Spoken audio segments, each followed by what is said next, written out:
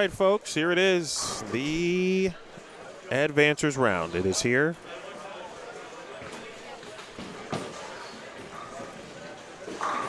And it is off and running. Much different situation. We've got several pairs with 5. In fact, every pair in here has got either 5 or 4 players.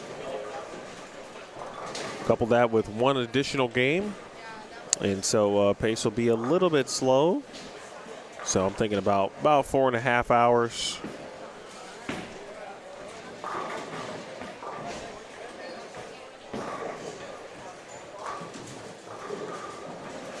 Maybe more, potentially.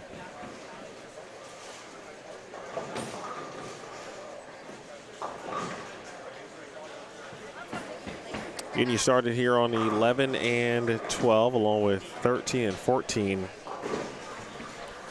I tell you, I watched this gentleman's name. Well, let's make sure.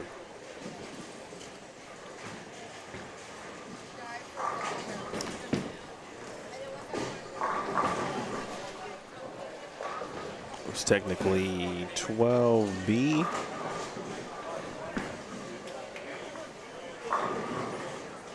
Maybe not. Maybe that was, let's see. Philip Watson is technically position 1. He would be A. Then we got the Chief, of course, as number 3.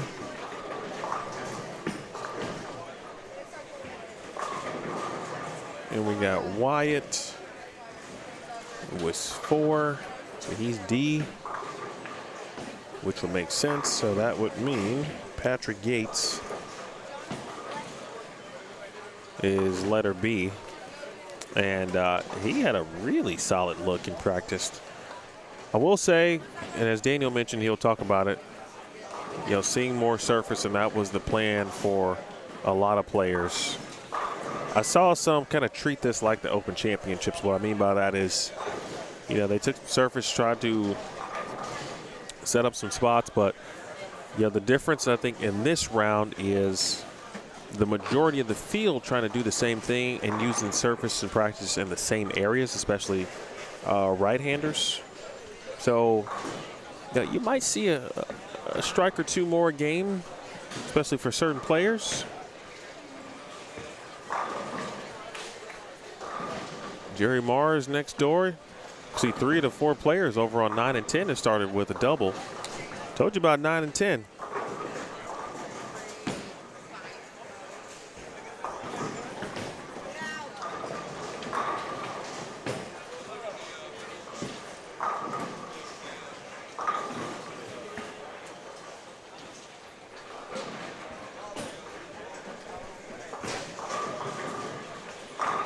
There it is. That's what I was talking about. Combination of what looks to be certainly ball speed, obviously surface,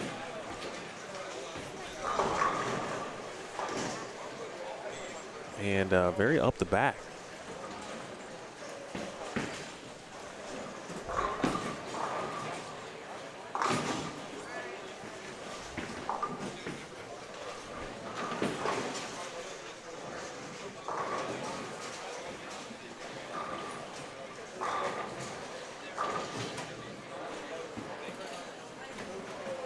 Hope everybody is out there doing well, enjoying your Saturday night. Thank you for sharing some of your Saturday night with us here at the Bradley. And thank you for watching Bowlstream TV. If you haven't already, please subscribe. Many of you have done that already this weekend, and we thank you so much. Obviously, big day tomorrow, but big night tonight. Early FYI, and my mistake, there is 6 games tonight as opposed to 5. So when we get to game 6, I'll change our graphic. But it is 6 games as opposed to 5. Which means one more opportunity for somebody to sneak into the top 30 tonight. And be back to bowl at 9 a.m. tomorrow morning.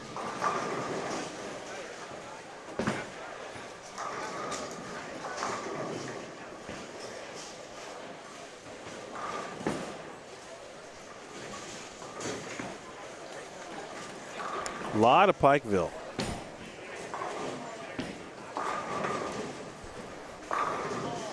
Mr. Andrew Robitaille. And this entire group is Philip Watson, Patrick Gates, Brian Himmler, the Chief, four-time PBA champion, Wyatt Leonhardt, and Andrew Robitaille. During the Desperado squad, I was talking about the amount of Pikeville players that have competed today or this weekend to this point.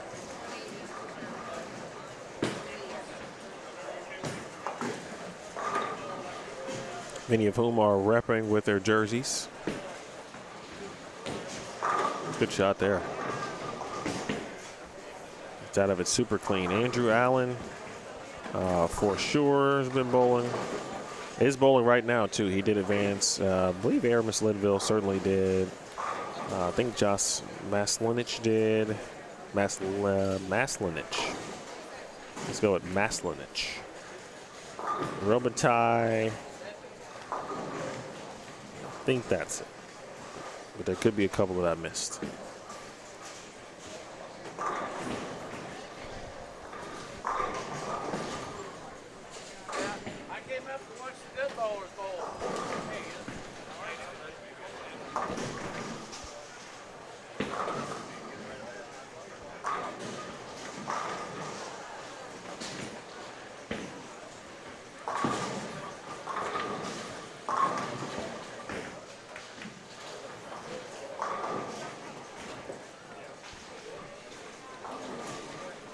Over on 13 and 14, Tyler Widmeyer, Quinn Tillman, Tyler Ring, Gabriel Parks.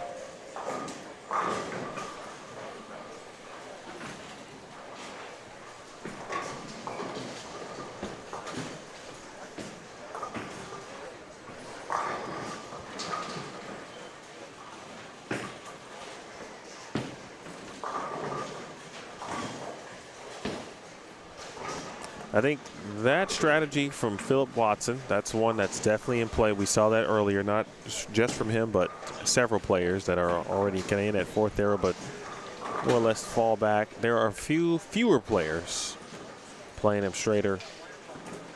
We talked to players who said they would be probably thinking their gutter is going to be 13-ish, but there are some much further right and trying to make something happen. Further right, there are some who said they are absolutely not trying to mess with the gutter tonight.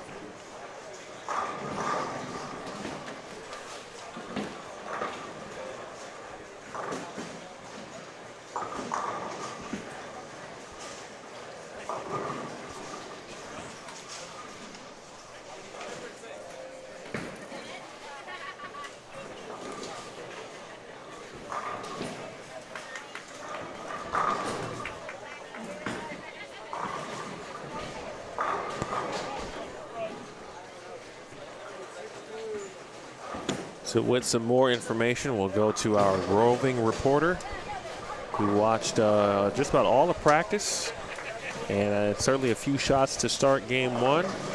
Welcome back, Daniel Farish. And Daniel, I was just talking about some of the things you mentioned earlier about strategy from a lot of players with respect to not trying to be around the gutter, creating their own gutter, making it, 13, 14-ish. And so far, we've seen players do what they were doing earlier, and that's be around fourth arrow, fall back a little bit.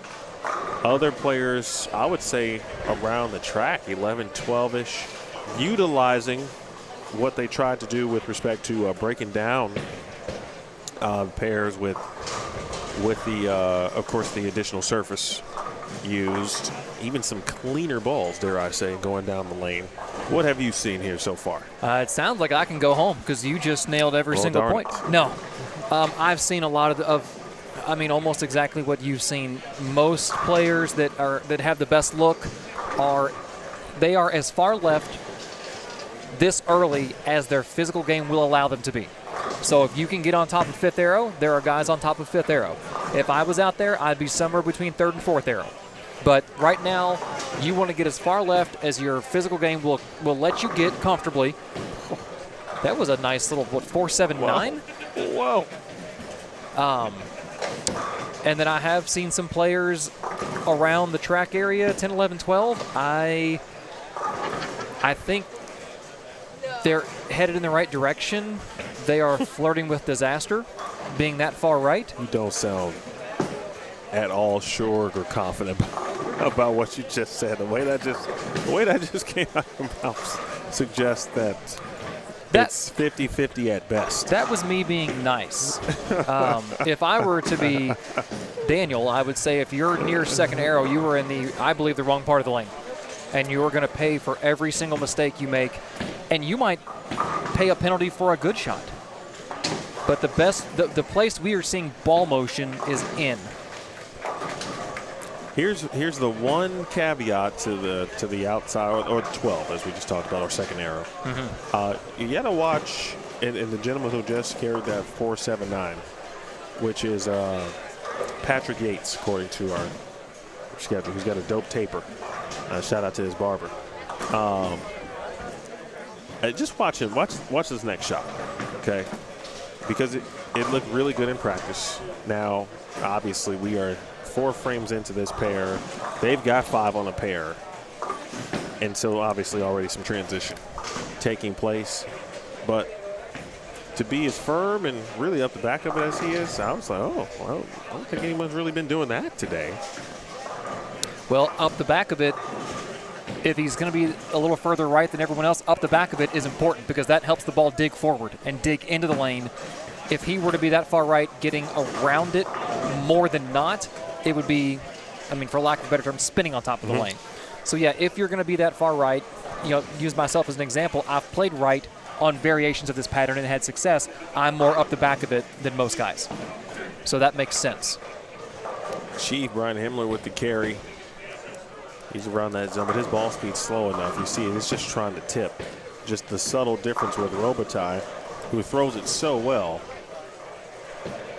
But as you just said, if he's going to be there, dial it down somehow with respect to the ball speed, or make that move left. Still have to probably dial it down. Now let's watch Patrick Tillman here, or Yates, I beg your pardon.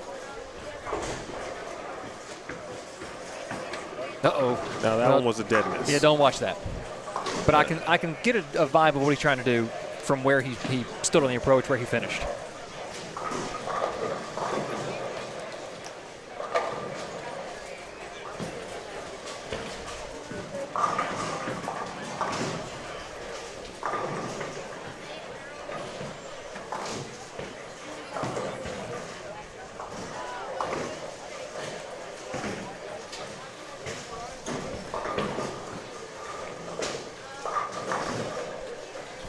And to your point, looking at the ball racks right now, I don't see a ton of surface down there.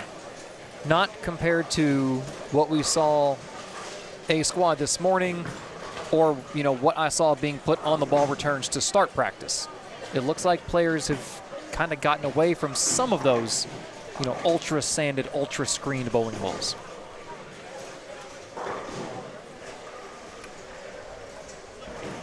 That game 2 is going to be telling.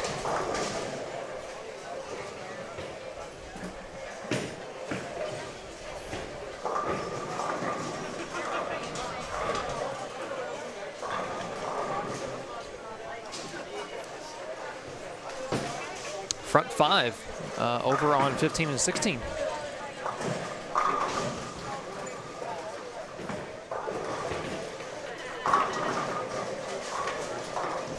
Is that? Oh, that's Brady. Okay, I couldn't tell that was him from this angle. We'll take a look at it full screen here in a moment.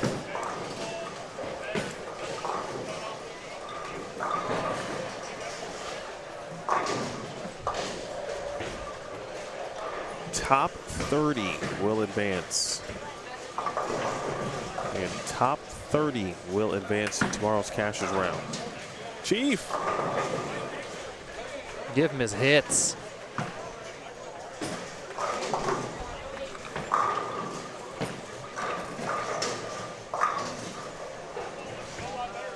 Almost went full screen.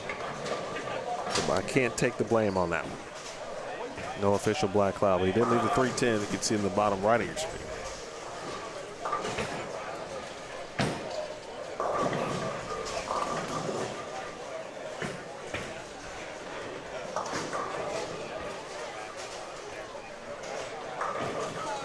see what kind of move Robitaille might make here.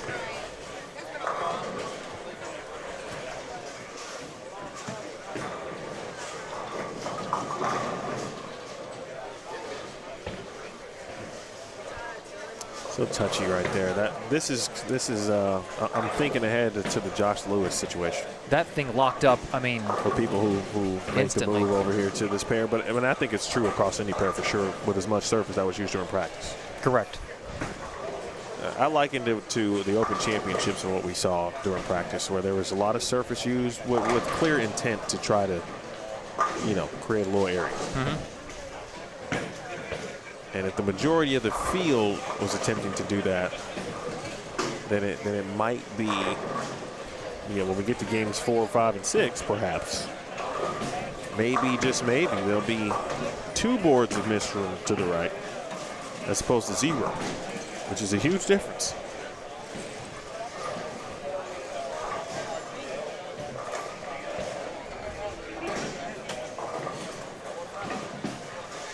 Yeah, for a talented player, 2 boards of miss room to the right on this can quickly turn what was a 190 into a 250 because they can take advantage of it.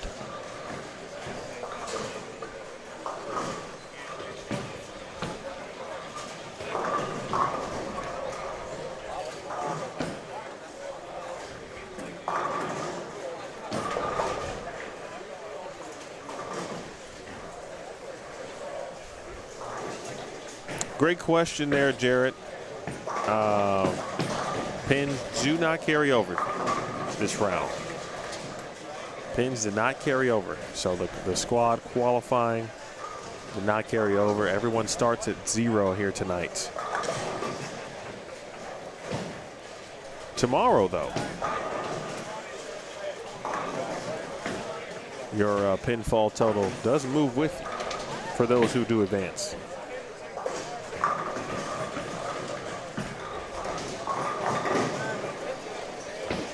For those that do not advance, you leave your pins here. You do not take them home with you. You also do not pass go. And you do not collect $200. Or any money. Speaking of, yeah. Unless you had a good bracket set, that's about it. Got that right, which some people did. Yeah. Heard some good stories, and obviously some not so good. Heard some stories about people who did bowl well, and unfortunately didn't get any action. Happens often. I'm the bowl well, no action guy. That's me. Mm-hmm.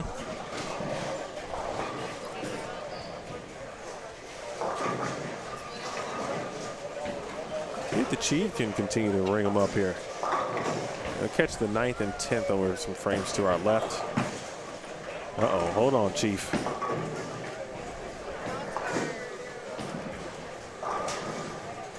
Thanks, Dave. Please hit that like or that thumbs up button. We would appreciate that. Chris Bird question. Well, let's see where Chris Bird does begin here tonight. Chris is a popular ask in the chat. Chris Bird starts on 33. He will make it over to lane 9 for game number 4.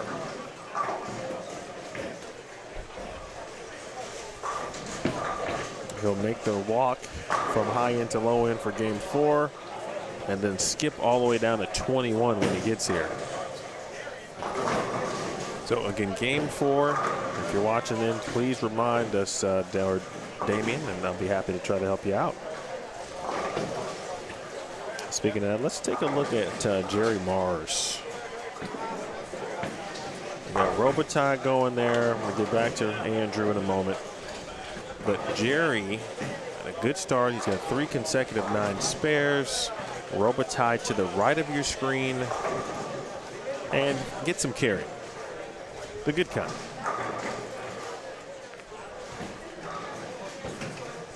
I was going to say, speaking of Monopoly. Did you see that Storm has a Monopoly game? No. Called Stormopoly. Really? Yeah. That's cool. It is. I'm a Monopoly guy. Big fan. It's like it's out and available for purchase? I didn't click on the essentially the photo that I saw on social media to know for sure. Okay. But, I mean, I'd have to assume.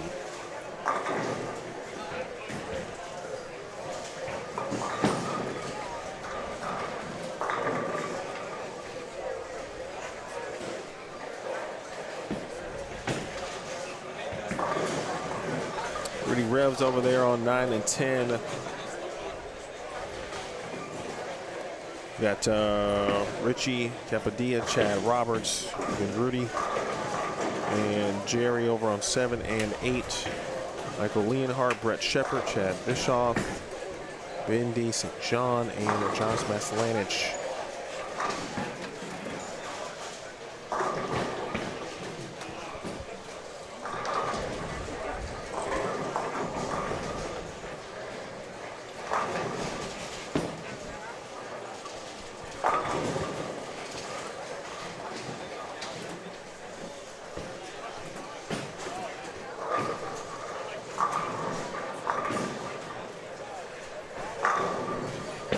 Well, as we expected, looking around at all the scoring monitors, you get the talent of the field condensed into one squad, and we're seeing some decent numbers so far through the respective games that are up there. A number of clean games within our viewing range. A couple of players that are pacing into the 2 teens, 220s with potential of 240 out there, 230, 240.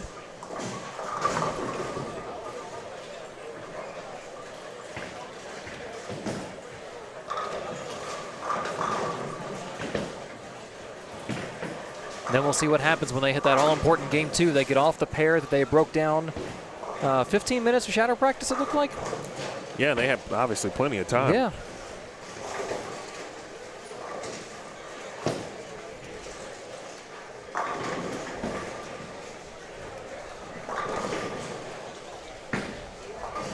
Chief next door.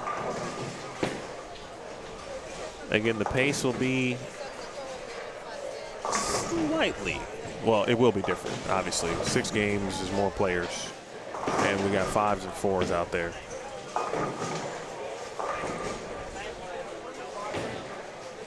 Yeah, I think more than enough 5s. I think where the 5s follow 5s, perhaps. Don't know that for sure.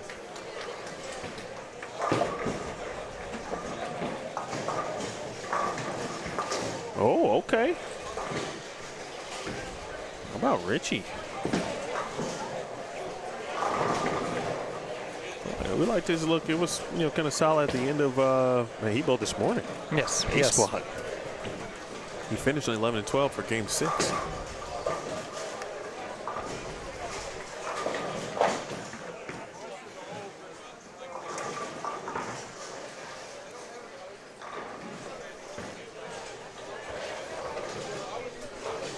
You see Ben, he was a leading B squad after 5, and then that honor belonged to Rick McCormick.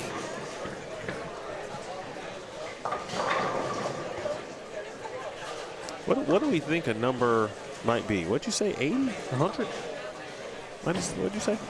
Well, so last year the cut was 40 players, and it was minus 118. If we're cutting 30 in a field that's not quite as talented as last year's was, I still think we could be around that 100 number.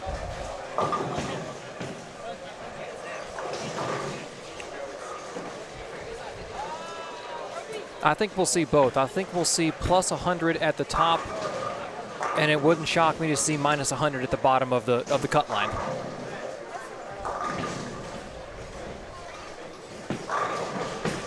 Nope, Phillip.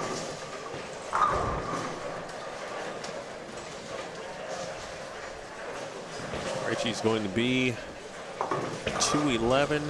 Chad Roberts, spare strike, would get him to 212.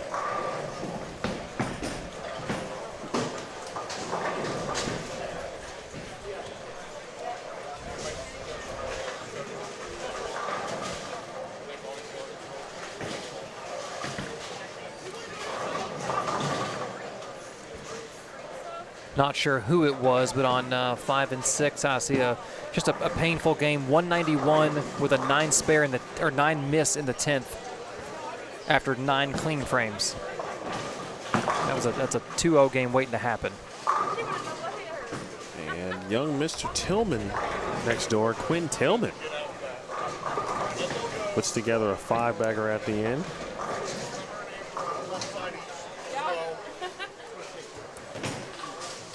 He is in the 230s with that double. Brady Adler on the pair to his right. Had the front 5, split the 6th. He can get to 240 with a double in the 10th.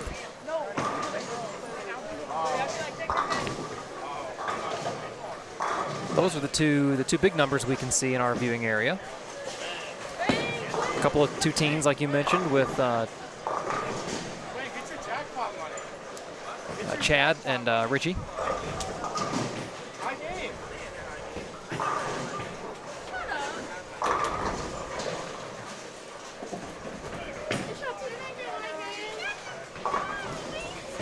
What pair is Brady on again?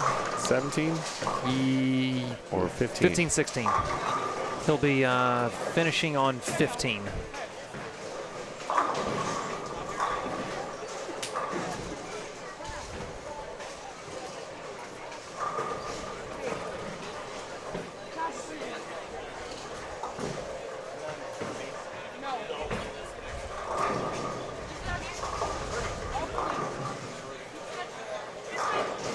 Andrew, it's not you. It's one of those. It's not you. It's me.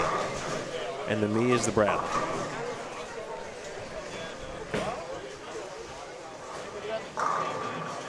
You got the flowers. You made the reservations. And the Bradley just didn't show up for you.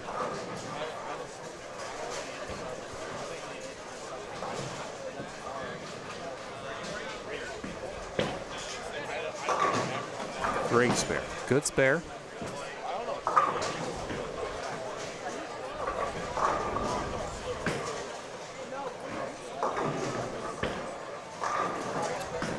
And within basically 5 frames, essentially, right, that spot is just gone now. Right. He was just deadlocked. But that was, shoot, about 20 minutes ago at this point. Correct.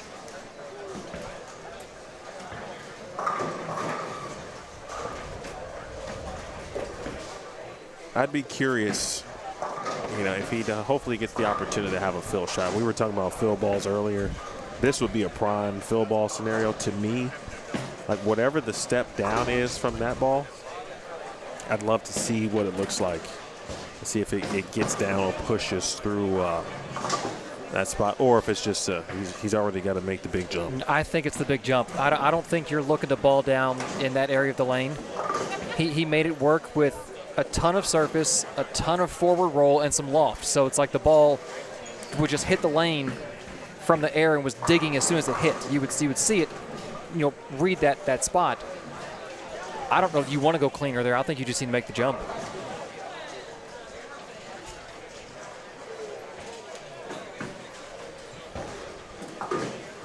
Let's go next door. Brady Adler. Now Brady looks to be a little bit further right.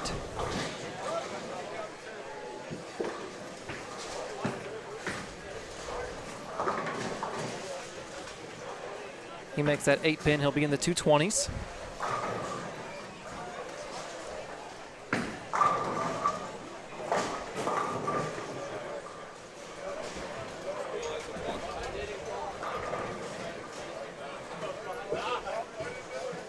And folks, tonight is 6 games instead of 5. I'll blame that on the old age of where I am in life, where I really need to wear the glasses.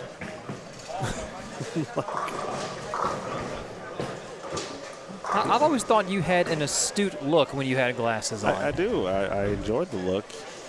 And at one point I've always had glasses, but my eyesight was still very good. And then slowly but surely get a little nearsighted, and that's where I am now. And so glasses are important, so I can see things a little better. Which one's closer. that? It's when you have trouble seeing things closer to you. Okay, I'm the other way. Far-sighted. Yeah, I'm good, and I can see stuff still down the way. But, you know, the typing all of a sudden, and you know, those are the things that are now troubling your 41-year-old friend. Yeah, I hit that number this July. Well, we'll pray that you get there first and foremost, but enjoy it. I don't see anything that'll keep me from it. Just like Brady enjoyed that 225. I would game one out, out the gate. Saturday night block of the Bradley. Yes. Remember that button we were talking about? 190 in a roll off.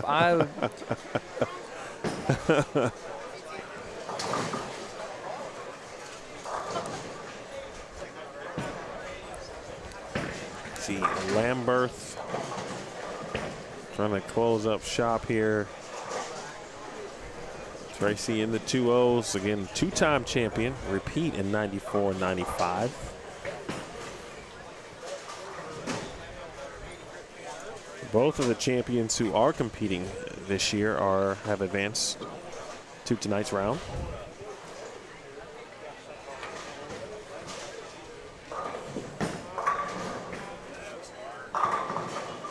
Playing him kind of like he did this morning, speaking of Tracy, but he had a much stronger bowling ball in game one earlier today. And of course that tracks with something that seems to be certainly not as much surface, utilizing or understanding the fact that everybody used a ton of surface this morning, or during practice this round. He may have as well.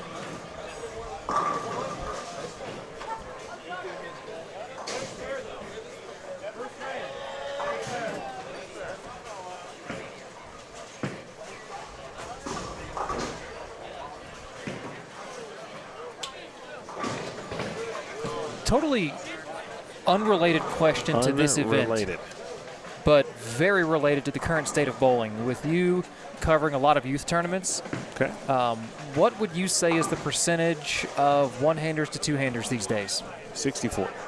Okay. And that's probably being too light. Okay. It's probably closer to 70-30, in my opinion. 70 being? Two-handed. Oh, okay. I forget who I was talking to. We got talking about the two-handed revolution and how many youth players are doing it. And I said that when the one junior gold that I worked let me say boys in particular. Okay. Are you seeing more girls? Absolutely. Okay. That number is steadily increasing.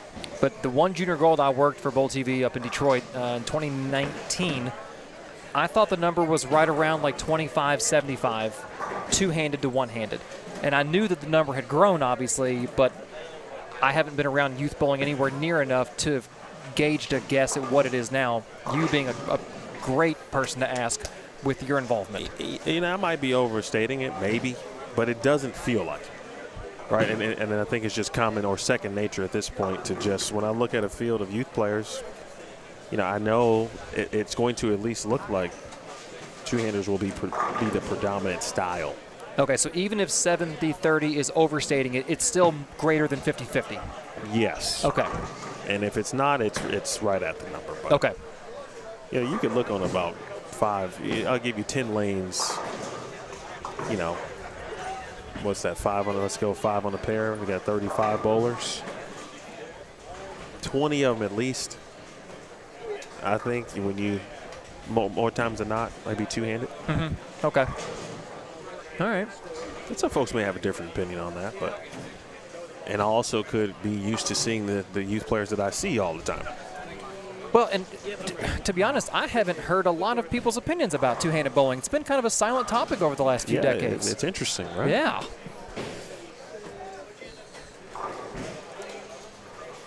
Okay, I was just wondering. It was a question that I wanted to ask you this weekend.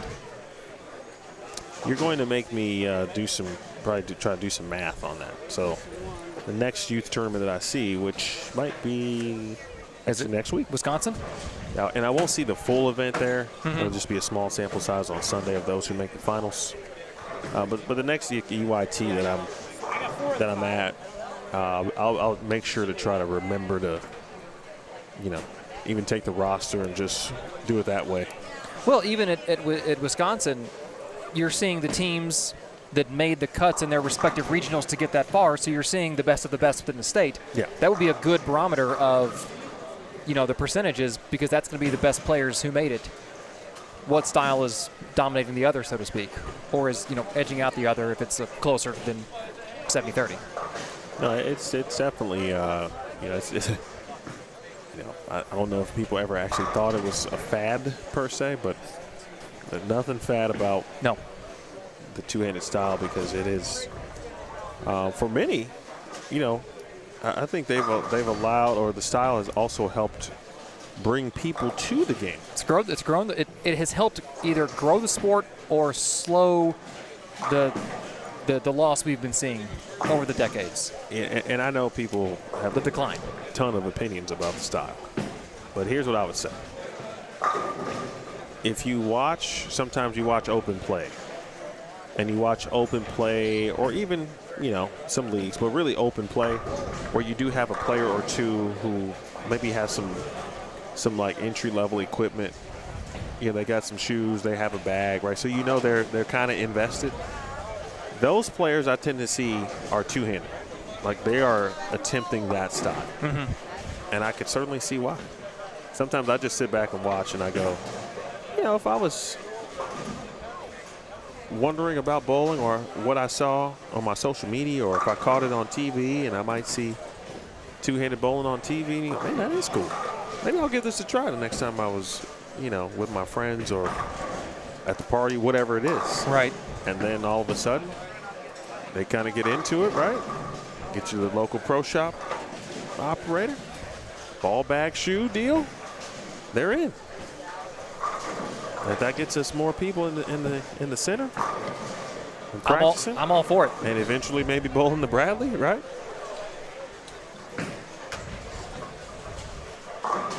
And we've moved into game 2. At least everybody in this part of the town. Looks like 5 and 6 is all done with game number 1. Very curious to see what some of the scores were on the high. Very curious. We will be utilizing Tournament Bowl. Once the advancers round is up, I will give you that link, and then I will pin that link.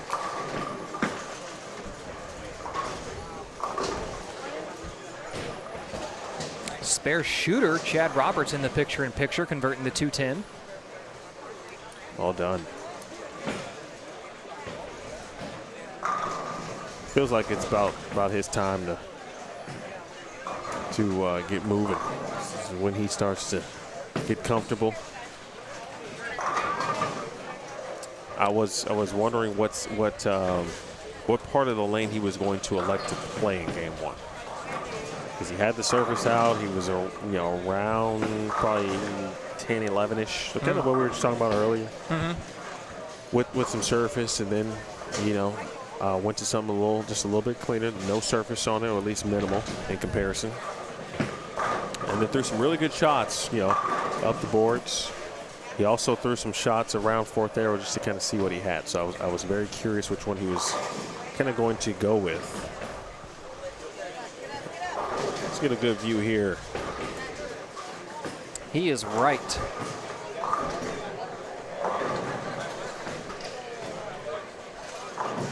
A couple of shots I did watch him throw in shadow practice as I was perusing the concourse. He was like on top of 5-6. Kind of forward, not really getting it to hook there. He was almost kind of pointing it up and just kind of rolling it at the 1-3. Maybe. Looking at two-handed bowling, Brian Valenta checking. What's up, BV? BV.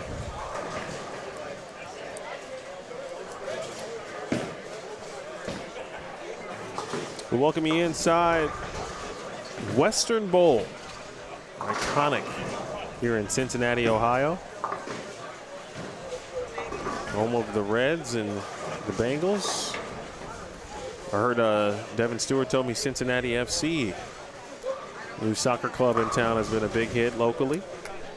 I think soccer and FC squads around the country, if your city has been lucky enough to get one, it feels like it's really transforming a lot of communities. It's done that in Louisville, I can tell you that. Well, there you go. Also the home of Skyline Chili. here in Cincinnati. That's where we are. And we appreciate you for hanging out with us as we bring you in just a little bit. The historic Bradley Open. Of course, a new venue today or this weekend. New location. We appreciate you tuning in. Emil Williams Jr. with Daniel Farish. And if you're watching and it looks like fun, you think you could do this, come on out next year. We'd love to have you. Well, Jason certainly would love that.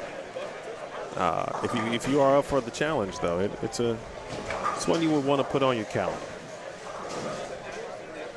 And I know for some, I talk to players about this.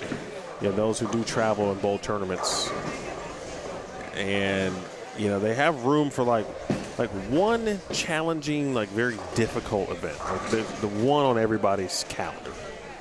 And there's plenty to choose from.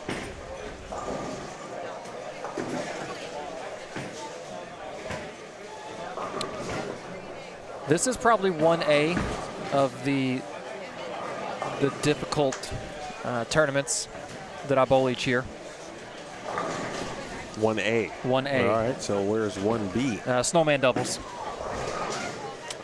Yep. Great shot there.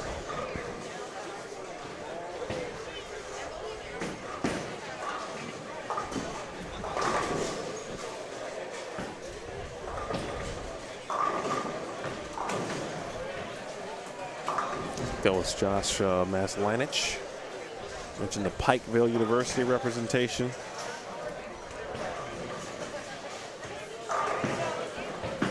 If you are tuning in and you have yet to subscribe to Bowlstream TV, go ahead and do that for me. I would appreciate it. Also hit the thumbs up. Would appreciate that.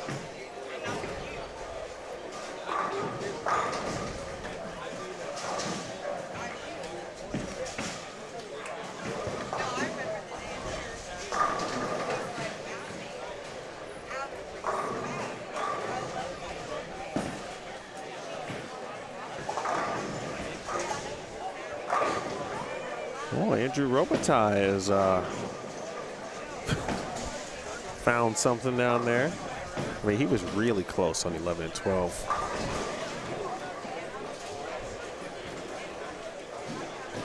We went down to 17 and 18. Mel Mack is in the building.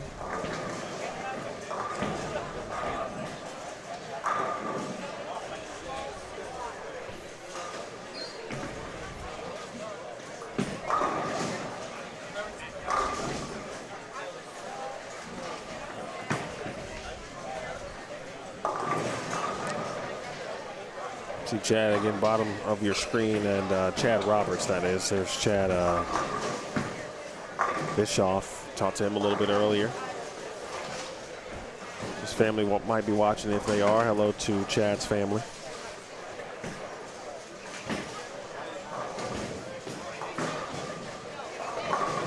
Always enjoy talking to Chad. I get to see him about 2-3 times a year. Bradley's usually one of them. My wife's parents live down between Richmond and London. So whenever I go down to visit them, if we end up in a bowling center, whether it's Pinnacle or like Galaxy, I'll run into Chad.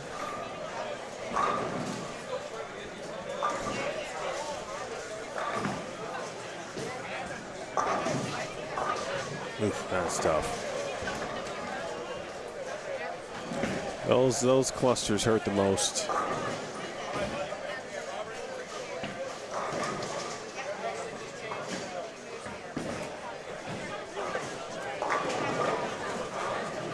Trying to break down these 310s when you do pull one or go high on the head pin. Breaking down splits, very important on this too. Oh, nice. We need that kind of carry.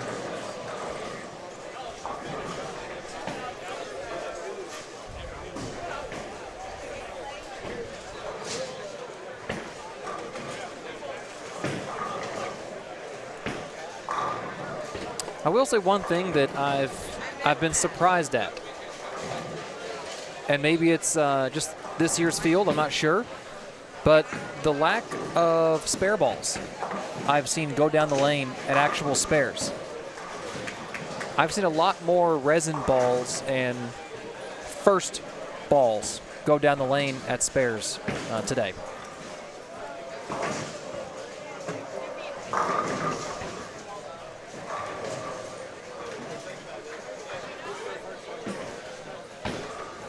Oh, beautiful. Talking about reading in the right place.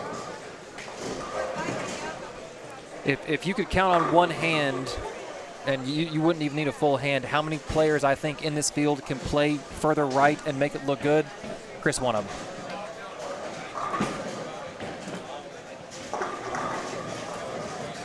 Shot there from Pollard. Good shot there from Rudy Kazamakis. Rudy is on 15 and 16 right now. He's on the bottom right of your screen.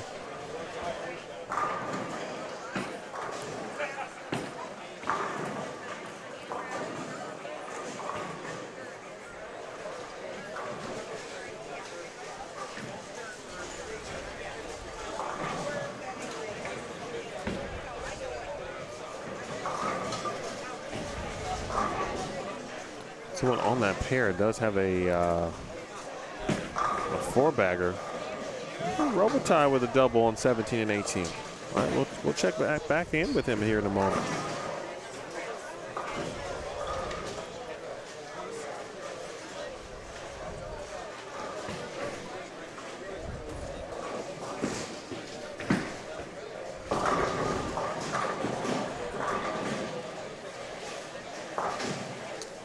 Wilson taking care of the spare Troy Harvey. With that good carry in the third frame. I think something else the players are having to combat that they didn't have to worry about during A squad or B squad. You've got double the amount of people down in the pit area, and you've got a good number of spectators on the concourse. I'm seeing a lot of players kind of waving to cool off. It's definitely warmer in the building. Holding their hand up to the ceiling fans when they're not at the ball return. I know that we're sitting here, I'm comfortable, and if I as a spectator, if I'm comfortable, the bowlers are probably on the warm side of comfortable, if not warm. So just another variable that's tossed into the mix here.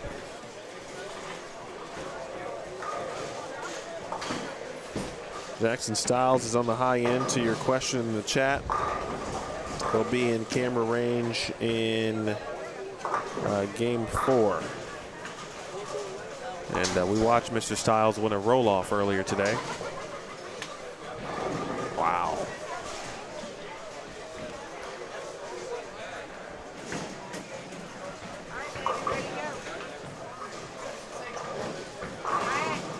Oh, and to your point, that's Jerry Mars with the front 4 on 17 and 18, or 15, 16.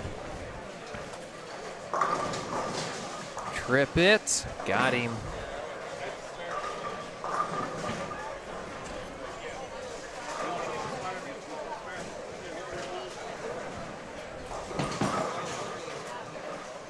Whew.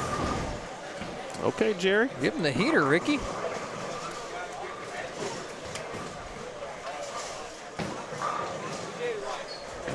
Again, this is game 2. It's actually 6 games and not 5. So just keep that in mind. My bad. I'm old.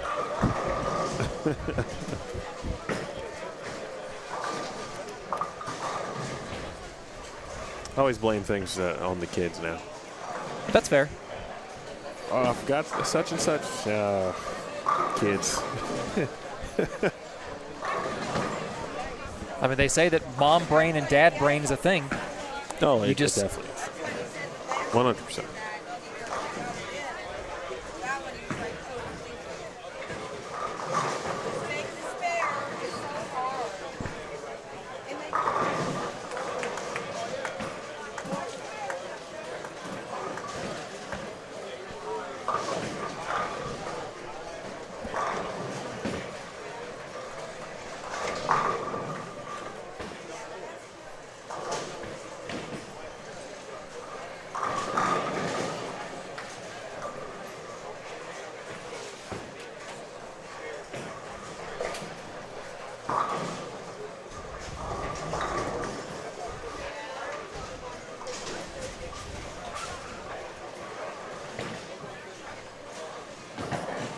Daniel, let me ask you this question here because of your experience bowling.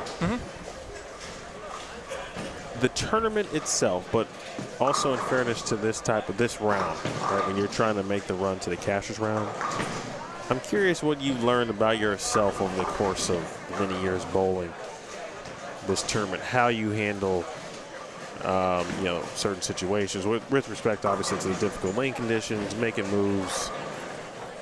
But what have you learned about yourself in the many years that you bowled? Which I assume, right, there you saw some growth to some degree, especially in comparison to when you first started bowling the tournament. I would say that, yeah. That's been one of the biggest weaknesses in my game has kind of been to stay in the moment, keep my head in it. Don't let the last frame affect the next three. And as you get older and you get more mature, you get better at that. But, I mean, that being said, 2 of the last 3 years, I've walked out of executive bowl knowing for sure that I missed the cut to Sunday, only to get home and log on Facebook or get a text that I made it by single digits. And at that point, I'm going over to our pro shop garage to make some surface adjustments, or I'm going straight to bed and then getting up very early on Sunday morning to go over to the garage and do some prep for the next day.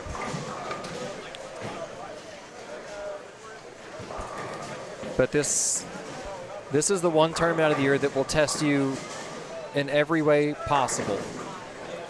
Emotionally, physically, mentally. It's a lot of 2-ball frames. It's a lot of bad breaks on good shots. Massive consequences on shots that really aren't that bad.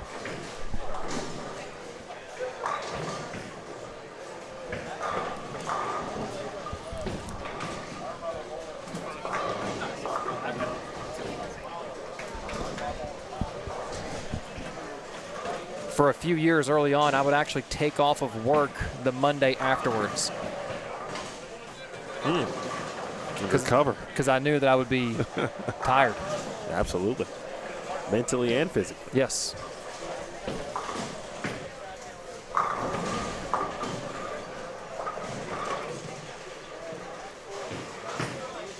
At the U.S. Open, we used to joke, for the Rocky fans out there who enjoy a good Rocky movie, in particular Rocky 3, when Clubber Lang was asked what could Rocky expect in the fight, and his answer was pain. That's what we always used to joke about the U.S. Open. It's very similar here. Yes. But to lean into that one did Brett Shepard.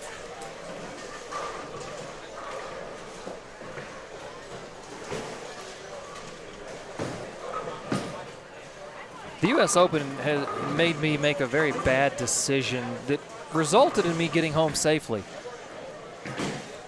But that tournament will also, yeah, the exact same as this. Well, Jerry. Oh. I went over to your pair to give you some love. And all I brought you was heartache. But see where Jerry is after one game. 198. Your leader after one was Quinn Tillman, who shot 232 on 13 and 14. Justin Wilson, 230. Tim Jenkins, 228.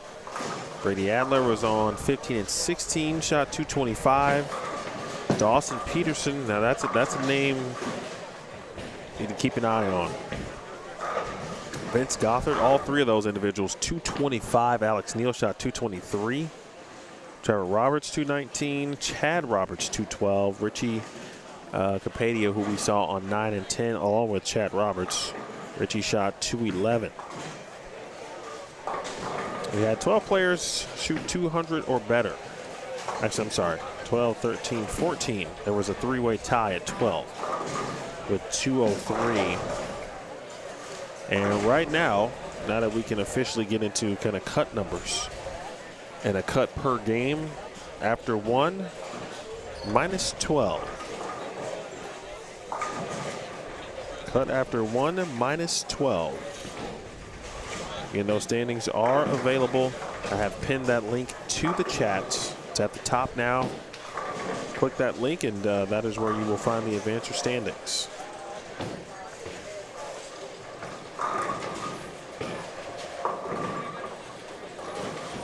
So kind of back to the point I was talking about, you know, when the 2 of the years I left executive knowing I missed the cut. After game 1, game 2, and game 3 of that Saturday night squad, the cut had went down. It went -9, -9, -6. So after 3, it was at -24. After 6 games, I was -72. And I just knew for a fact that the cut pace was going to continue the way that it was, and I was going to miss it.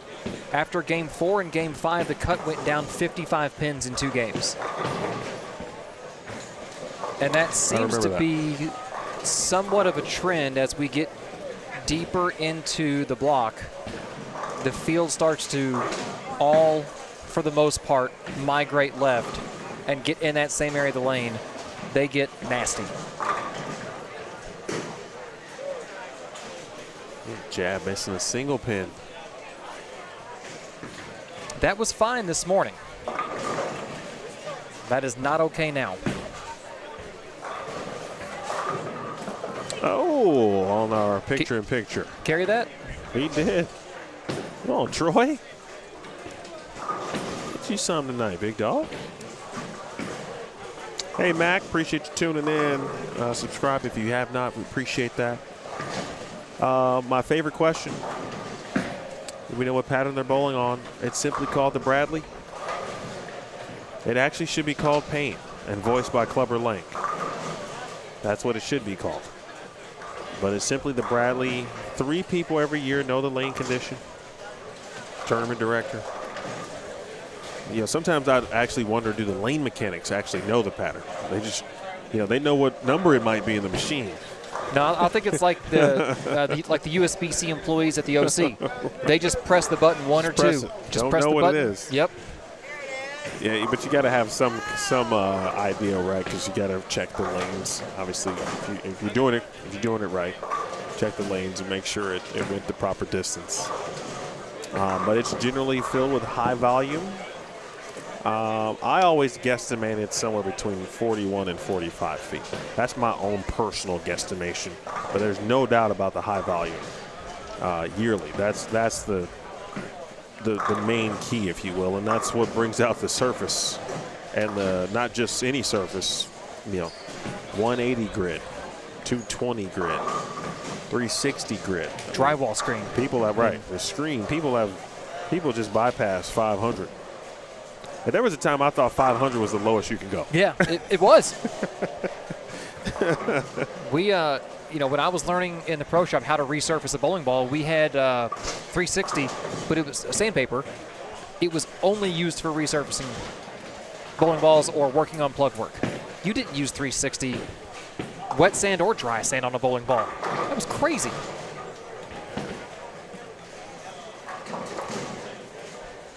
All right, Mr. Mars here. You know, we talk about max scores, but at the Bradley, you know, he's got a chance to shoot 220. You know, 2-team with a poor count on the field. That's more than acceptable. Yes.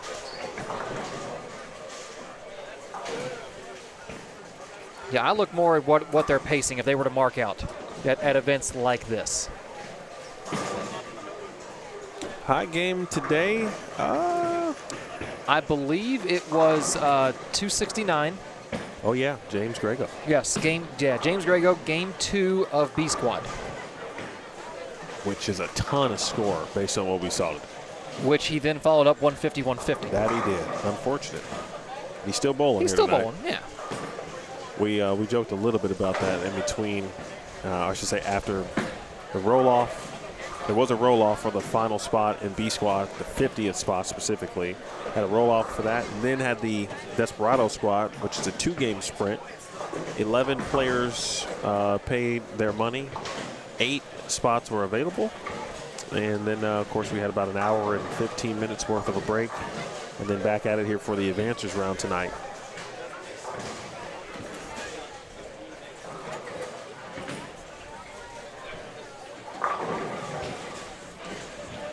Well, Richie was in a position to do something nice here. Now he's left himself a very difficult spare. Oh, my. The picket fence on the left-hander's side with an 8-pin. Yeah, that is a tough one.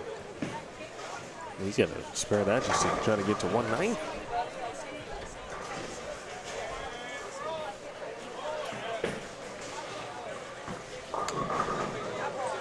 Mm.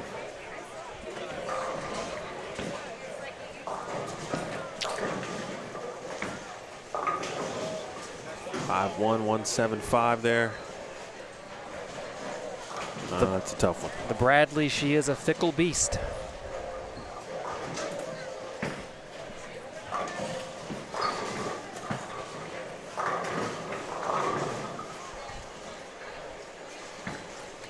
A lot of 4 pins today from various players. Every squad.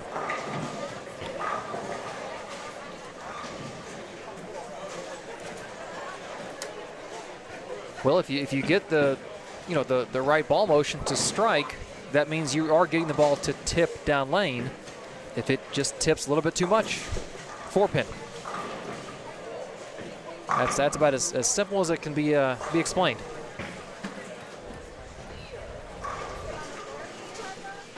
Chad Roberts, 3-time, I believe, Open Championships winner, at least 3.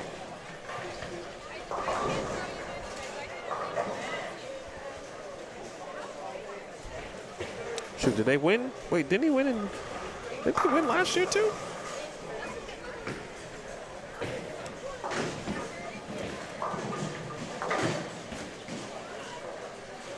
Or am I thinking of 2024?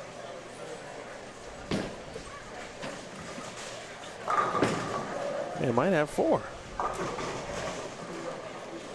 That's Hall of Fame territory right there. Yeah, at least 3. Yes, yes.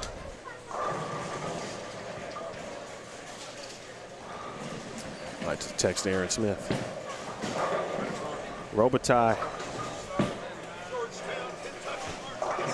I hope Pikeville and they make a nice run, because getting to see some of their team members here at this tournament, I'm going to remember them the next time I see them. Mm-hmm. And it would be at ITCs. Actually, it would be at sectionals. They're going to be in Addison. And that is where I will be, Chicagoland area. Addison, is that Stardust? That is Stardust. Okay. 84 lanes.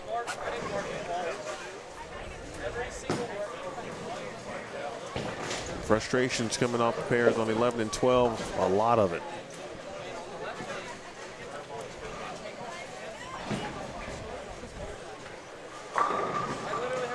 Chris Pollard made the gutter look pretty solid for a couple frames. Mm-hmm. And then all of a sudden, had to make some different moves. Tried something on the field there and shoots 160. Was it Patrick Yates that was making it look good to start on this pair? Yes. Yep. He has lost that look as well. It's been the Jerry Mars show this game. Want to bowl some good tournaments. Again, reach out to Jerry. Follow him on social media. He always creates this large, and everyone contributes to a large tournament Excel sheet.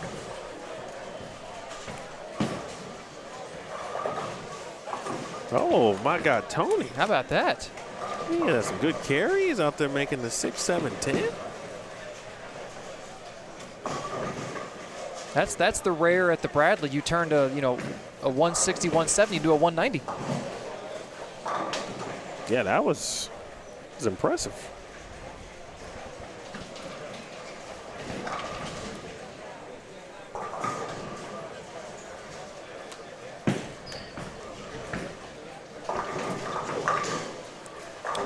.229 for Gerald.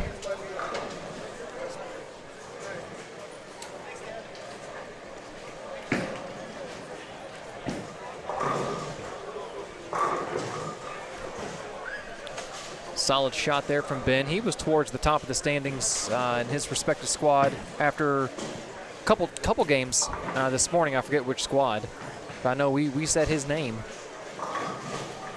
Who? Sorry. Ben D. St. John? Yes. Yeah, he led after 5. Okay. B squad. He was the leader after 5. I see a 79 game. A 79 game.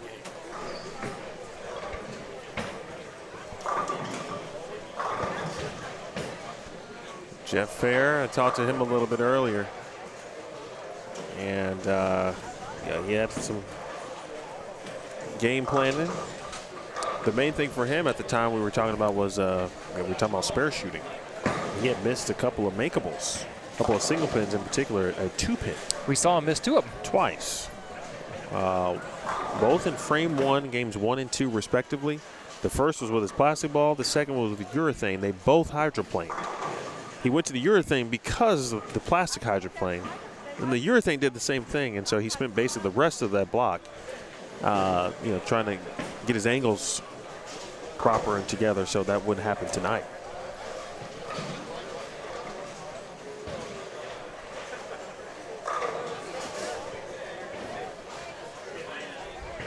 Speaking of Eagles, Jeff with several also. Ken Abner with 3. They just had most recently 2023. With Bill O'Neill.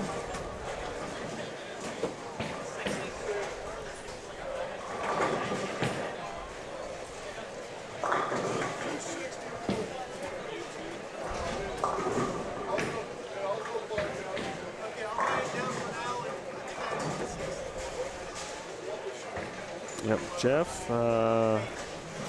Ken Abner, Charles Easton, Bill O'Neill, Ron Pollard Jr., and RJ is bowling tonight.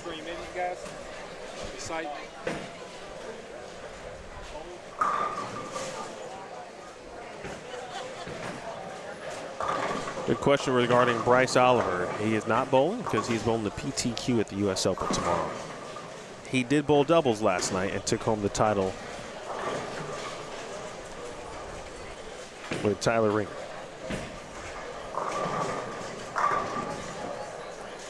We have a very quiet, clean 220 going here on lane 14.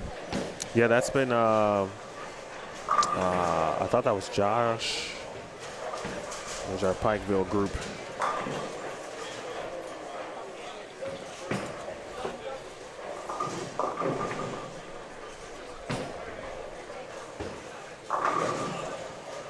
Yeah, Maslanich. Okay, 225. He started with, I thought he started with a double, but I just remember hearing the sound from his strike, and I was like, oh, okay. Okay, Josh, I see you. Spare, double, spare, 3-bagger. Yeah, that was that double. 9 spare, 9 spare, 9 spare. It was that double that opened my eyes, really my ears. Mm-hmm.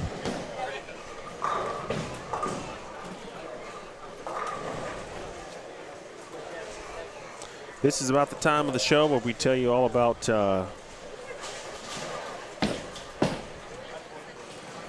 proud sponsor. If you need a throat lozenge, Ricola. It's not true, but it should be.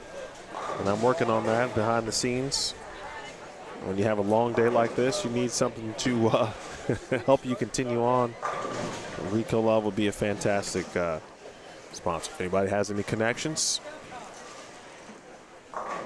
please let me know.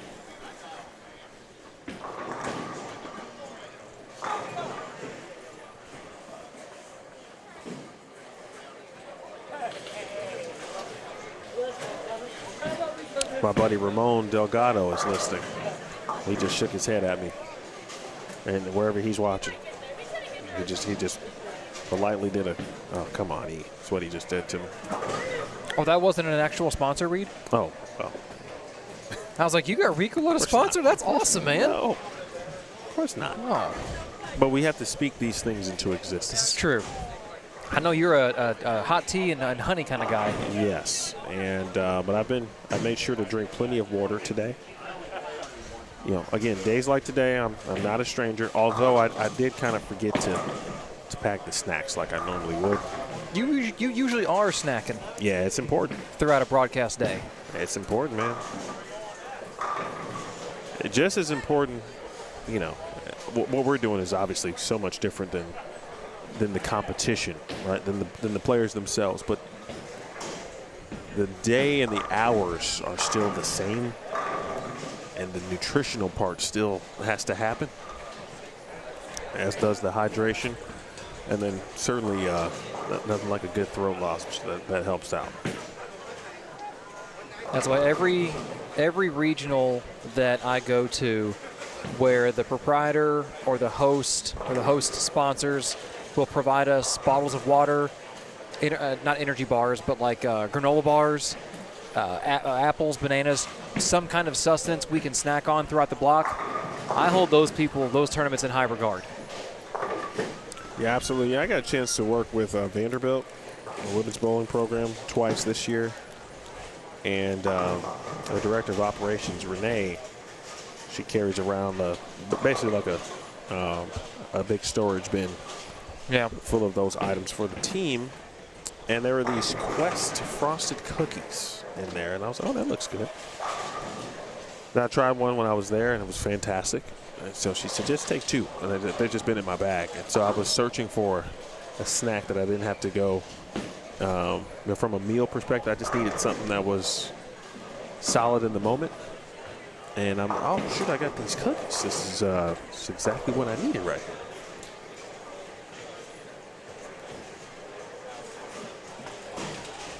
So we talked about pace, and I think everybody from the high end, another big move as some groups specifically right now on 5 and 6, they're finishing up in the 10th frame. So right now, game 3 on 15 and 16.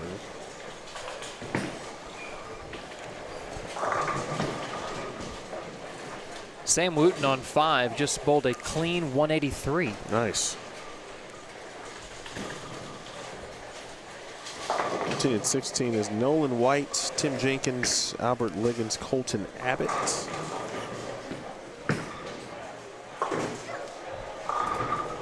And over on 11 and 12, just bottom right of your screen. You said this is game 3, right?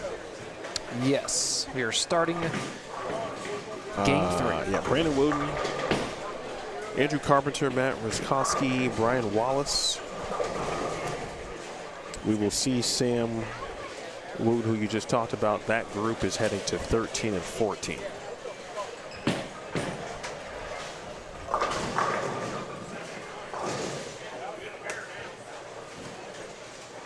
Again, 6 games tonight. Top 30 advanced to Cashers round tomorrow.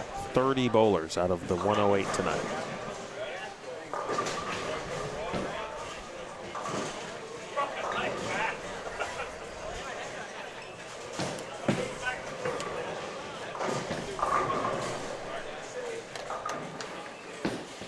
Brandon Wooten, who's part of the Desperado squad.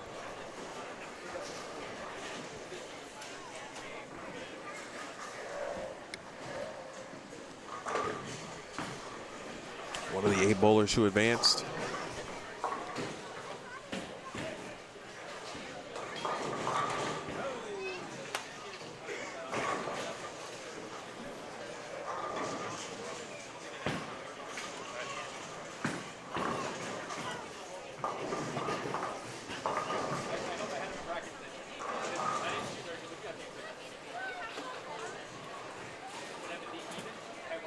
A very intriguing scoring pace so far through 2 games. Very intriguing scoring pace. We've seen everything from the lowest of low numbers to 225 games as an example.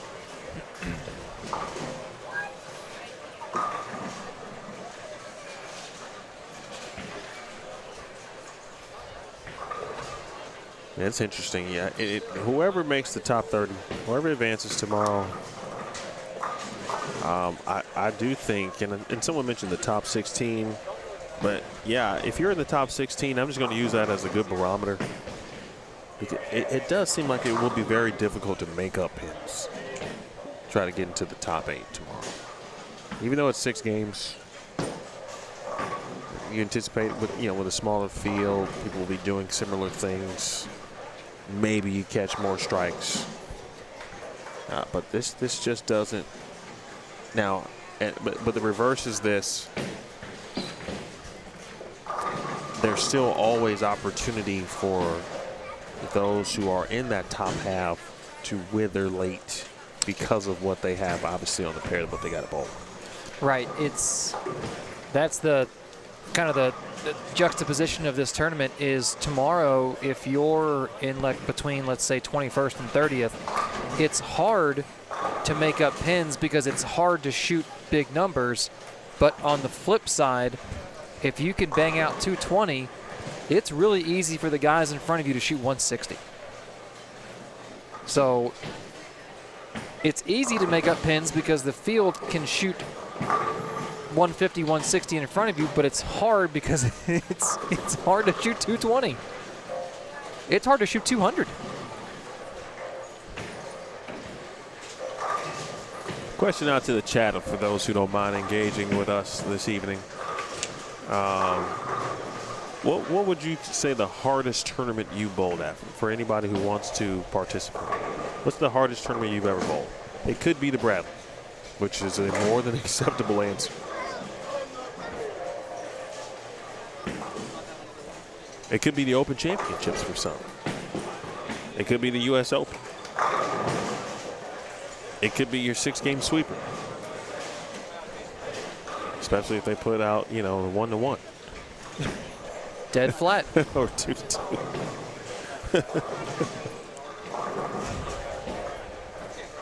Oh, cold water. Yeah. That's up there. Oh, watch. Yeah, buddy. Yeah, buddy. They don't mess around there.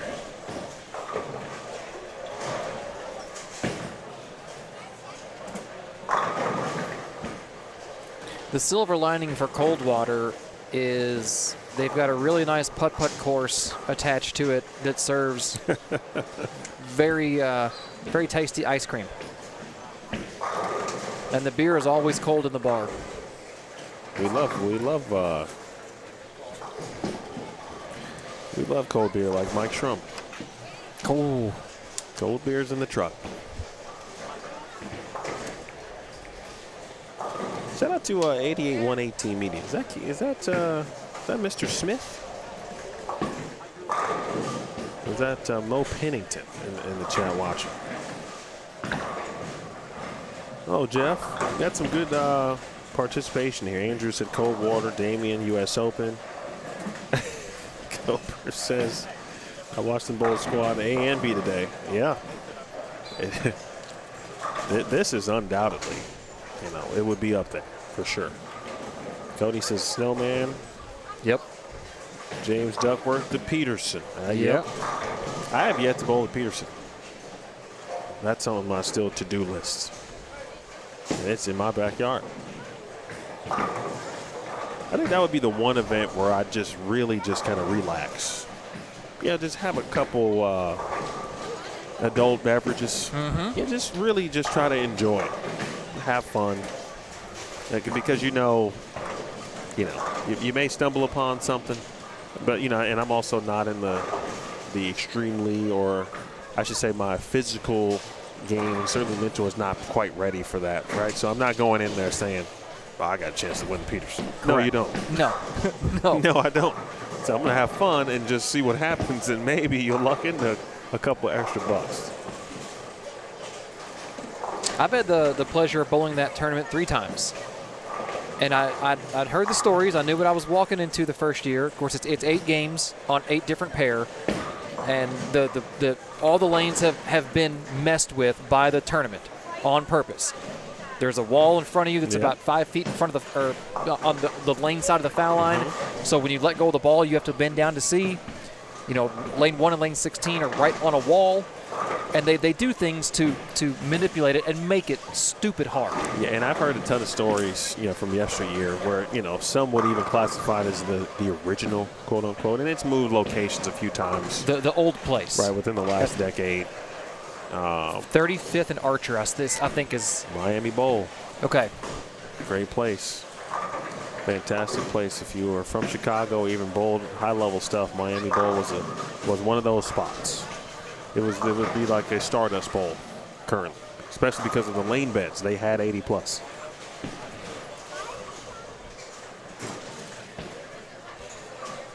Andrew says, AJ said the Cactus Classic. The first couple iterate, well, every year, Theo does a great job at that event. It is not easy to win $10,000 in Phoenix. It's a great event. Is that the Cactus? Yes. I'd heard that tournament name, but I didn't know where it was or what it was. Yeah, they've done a great job with the events that they run in Phoenix. Devin, what's up, sir? How's it going?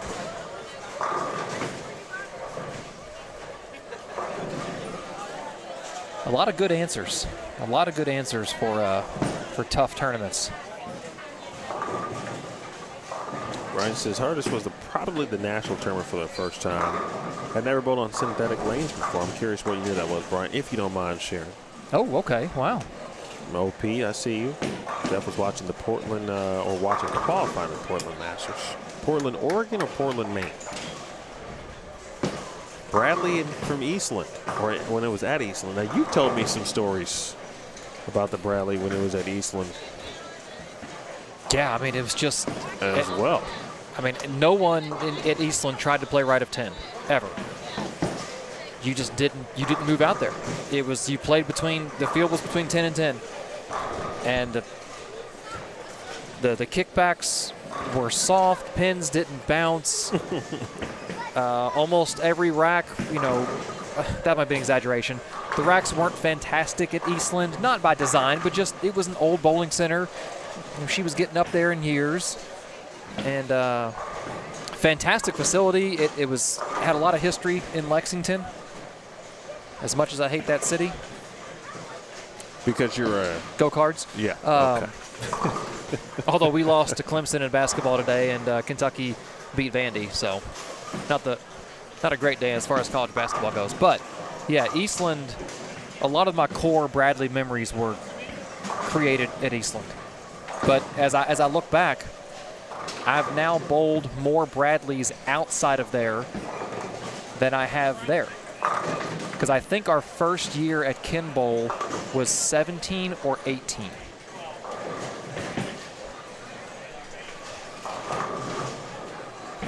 When I first started working the event, which my first one I believe was 2022. And I was under the impression, of course, just being new to the tournament, that it had always been an executive, and obviously gave me some more history about the event. And this was year 47 too. This is the 47th running of this tournament. I was going to ask. I didn't know what year it was. Okay. Coming up on 50 soon. Maybe I'm already curious, so we'll have to ask Jason tomorrow. He'll be back on the air with us. What he might be planning early on, perhaps, for the 50th rendition. Is that the centennial or the, we're not, 50, is that a centennial anniversary? No, centennial's a... Is that 100? Because bicentennial's 2. I feel like 50 years is something. There's a name. Well, I know like different anniversaries for married couples have, different themes of what the gift should be. Well, we ain't talking about buying But I'm saying, like, silver. well, maybe like the 50th is like diamond. Maybe if there's a trophy, Jason gives a diamond trophy or okay. I see where you're going. Yeah. I see where you're going. Okay. All right. Maybe that's the year I'll bowl. Well, if he wants some inspiration, this year is the 50th running of the World Figure 8 3-Hour Championship. It's a figure 8 race up in Indianapolis. And usually they pay out $25,000 for first. With it being the 50th year, they're paying out $50,000 for first. So maybe we just need to get Jason to bust his hump over the next couple years, get some sponsor money, put $50,000 on top. Boy, that would be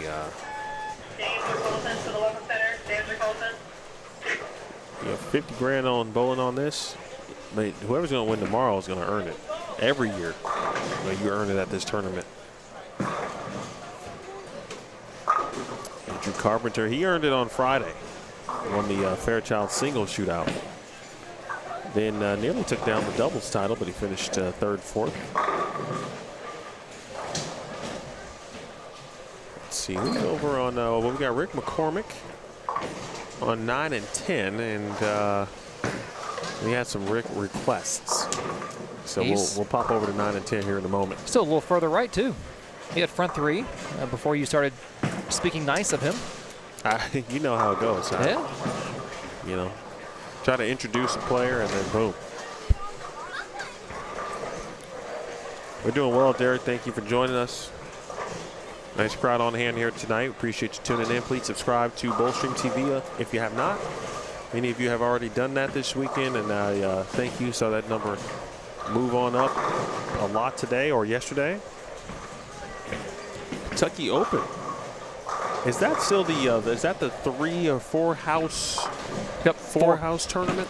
Yep, Friday night, Saturday morning, Saturday night. 3 different houses, 3 different patterns. Cut after Saturday morning, and then a cut going into Sunday for the round robin match play finals. 4th house, 4th pattern. I think what I'm more impressed about with that particular tournament is the logistics that has to take place, and that is and certainly assuming executed very well. Well, when you have a tournament director that doesn't sleep for 3 days. Yeah, John is great. And this year, he is watching, by the way. I'll say this year, 2025 had an added level of difficulty because of executive closing. John always had the Friday night squad there. We lost 52 lane beds. So he had to split the men and women up on Saturday morning. So he needed extra help. Dang. At Fern Bowl. That's where the women went. Wow.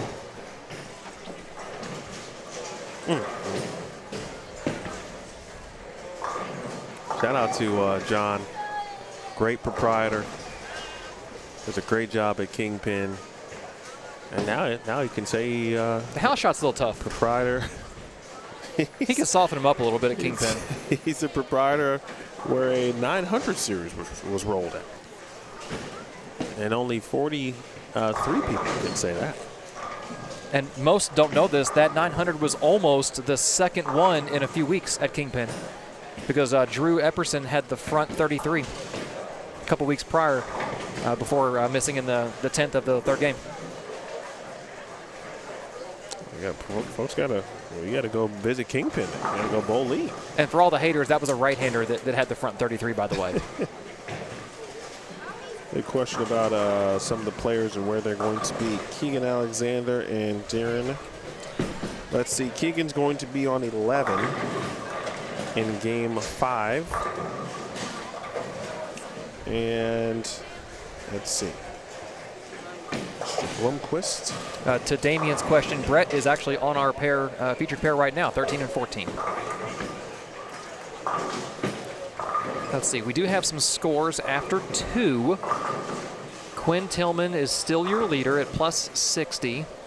Jerry Mars is at plus 27. Brady Adler plus 21. Tim Jenkins plus 20. A couple of players, Josh Mislanich and Dawson Peterson at plus 16.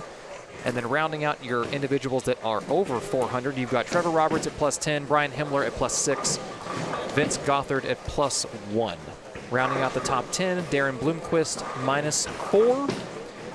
And your cut after 2, Jackson Styles minus 34. Mr. Styles. It'd be pretty cool if he ends up advancing after the roll-off situation. Yep. He's definitely got the game to make noise tomorrow should he advance as well. Darren, by the way, is going to be within range on 7 in game 5, and then he will finish on 15 in game 6. Speaking of Darren Bloomquist. That said, let's take a peek over at we had some questions and folks looking for Rick McCormick, so he'll be up here. Gene Beeks also bowling over here as well. So young Mr. Tillman still in the lead.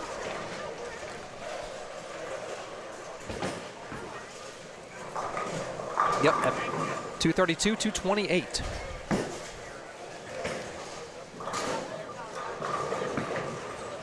Well, that's saying something.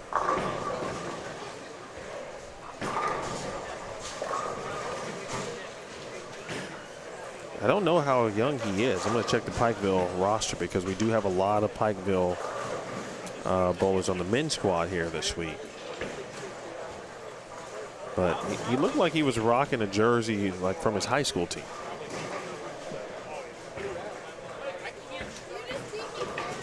Quinn is a freshman at Pikeville. A freshman? According to the Pikeville Athletics website. A freshman from Claremont, Florida. From Lake Mineola High School, which was the exact jersey he is wearing.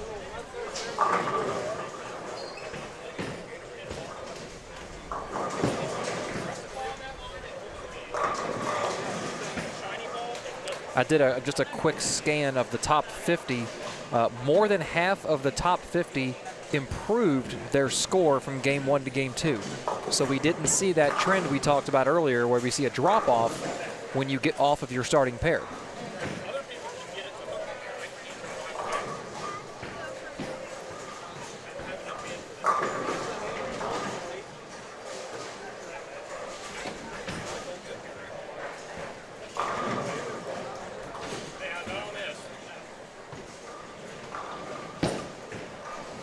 Sam DeWitt seemed disgusted with the ball motion there. It struck.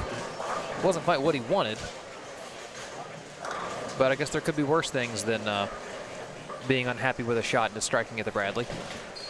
Quick look at those standings. Again, Daniel mentioned them, read them off. You can click the link that's pinned in the chat. That'll get you right there as well.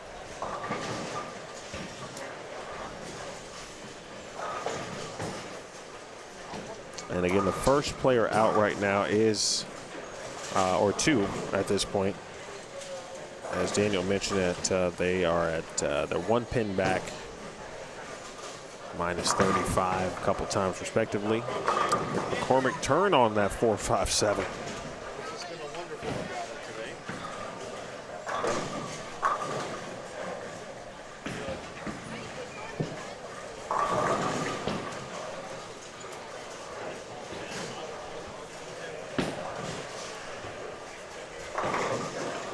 Oof. Runaway Brooklyn.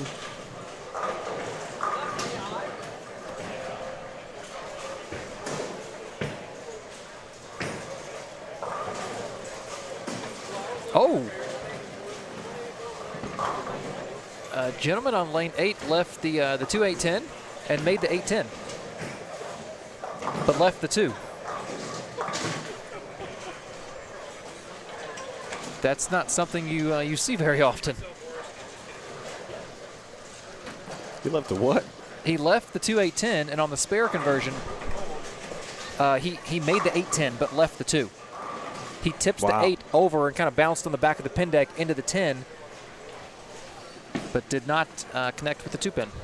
Yeah, Louis Pisano made the 2-8-10. I think it was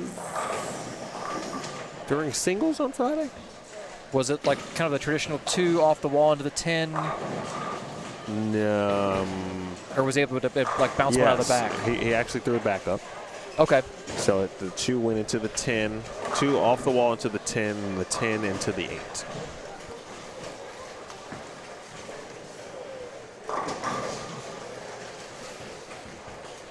Didn't Stephanie do that on the telecast for Central Florida? I think she did. Yeah. I think she did. Yeah. Okay, big dog.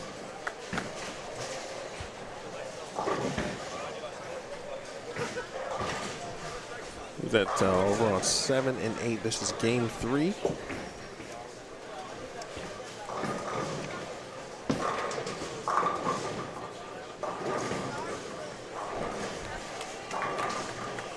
That's Alex Neal over there.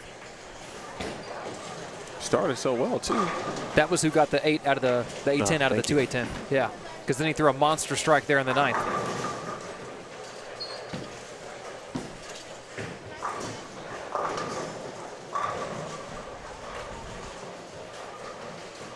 I missed our guy, Evan. Picture in picture, he was through a clean 190 with plastic early this morning. I didn't see what he's throwing now. That's a resin ball. Looks like it.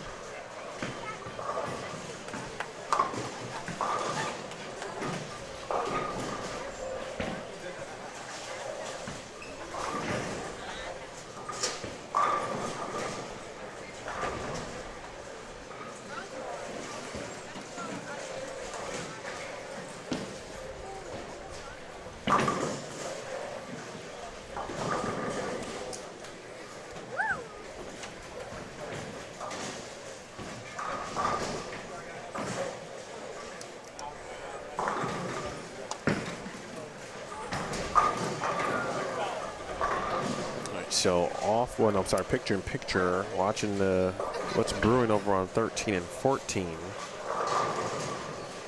A couple players with some opportunities. We got our couple of groups with 5. One on the right side of your screen, and there's one on 13 and 14. There's one on 17 and 18 finishing up.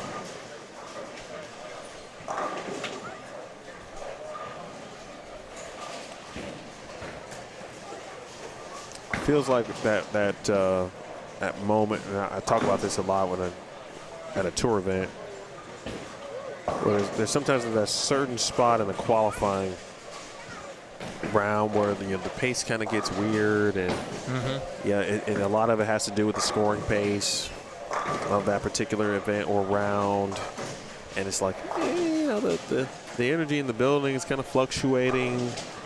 There's obvious frustrations. There's people who are already mentally drained, done, right? Yeah. And so you get to a point as you get later into a block, and it's like, okay, well, some people finally realize, maybe this is not my year. And they try to, hey, we're trying to fast track it. Let's get out of Dodge. I feel like we're reaching that point. We still got a whole half a block to go. We do. And when I started my first year at Junior Gold, very, very brief overview for those of you that don't know the way it used to be. You had 3 days of qualifying, and then it was cut for Thursday, cut for Friday. Dad, the first year we went to Indianapolis, he said, now you need to realize as you get to Wednesday, because everybody bowled the first 3 days, as you get to Wednesday, you're going to be crossing with or crossing around kids who have zero chance at this point of making a cut. They're just because they're scored, not because it wasn't their tournament. So you got to be careful how they might be reacting, how they might be acting on the lanes. Don't let them, because they're going into 6 games, just going to have fun and willy-nilly, not really being all that concerned about it. Be careful, don't let them affect you. I would think we wouldn't see much of that at the adult level, but you could. So just you got to keep your wits about you, keep your ears open and your eyes in the back of your head, just to make sure you don't get got. Nice split conversion. Oh, send it over there. Man. Won't connect though. Where's Alex Neal in the standings? 223, unfortunately, $124.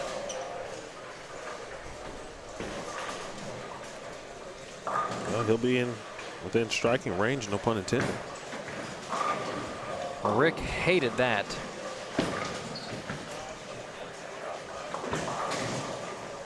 I tell you, shooting 2.8s. That is not something I want to shoot on this.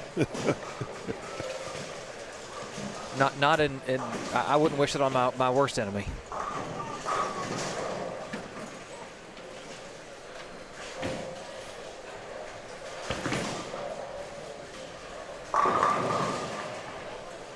All right, picture in picture there, Sam.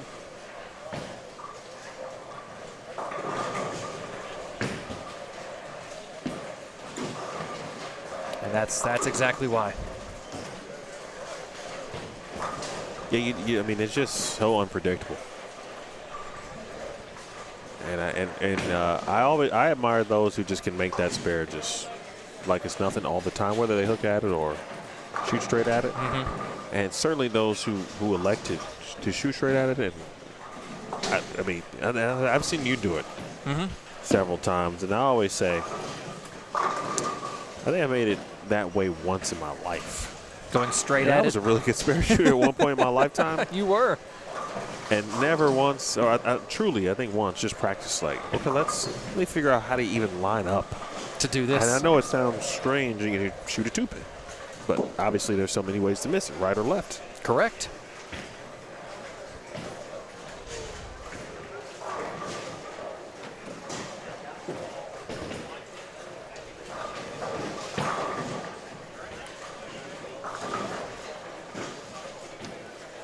It's like the old adage about the 3, 6, 9, 10. There's 2 ways to make it and a whole bunch of ways to miss it.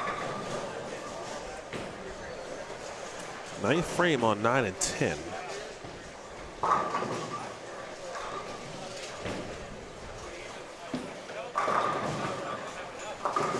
Yeah, we did see Evan. Pop back over there full screen in a moment. We did see Evan handle business with a plastic ball earlier. And that was during A squad.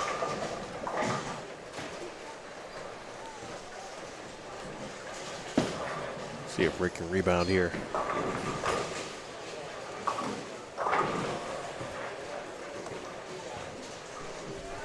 Should be a very good show here tomorrow, and the same will be said for the Professional Bowlers Association. If you support bowling.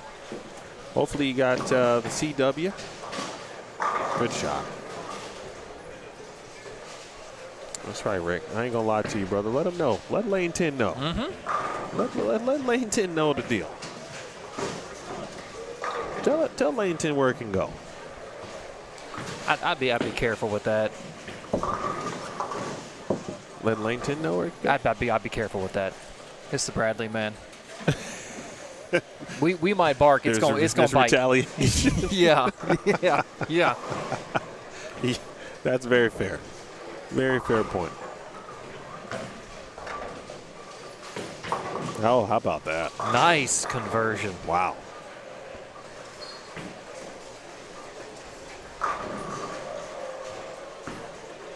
All right, Gene here.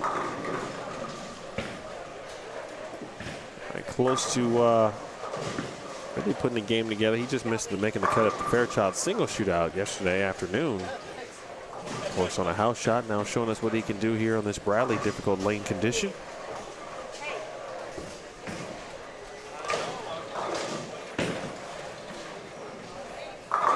Okay. Get it? There we go. We're starting to see some emotion. And Mr. Beeks is, 3 back of the cut after 2 games.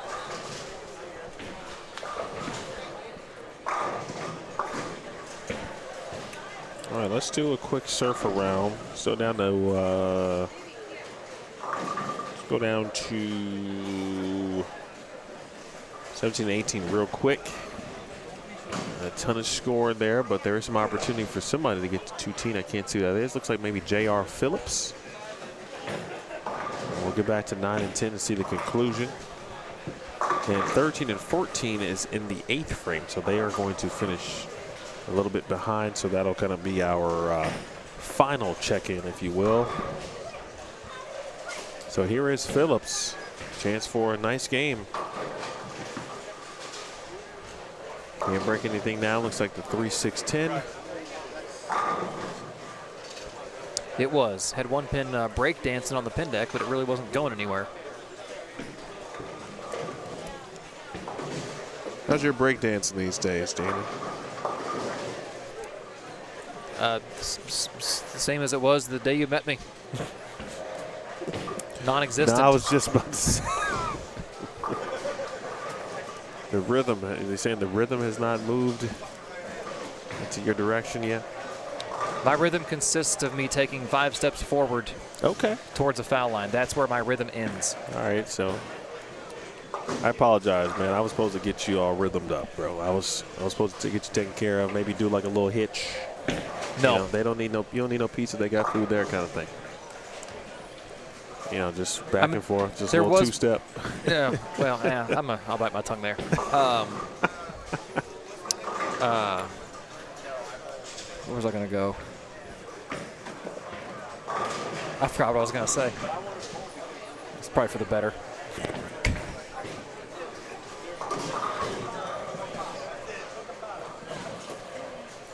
But no, when it comes to rhythm, like if I'm at a wedding reception or something that requires dancing, I've just got that zone. Yeah, that's all you need. I got the white guy zone. I stay in. I don't get out of it. I don't get dangerous. It generally doesn't get you in trouble. Nope. That's all you need. That, stay in the pocket. Yep. It's the same as bowling. Don't get out of your lane. Just stay in the pocket. Oh, good pass. I'm sorry. College basketball. I was about to say, wow, is that where we're going here? Where we are going is back over to 9 and 10. Come on, Rick. Got two players who can put something together. Oh, my. Lane 10 owed him one. He told it what's up in a hushed voice.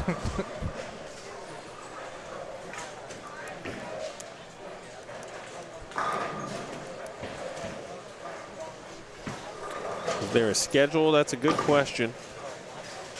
Hit. Oh, no. The best place to go for the schedule, I would say, is if you really want to see what it's all and what's happening this weekend, and really what's left at this point, is to visit the Bradley Open Bowling Tournament Facebook page. Oh, my. And but if you also find that on or as an event page, if you find that as an event page itself, that will basically run down the schedule in the discussion area.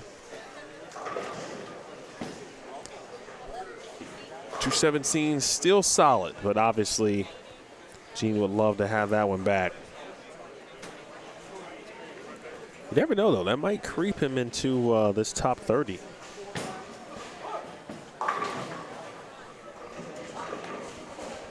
Speaking of into the top 30 here.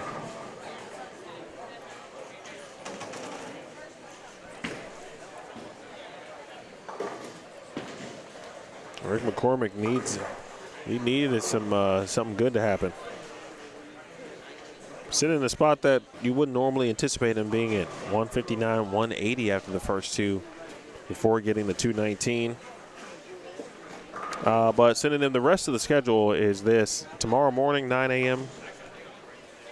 Eastern time. We'll be back on the lanes for the cashers round.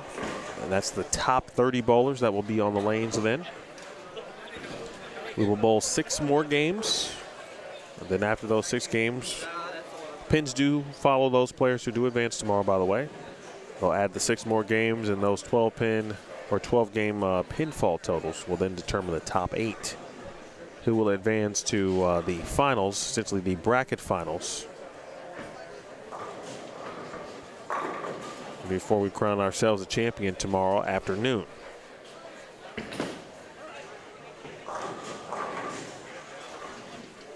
So we're really looking at about 9 a.m. and about 1 p.m. Those are about the times tomorrow. 9 a.m. for sure. Then, of course, the length of things tomorrow morning into the afternoon will determine. But we'll begin the finals around 1-ish, give or take.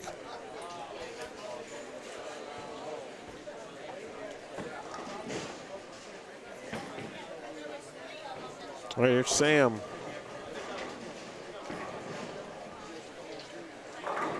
Oh, boy.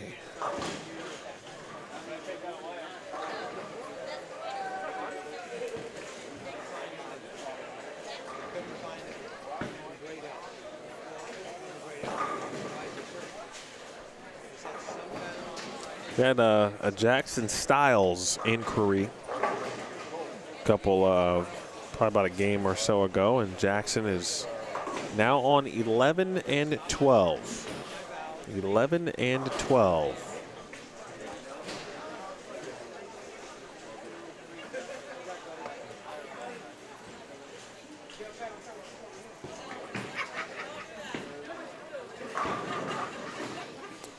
All right, that's a good shot. A good opening shot there for Jackson. He shot, man, I forgot to write down his final score, but it was a 190 something. I want to say 193. Or was it 194 in the roll-off? It was 93 or 91. Okay. But well, he was solid. Once he got comfortable, which really happened in frame 3 of that roll-off. It was on 9 and 10, playing about 6th arrow.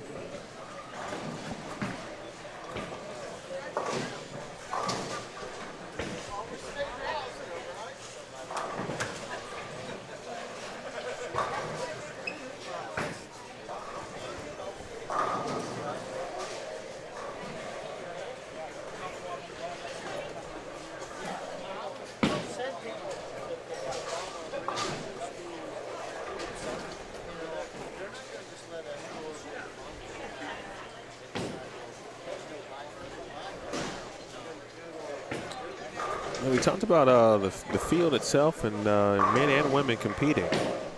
I think there might be only one. Sophia Fisher, who is bowling right now on 9 and 10. Yep, she is the only female that I've seen in the field.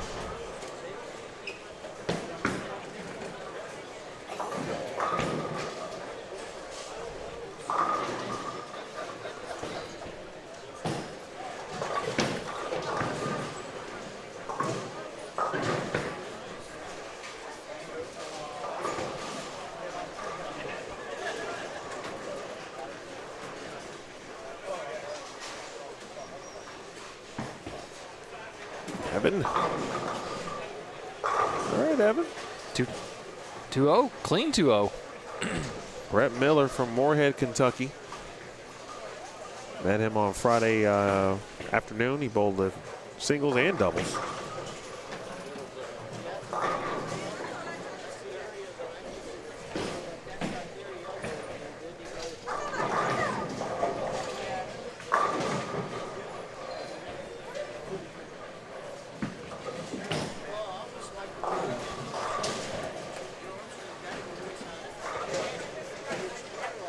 Miss Linville on this pair along with Spencer Harp. Speaking of 11 and 12, now into game 4 officially. Nice game from young Evan there.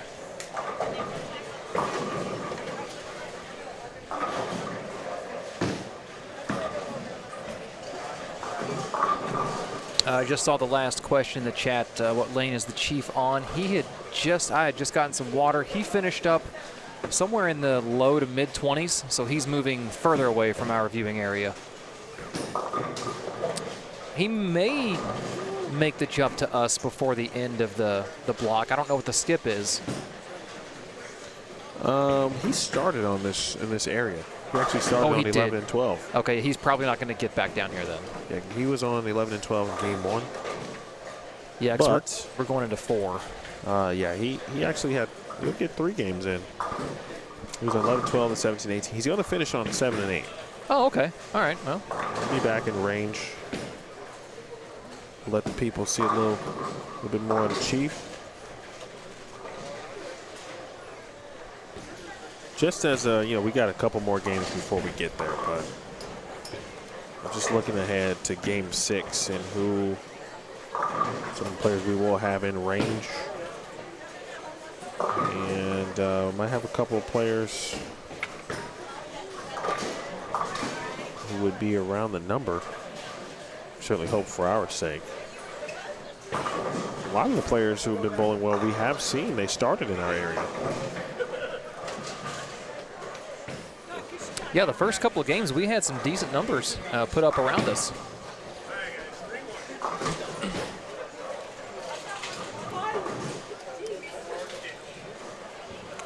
Let's see, where's Trevor Roberts? He started in the mid to high 20s. So he's going to be on 9 and 10 coming up in game 5. He had a good start. He was 10 over after 2. We saw Josh Maslanich. We have not seen Dawson Peterson. I'd expect him to be in our area at the end of it. He should. Same thing with Tim Jenkins. We saw Quinn Tillman. We saw Jerry Mars. We saw Brady Adler. Brian Himmler, by the way, 6 over after 2. And he just threw the back 4 for 2-0, game 3. Uh-oh.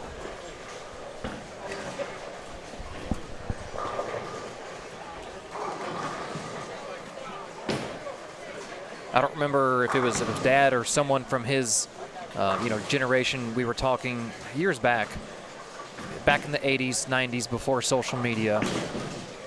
They always would talk about this kid up in Cincinnati. It was the Chief. This teenager that was just running people over.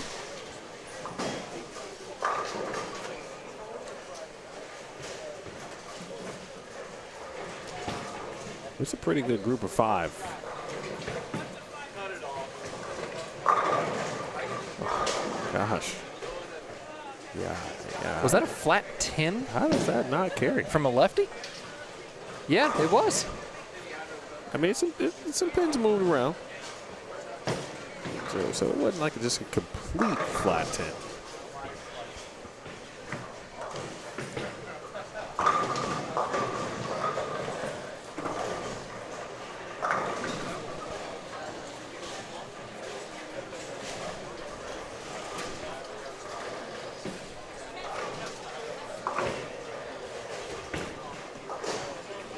Speaking of Dawson Peterson, looks like he's now on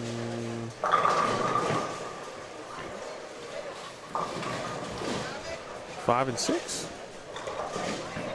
Yes. Oh yeah. That plays, man. Like that plays. That light pocket swisher coming off the left corner.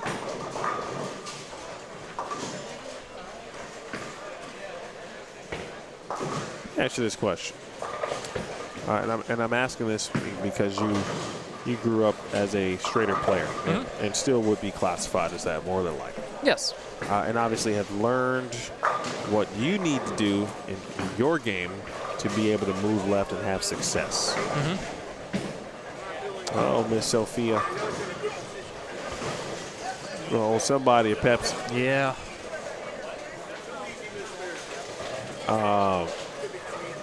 What were the tools or the kind of the tricks or the things that you needed to see or think about to be successful as you moved left on the lane, especially as someone who preferred to see the ball going straighter and uphill?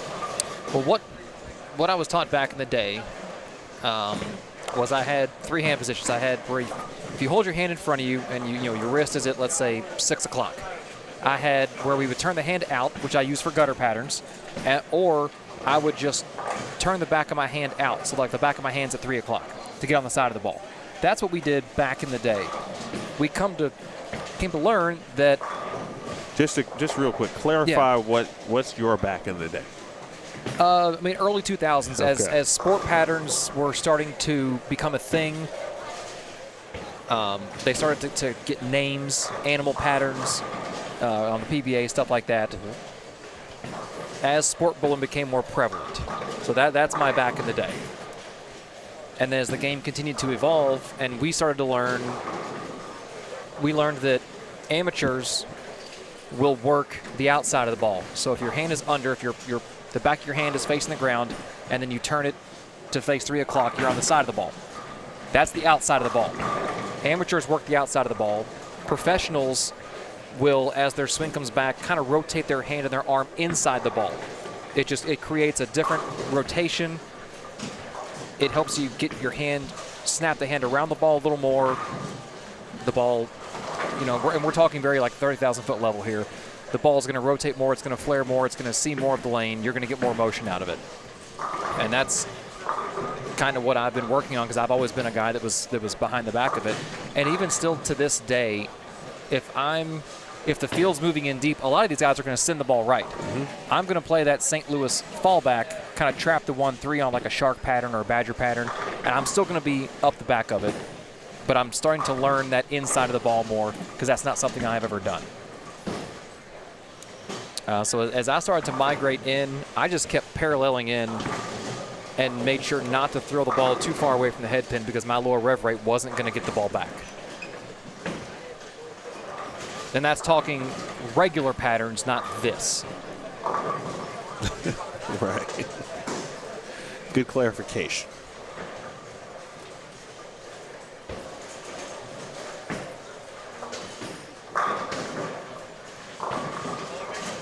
I asked the question just by just watching Jackson here, and obviously many other players playing in that same zone, and from essentially a straighter player to a straighter player. I'm not sure if I ever asked you that, and so I was just curious about what the things that you learned. Well, that's what I would do. Oh my goodness! What? He threw that ball so good, it was too good. Fast 8. On this. Yeah.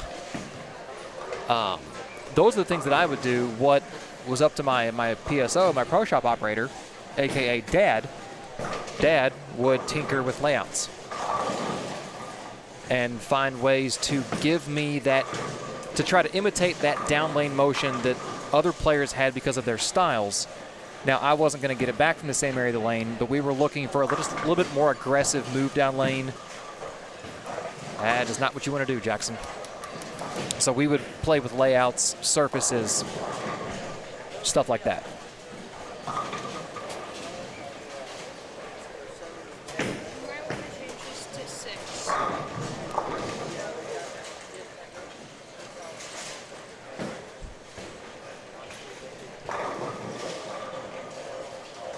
I'll throw it back at you. You were a straighter player such as myself, so when we came across conditions in college that required us to move in, what did you do? I did too much.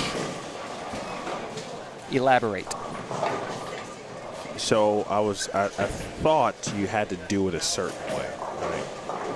And meaning like I thought you had to hook it when you moved left. When instead you didn't want to change anything, right? You just had to, more or less understand, where you need to be, targeting, angle, etc., to kind of get your ball to do what you wanted it to do. So what I developed in the process was a lot of bad habits. So I ended up muscling because I thought I had to. You just got to get all over if you get left.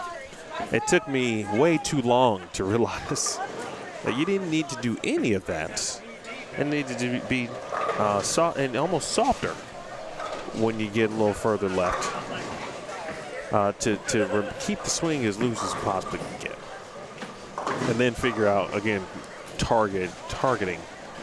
I always had probably 5 more revs than you give or take. So I didn't have to work as hard at the release point. If I just allowed my arm swing and the wrist to just do what it naturally was going to do, I was going to be okay. But it took me too long for it to really hit my brain the way I needed it to hit my brain earlier. Okay. I got better at that later in the process. That's something that I've when I'm working with a youth player who's learning how to move left, they think that ball hooks goes to the nose, you move left. You move left to counteract how much the ball hooked. Okay? They would think that, well, because I moved left, I got to hit it harder.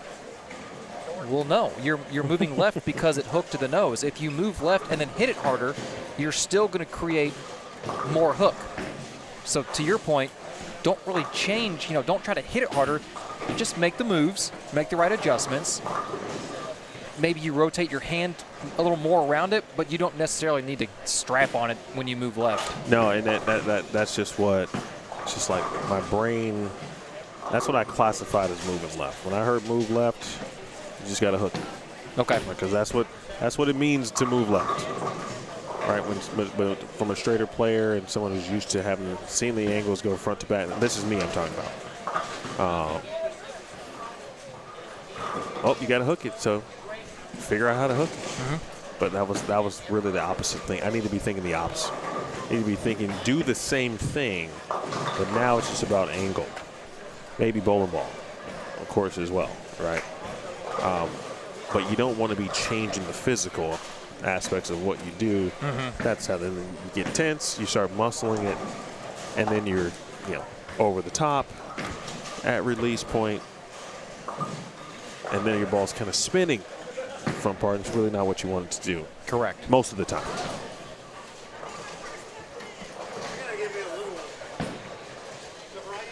Curious if people have any other kind of tools, or everyone's got some tricks, generally speaking, that they keep in the toolbox. But, the one thing I've really learned over the years, just being in the industry, that everyone sees or hears or learns things differently. Right? You can explain the same thing to 3 different people, and they may all take something different away from it. And it's just because they heard it, they ingested it differently based on how their brain through their filter works. Yes.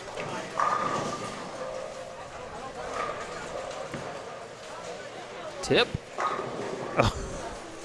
It tipped. That was like 20% tip right there.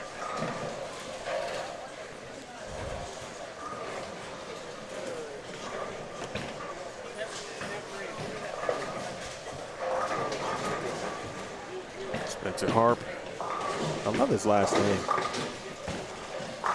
Now, don't harp on it. I have not seen, well done. I have not seen, I haven't seen a lot of players kind of get, taking 3 off the right. Unfortunately, Lance just did that, but we saw much more of that earlier today.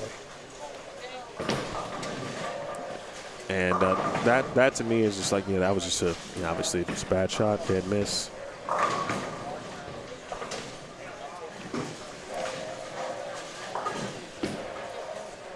Curious now that I say, where's Josh Lewis? So let's refresh. We might have some scores. We do. Oh, yeah, you're right. We do have have scores. All of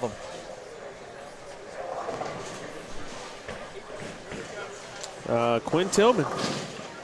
Still 40, or now 40 over, I should say. He's still the leader.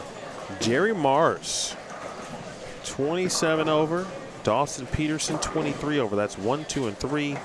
Brady Adler is 4th, 21 over. Trevor Roberts is 5th, 17 over. When they go down to 10th, it's Brett Miller, 6 over. We'll go to 15th. It's a tie for 15th, 19 under. 20th is minus 27. And then right now the number is minus 49. And we have a 3-way tie for what is currently 28th place.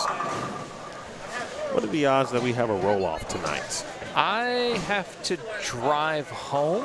And I'm going to allow you to do that. No, I would stay. You should not. If we get to that point.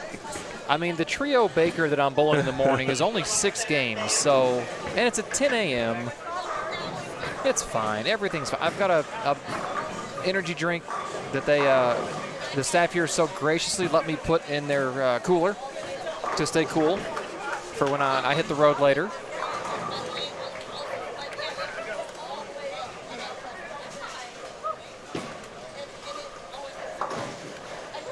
But I'm going to see this day through to the end. This is giving roll-off vibes. We already had one today. AJ mentioned the Cactus Classic. It becomes synonymous. We'd have a roll-off at that event. We had a couple roll-offs at the Desperado squad.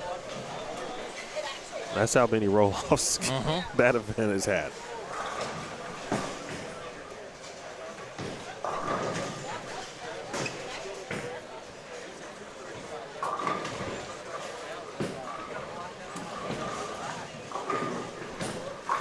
Good A right there.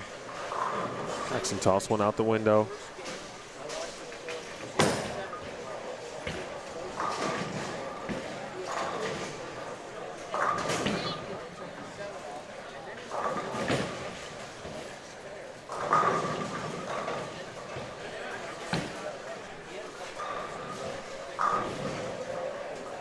Couple of notable names in the standings that are currently outside the cut. Ben DeSt. John is 1 pin out in 31st. Collier Pavey, we talked about him earlier. Rough start, 155, followed up with 190, 200. He's 6 out. Chris Pollard. We've got 5 players tied at 540. 11 pins out of the cut. Wow. Chris Pollard, Robbie Oakley from Louisville, one of those as well. Jeff Fair is sitting at 15 back of the cut. Keegan Alexander, 15 back of the cut. Nolan White, 18. I mean, between 30th and 52nd, you've got 22 players that are within 20 pins of one another. Then you start to see some gaps.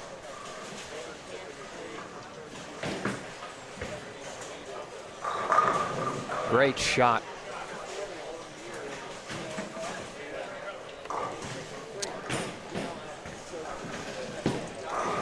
Well, unfortunately for Jackson,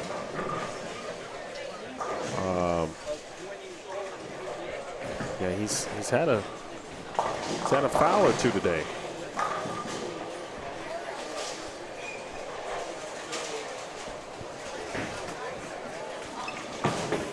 Yeah, hopefully he can use that strike to kind of get off the schneid, and it was a rough 3-frame stretch. Get things turned around this game.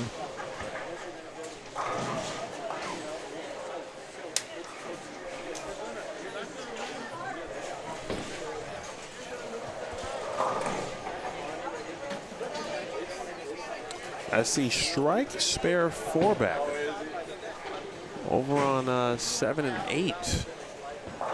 Let's turn our attention there in a moment.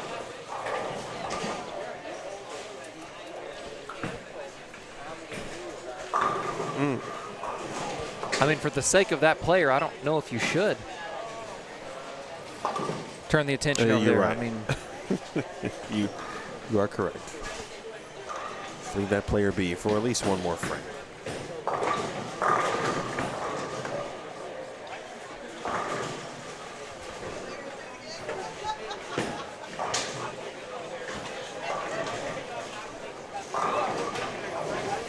so we are past the halfway point of this block. 6 games tonight, middle of game 4 right now.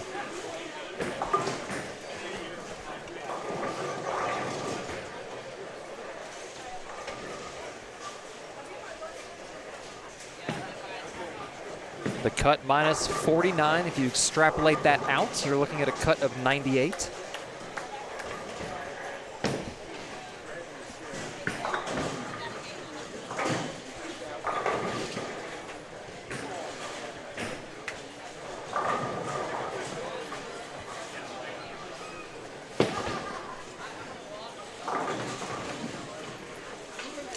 Walk the folks through that math for those who always try to figure out cut numbers and things. And, like, what's the shortcut, if you will?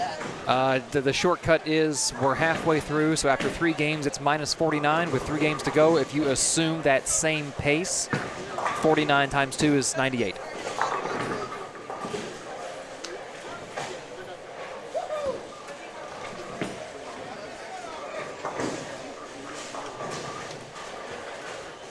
It doesn't, always work out that way, but it's a safe, it's a safe way to, it's a conservative way to gauge, what the number might be, what you could be looking at here in about an hour and a half.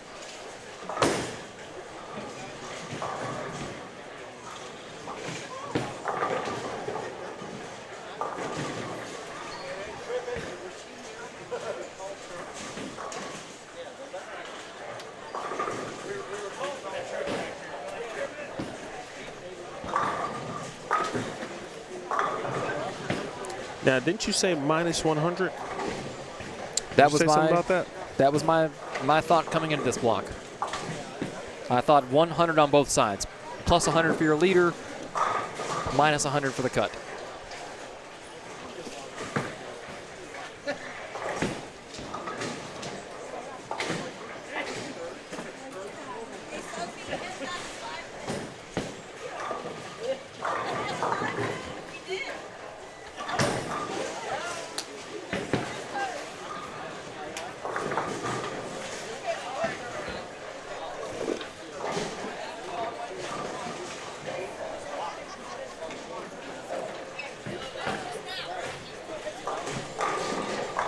It's getting interesting here, Daniel.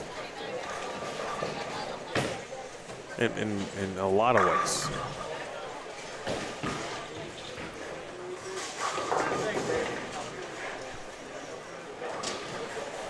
To your point, a lot of ties. I think that we don't see the top players that have been in this field the last couple of years. We see a lot of the guys that are in the thick of the field, and that's where we're seeing a lot of these ties at. And when the pattern plays tough like this, it can really condense that field because it doesn't allow anybody to really shoot big games to create the gaps that you normally see.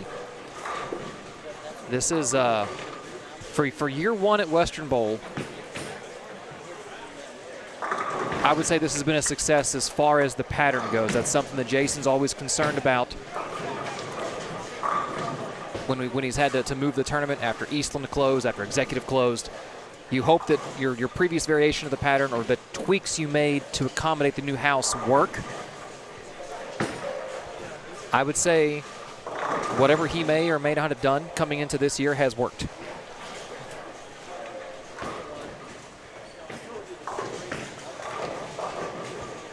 Oh, it's just talking about Josh Lewis.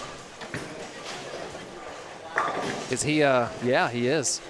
And it's Josh Lewis with 6 out of 7 on 7 and 8.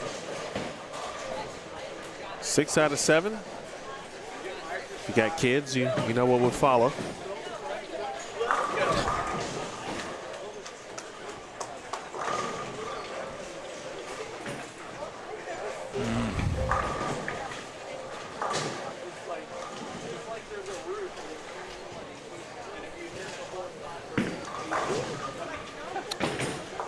Again, the standings are available at the top of the chat under or where it says advancers if you need to look at the standings.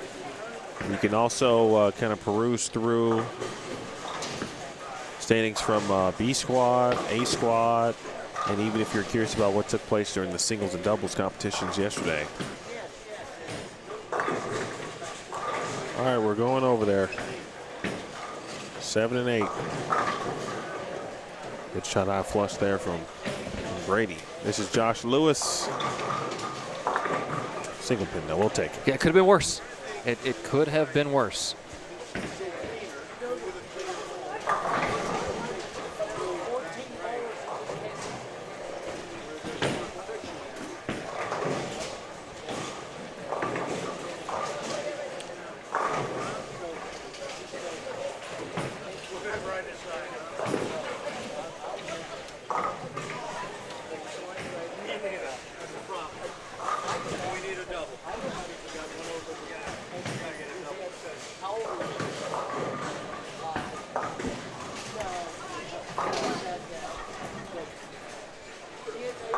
Josh Lewis, I don't know if he won something. I felt like he bowled somewhere and bowled exceptionally well.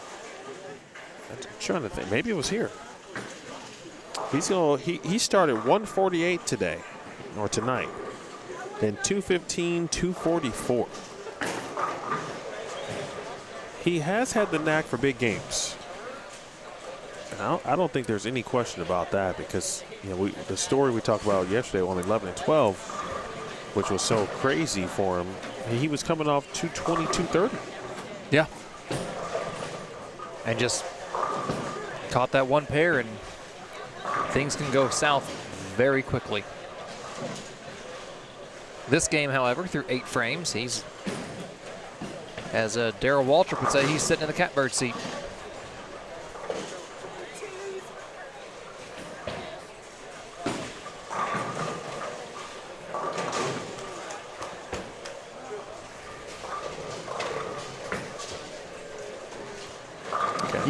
Indeed. You asked earlier if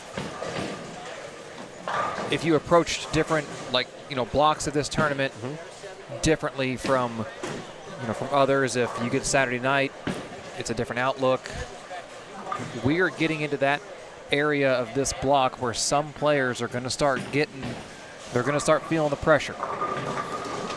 They're going to feel that need to want to do more to try to get that extra hit to go from being 12 pins out of the cut to 8 pins in the cut. Sometimes it's appropriate to reach back for a little more if you have the ability to do that. And sometimes you just got to ride it out, whatever you have, and that can be different for every player. But we're getting to that pressure cooker situation here for some of these players. Shot there from Sam.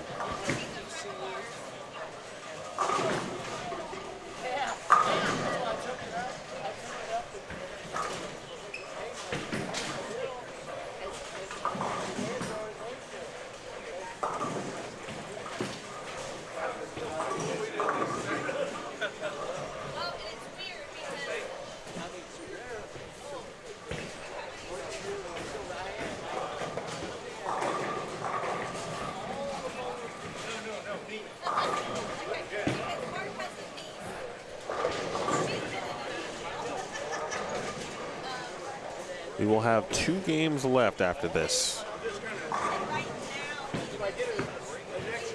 Disregard my old 4 out of 5 there. It is 6 tonight.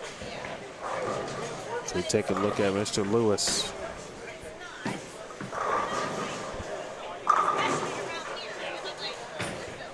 Good finish there from Sam, all 3 in the 10th. There's Josh, high flush.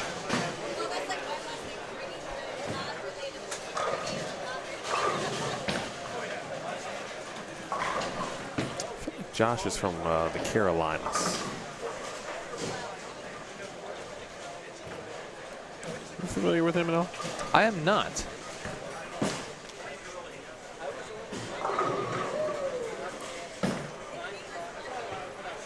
He's from Asheville, North Carolina. There you go.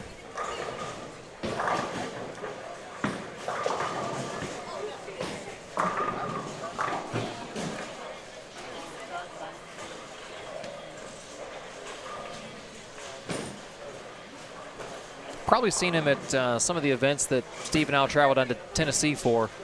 But I know I've seen him and interacted with him before. I just couldn't have told you when or where.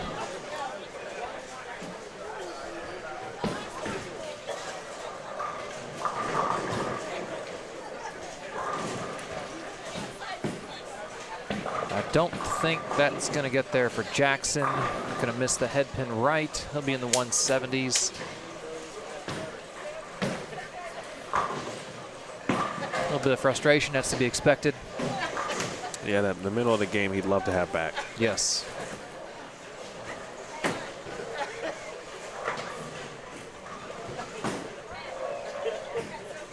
I just saw Mike Moore. He's on 7 and 8. There you go. I'm like, I just watched him. That would be interesting with respect to but I feel like that event wouldn't allow a live stream because of the nature of the event, right? The historical aspect, the Peters. No way. No way. Right, because it would be cool to watch. Like I would like to watch it as a fan too, just to see the craziness and whatnot that does take place. But for that purpose, I would be like, yeah, they would pass on that. Yeah, I mean, and the biggest reason for that is, going into the Peterson, every lane is going to be somewhat different. And I don't mean like they run a different pattern. For those of you that aren't familiar with the Peterson, what I mean is that, like I said earlier, lane 1 and lane 16 are literally on a wall. So lane 1 is going to be just stripped bone dry. Lane 16 for the lefties is going to be the same. I think that's a pretty common thing. Everything in the middle, and then generally because lane 1 is so dry, lane 2 is a dead flood. Lane 15 is the same way. I think that's a pretty common thing year in and year out. Between 3 and 14, you could have anything. They could strip the first 10 feet, run it 40, strip 10. They could run strips of oil. It could be a reverse block. It could be just, one lane could be really tight, one lane could be hooking a lot. And you're only allowed to bring in 2 bowling balls. That's the kicker of that event. I mean, that and the manipulation of the lanes. So you can get, it's kind of like the Open Championships. You talk to people who've been to the tournament that year. You try and get a scouting report, but that's the best you can get. So, yeah, they don't want to live stream the Peterson for that reason. It would be fun to watch. Oh, it would be fantastic to watch. And to keep an eye on, like the old Open Championships. Nice job by Aramis Linville, too. We've been watching Josh Lewis, but Linville did get to 224 on 11 and 12. 248, by the way, for Lewis, which is the high game of this evening's round so far. Ah, yes, it is. First game in the 240s, I believe.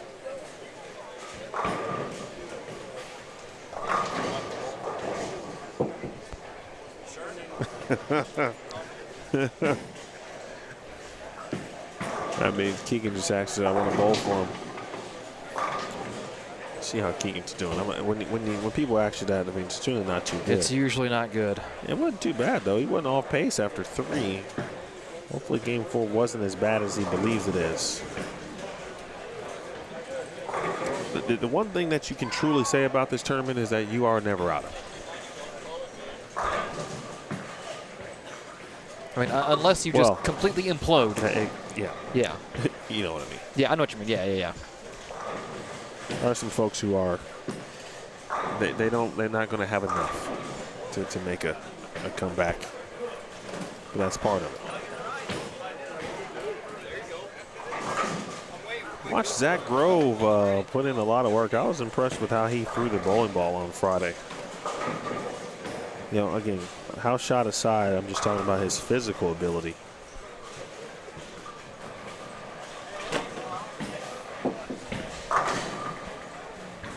And unfortunately, not going well. 116, boys. Back-to-backs. Josh Lewis just said it, making up for the 116. That's what he shot on 11 and 12.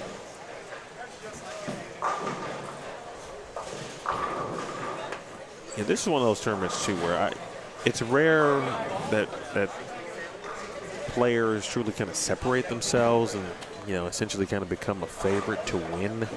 I feel like there are a few throughout the years, especially the last couple years, as the cashers round kind of gets going and you go, oh, okay, that person's got a look. Oh, his look's not going away. And then, you know, so you kind of put yourself in that favorite. I couldn't tell you right now of the players we've watched, but we do seem to say a lot of things about Josh Lewis. All right, so he might be somebody that you'd keep an eye on. Well, you're definitely going to keep an eye on, but with respect to winning the event, all right, because tomorrow then you're looking at 8. Right, you're looking at the top 8. Jerry Mars always keeping it in play. You know, right now, can Quinn Tillman keep up this great pace that he's been on today? The young freshman out of Pikeville, Kentucky, which is where he bowls. He's originally from Florida.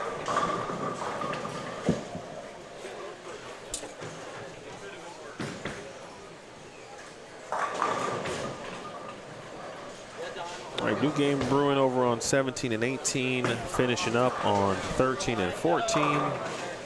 All right at your screen. And then 11 and 12 starts game 5. 9 and 10 is beginning game 5.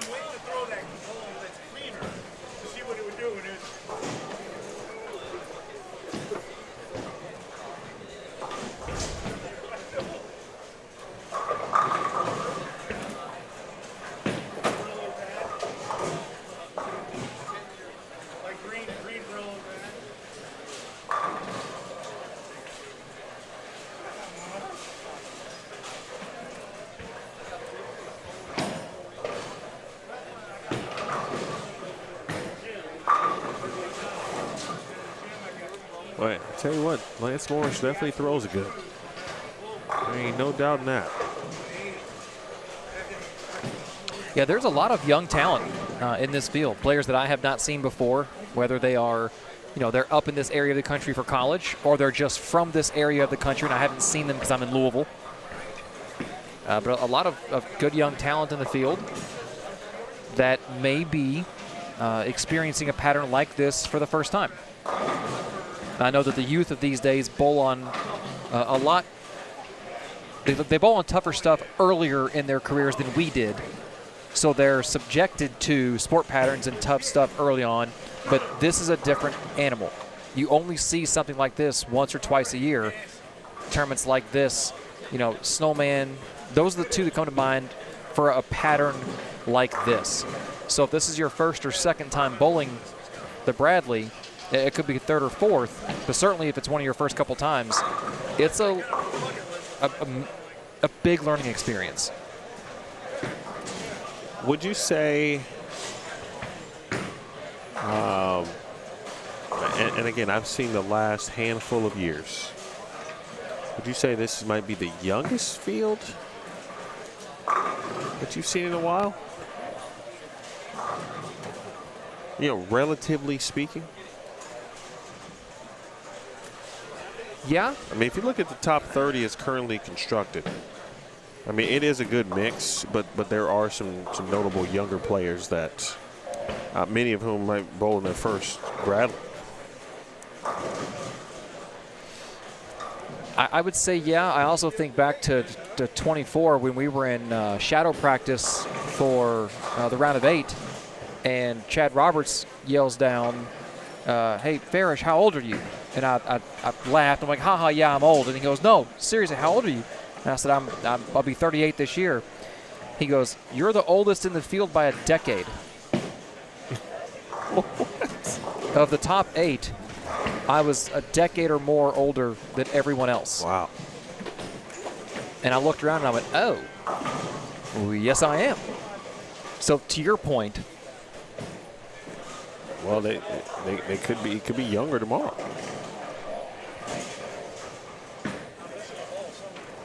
That's interesting. I mean, youth is wasted on the young.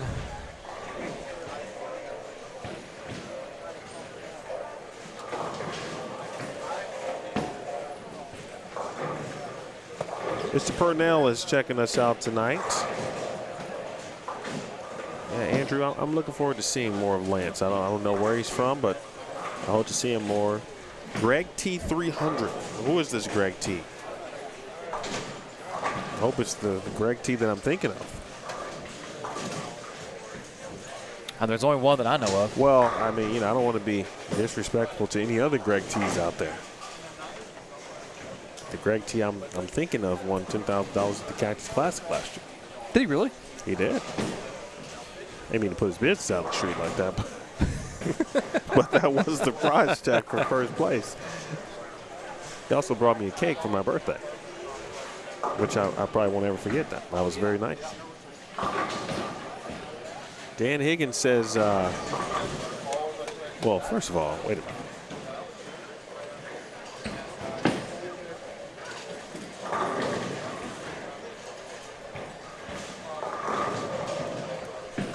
Is Dan Higgins not bowling? No. What? Maybe U.S. Open BTQ?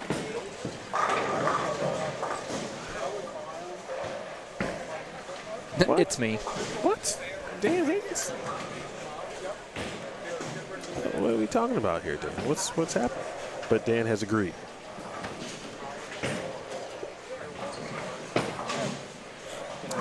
I mean, you can just now look at our. We're old enough to know and look at the faces of the players and say, okay, that's a mid-20s, early 20s, maybe fringe early 30. Mm-hmm. That's where we are now. We are able to identify that, or certainly we know the players and the names, and know if they're still in college. Right? Keegan, Mount Mercy, Dawson Peterson, Wisconsin Whitewater. Half of the Pikeville men's team is bowling. Yeah.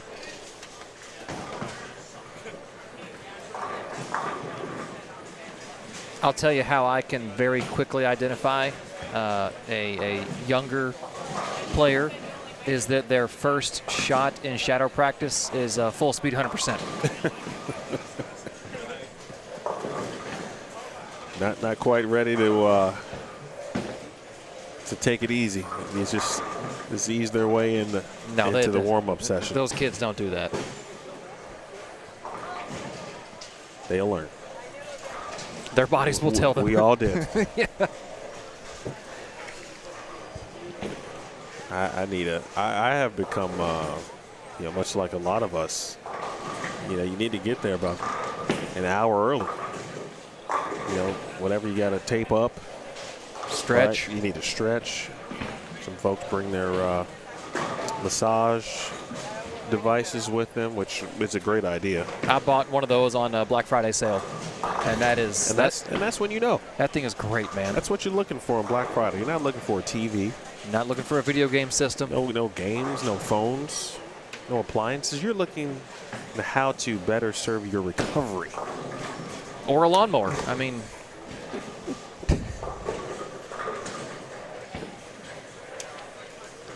when you see that red tag sale on Black & Decker's, that's when you know you've hit a certain age. Good to hear CGT2 in the chat. You should bowl, man. I said the last time he bowled was, according to what he just said, 20 years ago? That's what he said, 20 years ago. And bowled since he moved. Well, that makes sense. Man, that's a long time when you think about that. Been on the West Coast that long. We are in GT's home state.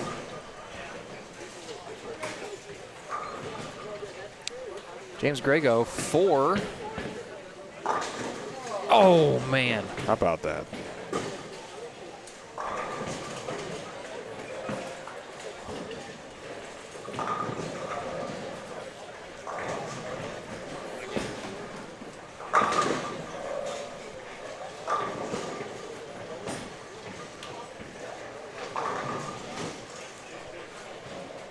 Yeah, and you talked about reaching that point of earlier today, and, obviously just to get to a certain situation, just folks won't have there's just no time left. There's no more games. Mm-hmm. And there's a lot of faces in here right now who are just trying to get this thing done. Yeah. Trying to get this thing done. Now, to your point, you talked about, and you gave a junior gold example of where you'll be bowling around folks sometimes who are not in it. So you got to make sure you remain mentally focused. Not that anybody's, again, going to be causing any ruckuses by their antics. Correct. I don't anticipate that by any stretch.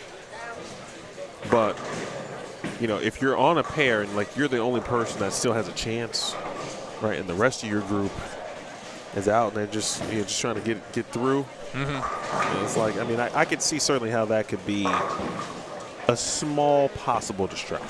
Right, you've got to really lock in mentally. And I've been there. We've all been on both. If you bowl long enough, you bowl enough events, you're on both sides of that situation. If I'm the one that I don't have any frames left and my tournament is realistically done, then if there's a person or persons on my pair that are still in it, if they will converse with me, then I will reciprocate. But I will not walk up to them and try to engage in conversation. I'm not going to disrupt what they're doing. On the reverse, if I'm the one that's in contention for a cut or something more, and the people on my pair are out of it, I will take myself out of that environment. I will get out of the pit area or separate myself because I want to stay within my own.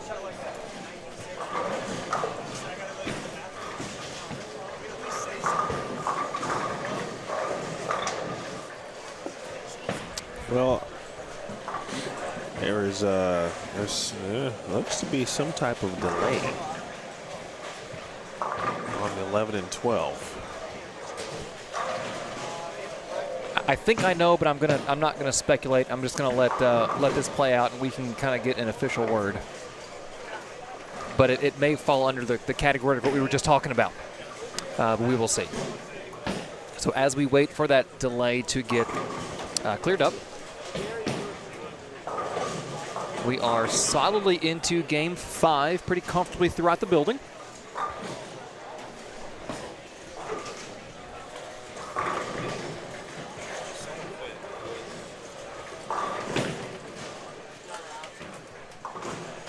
Let's see what scores we may have. As he's just getting a little info right next to me. So yeah, we've got a little more than half the field entered for Game 4. Quinn Tillman, 240. So Quinn has extended his lead up to plus 80. Now this is, of course, not all scores entered, just what we have. Quinn Tillman plus 80 after a 240 Game 4.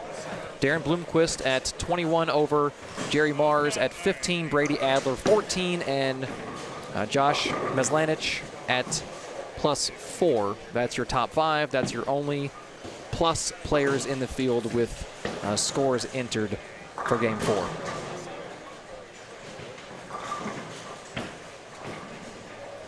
But we are still waiting on a number of players to get their Game 4 numbers put in. So,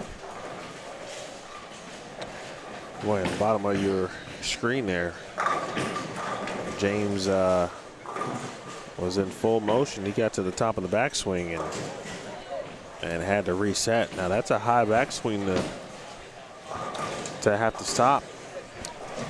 The TV above the bar is re-showing, I think, the singles from yesterday. And when I glanced up when I was getting some water, he did it also yesterday. It was on there. It showed him high backswing, and he just stopped and brought it down. And that hurts me. I can't get my swing that far. I can't get my arm that high up without a bowling ball. But to imagine getting it up there and then stopping it.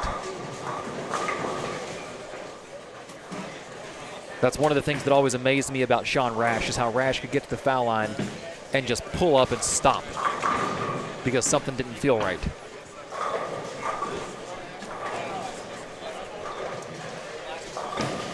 Certainly what I like to call the old anyway shots.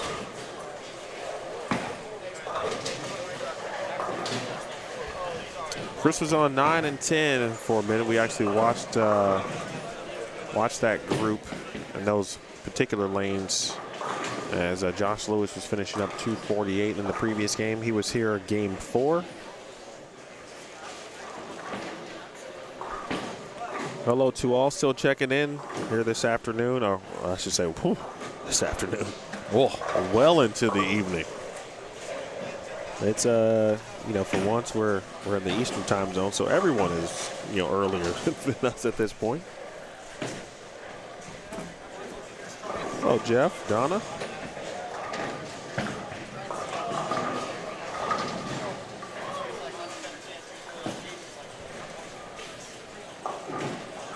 So we did have over on 11 and 12. Someone said, hey, you know what? I believe I've had enough. Had enough for today.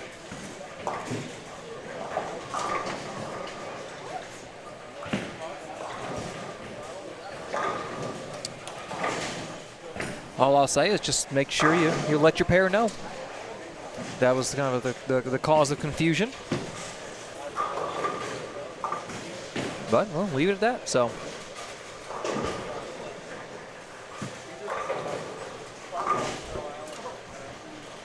Well, Keegan, it's always good to make the 2-4-10. It's just, it stinks when you do it and the head pin's still there. Yeah, and it almost bounced. Oh, did it? Almost bounced forward.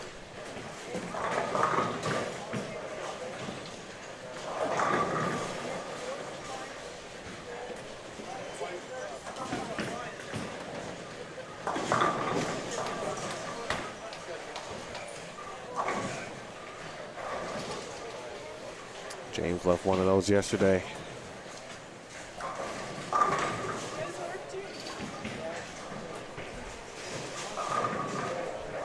Where is he at in the standings?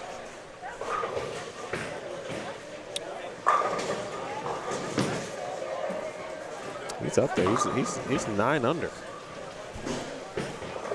He has gone split 4-5, 6-3, strike 6-8.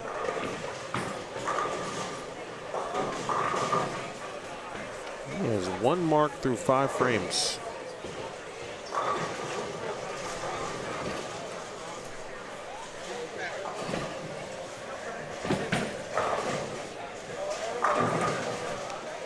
There were some numbers missing as Danny was talking about the cut number. So Josh Lewis, again, back-to-back games in the 240s.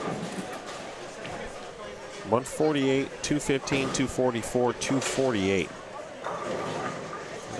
Just waiting for his game 4 total to be added.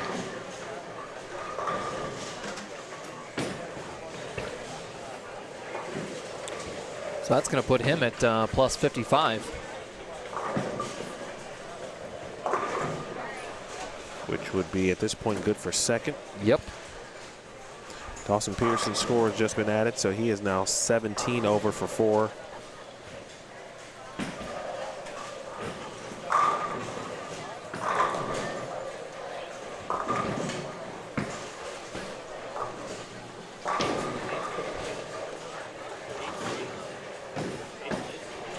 I gotta be honest, I'm excited if Al Runkle can hold on to a spot here. He's been fun to watch. Come on, Al. Come on, Al.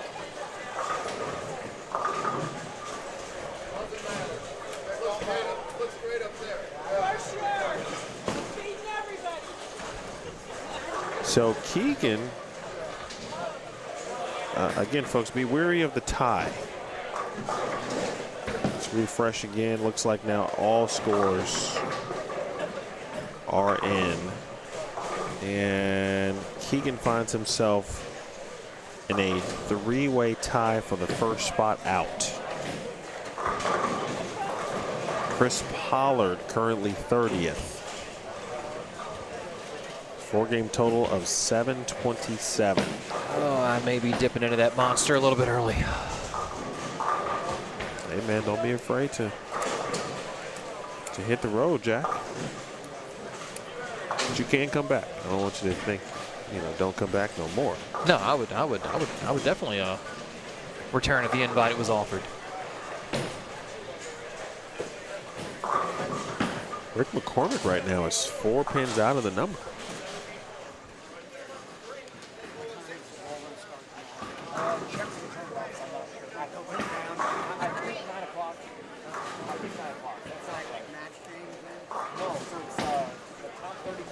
Robbie Oakleaf. Oakleaf is now 5 pins out of the number, and we've been watching Robbie in this group.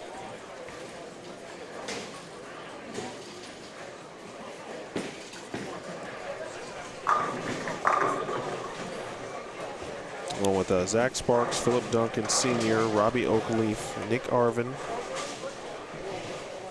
My guy Robbie got the front 3. And Will Vidulich.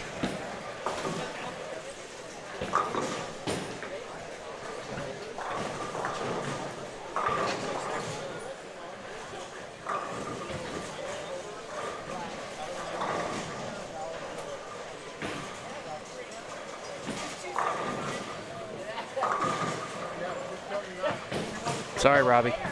Yeah,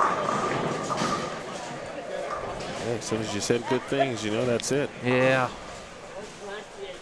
All right, so Keegan in the number. We saw Tony Harvey earlier. How about Evan Fruderman? Well, that's the young man we saw yesterday with plastic. Oh, no, I'm sorry, this morning, excuse me, during A squad throwing plastic. He came down here and shot 212 or 209. 209 clean. Yep. He followed that with 212. He is 1 pin back of the number. Again, if you advance to tomorrow, you do cash. You're guaranteed to cash tomorrow. First place, guaranteed 10K.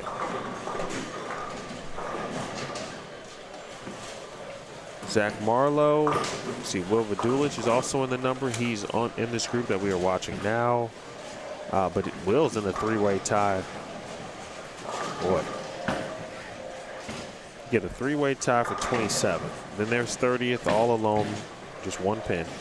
And that tie for 27th is 728. Then there's 30th, Chris Pollard, 727. Then there's the 3-way tie for 31st at 726. And then you've got 1, 2, 3, 4, 5 players within 5 pins below that. This is gonna come down to a pin. If it's not a tie, this is going to be, forget I missed a spare to cost me the cut. This could come down to I didn't get enough count on a split. I've seen more than my fair share of frustrated bowlers leave, let's say, a 4-6-7 and just fire the ball down the lane, miss the 4-7, and they're on a strike. That's effectively giving up 4 pins. You can't do that. What you can do is what Keegan just did and catch a double. Yeah, he found himself a double.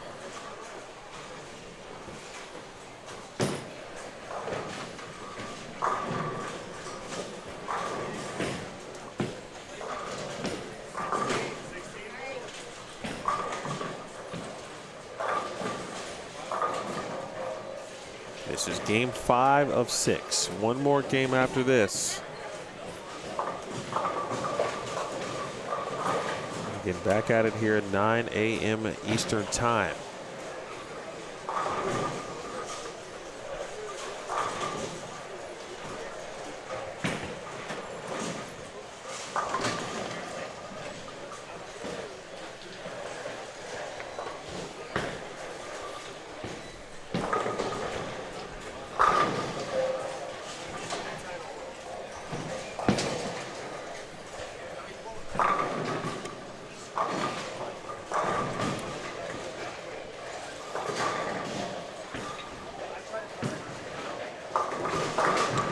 Got some groups making their way down to 5 and 6.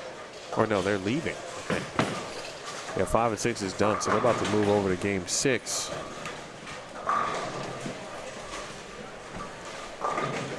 Guesses on the cut. Let's see.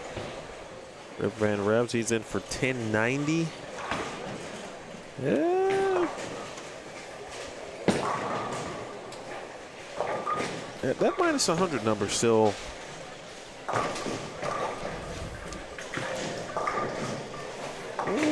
73 after 4.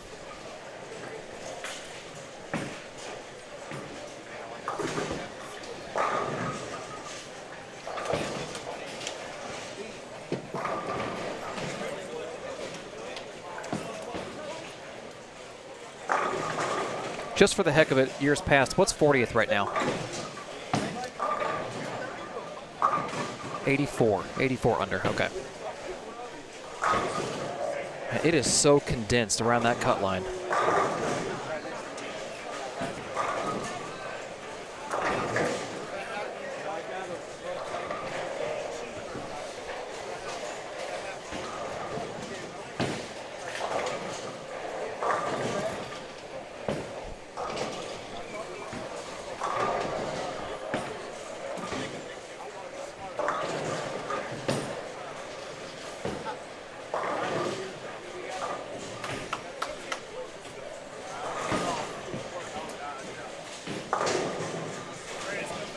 Let's see where Keegan is going to finish up.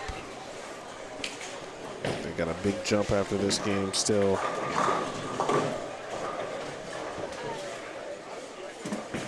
It's going to be down on 19. It'll be just to the right of our final camera, but at least we'll be able to view him. See a like open 5-bagger over on 19 and 20. Yes.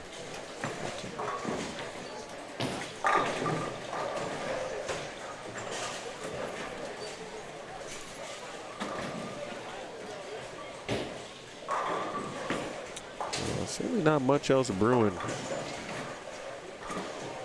at least in our zone here, which have been favorable for some scores. There's still some possibilities of it. Still a couple on 9 and 10 that could make a little noise. Well, this is the time of this tournament on Saturday nights when the lanes could start to get a little nasty. I mean, we've got a couple pair down. One player's clean through 7 with a 3-bagger. You know, we've got some small strings, but there's opens around them. 15 and 16, you got Robbie and someone else in that pair clean through 5, both with a couple small strings. But that's really about it.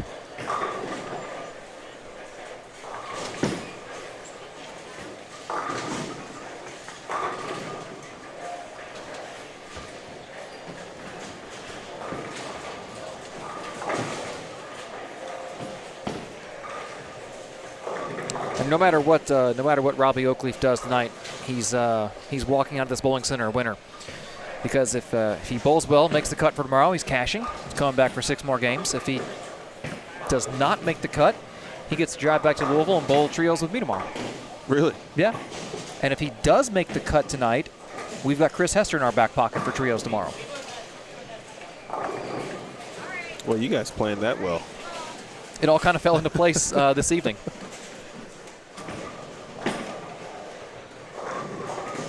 Quick look at 9 and 10 there. 2-5. Trevor Roberts trying to nail that down and get into the 2-0s. Got it.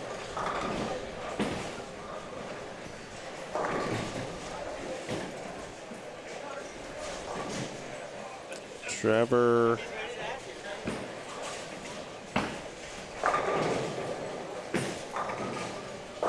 Eighth after 4 games at -4. Trevor Roberts, who had direct entry into the U.S. Open. So he is on his way to bonus bowling, making an extra check before his U.S. Open week actually begins. Only question is, with a game left for him, is how many numbers will that check have on it? How many figures? I mean, hopefully, for him, preferably 5. As many as you can get, yeah.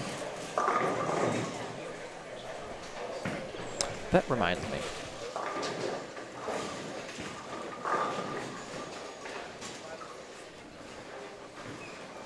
Darren Blomquist. Darren was at 21 over after 4. And boy, he is moving plenty in the right direction. He is all good. Obviously, you don't leave it to chance. He's got work to do still. That spare is made. Where are you at? And then, so 2:37 left on the max for Close. Dawson Peterson. Jerry Mars, 15 over after 5. I'm sorry, after 4. Again, Brady Adler, 14 over after 4. Jasmus Lanich, 4 over after 4. And, of course, Quinn Tillman. Story of the day is young Quinn Tillman here. Yeah, you got a 19-year-old leading the advances around in the Bradley. Remember what I said about players who might be bowling this for the first year or two? It's a learning experience. It's not always the case. Now, this might be his 5th year bowling. I don't know. It could be. I doubt it, though. I doubt it. Well, I got James has had a tough go at it. Over on 13 and 14. Real quick over here. 10th frame with 15 through 18 now. Picture in picture.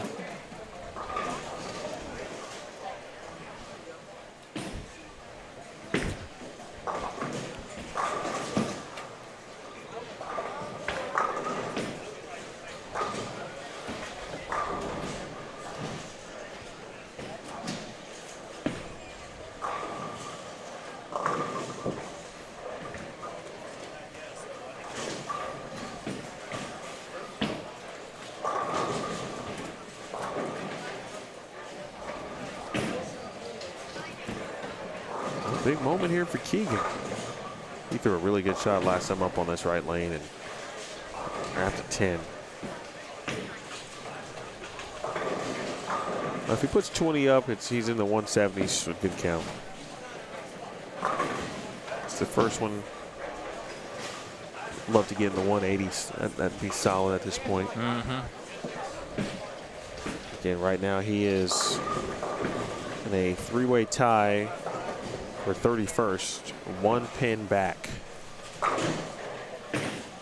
Al Runkle next door.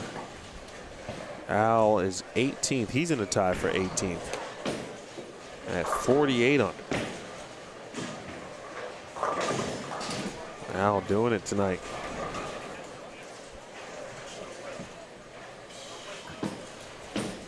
Push ball. Oh, no. Or hook. How about that?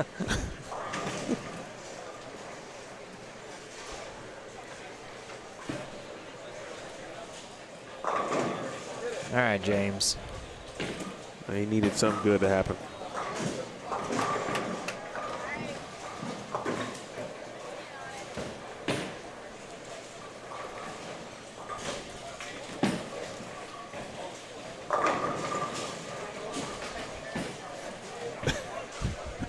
The reaction from Josh Conrad.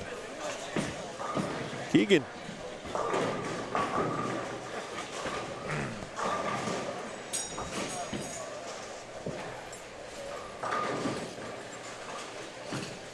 All right, so if he makes the spare,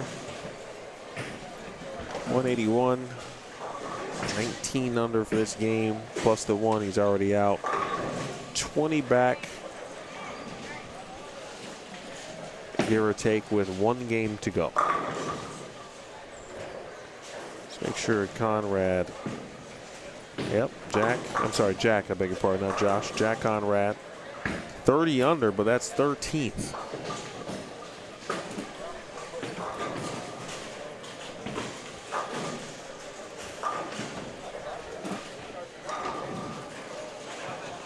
What was James at? James was 10th. Okay. 9 under. 9 under. That was 65, so he's now at 74 under. So James is still going to be in the cut,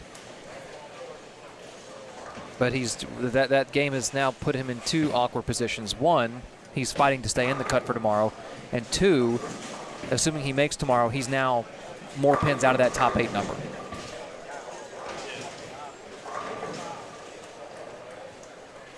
That being said, he could hit a good pair and shoot something next game. See what pair he's going to go to. I'm taking Al Runkle all day. I want him on my squad. Let's see. Where is James headed to? Let's find out.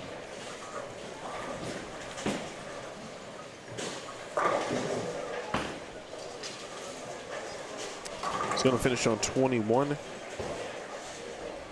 and 22. That group is headed to 21 and 22. All right, so now that we have a little bit more clarity, Brian Himmler's going to be back on camera in the range. He'll be on 7 and 8. He's in the number. Let's see. And Andrew, still can't quite get it done there with Andrew. He wasn't that far back, though, man. I mean, the rare 230 game at this point would do wonders. I mean, that'd be like moving up 100 spots at junior gold. I can't imagine how far that could catapult someone up. Someone asked about Collier Pavey. He'll be on 11 and 12 coming up. Good. Brady Adler is going to finish on 11 and 12. Oh, Collier and Brady are crossing together? They are. How much they pay the tournament director for that? Jeez, oh Pete.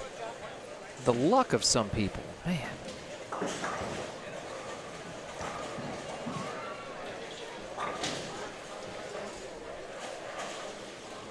Ricky Carroll's going to finish on 13 and 14. He's in the number. We got a few players. Darren Blomquist, well within the number. He's going to finish, as is Trevor Roberts. All right, we got a few players who clean 217. Hold our attention, and that's solid. That's just solid. That gentleman reminds me of Larry Ernest, who is the father of Josie and Jessica Ernest, or Josie Barnes now. Okay. Also left-handed, looks to be in very tip-top shape physically, and can still flat-out bowl.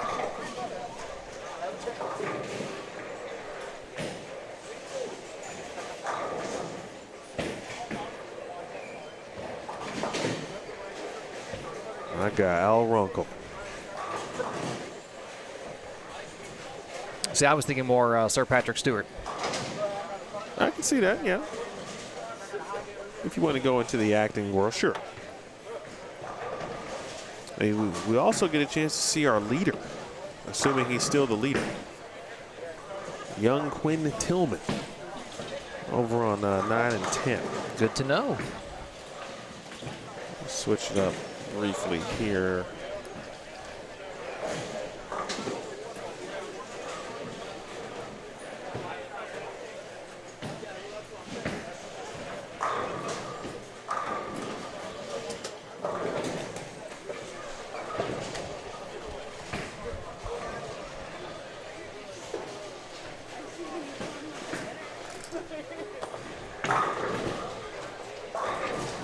See Quinn now at the bottom of your screen. Tillman across the back of the jersey. You know, to be so good and to be youthful again. Daniel, take me like just rewind the clock for a minute. Just think about you and your best version of yourself as a youth player. Okay. And then think about how do you think that would translate at the Bradley? Well, I can tell you that and just, not very well. Like, think about what Quinn's doing here. He is better at whatever age he is than I was at that age.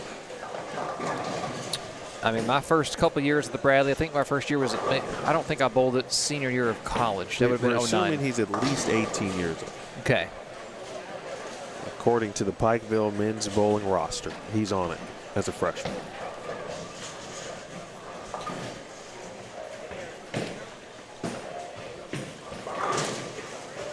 The first couple years I bowled the Bradley out of college, I didn't cash. He's leading. The first couple years I bowled the Bradley, I was 22, 23. I didn't cash. He's leading with 1 game to go. We're pretty sure he's leading with 1 game to go. So I know that my game didn't translate, but I was a one-handed, low-speed, low-rev player. So it took Dad and I a couple of years of learning. Surfaces, layouts, things I had to do, how to play the lanes. The closest thing we saw to the Bradley back then would either be the long pattern at the Hoosier or the blue and gold up in South Bend. You know, Doug Barker back in Louisville ran sport patterns for us. Well, maybe that blue and gold was no joke. Maybe a 50-foot flat would be the closest we would see, but certainly we didn't bowl on anything where the ball, you know, went straight for 60 feet. Kind of goes back to what I was saying. These kids these days, they have so much more access to a wide variety of patterns and tournaments and opportunities to bowl. They're just better than we were at that age. We might have had equal talent, but they have more skills at a younger age. More skills. But then when highly skilled. When we were that age, I'd be willing to bet that the generation before us would have said the same thing. Yep. The information age was just starting to make its presence felt, if you will. We know with us. We know that bowling ball technology. Let's go back 20 years, 2006. We know bowling ball technology was drastically different in 06 than it was in 86.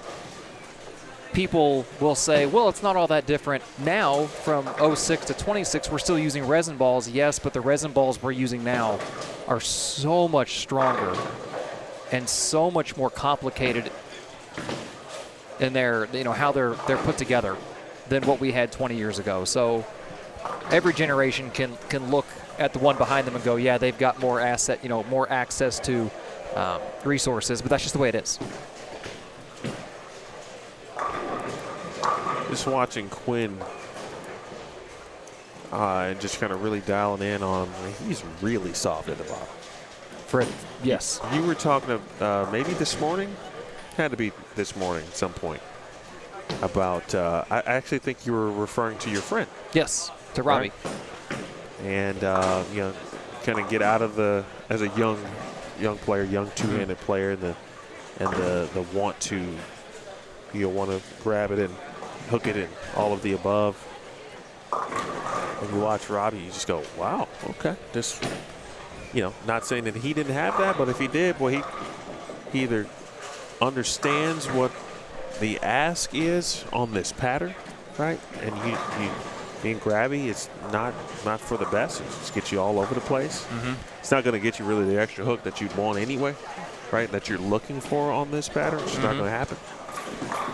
Nice shot there from Robbie, speaking of. Hey, he's in the a 9 spare in the 11th here, puts him at 211. I know he went 170, 180, 190 on the buttons. Don't know what he had game 4. 182. Okay, so this game's going to put him in the number with one to go. Good job, Robbie. Oh, and he gets 5 on a double. Never mind. I mean, still 2-0, but not 2-team. But going back to what you were saying about Quinn, I mean, just so soft and nice at the bottom for a two-hander, but it's still powerful. And to me, he already, again, I don't know him, but I'm just watching. And to me, I think maybe he doesn't understand where he is, but I feel like he has a good understanding of what he's produced today. And he's in the best possible position to where, right, he has no need to take any risks whatsoever. None. None at all. So it is about obviously leaving something that he can make and just make it. That was a good attempt at a 3-9. The double wood, shooting a 3-9 in game 6 is not something I want to be doing.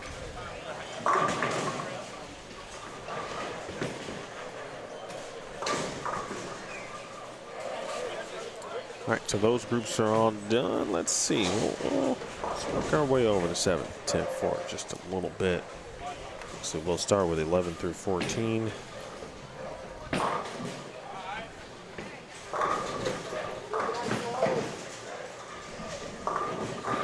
Missed a couple of messages.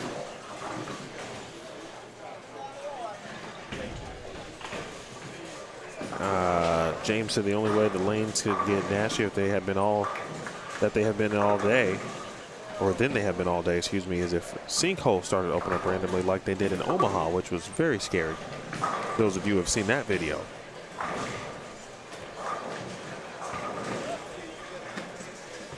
Reed says, don't let Al in. My guy's in. Not yet, not official, but he's done nothing to say he's not in.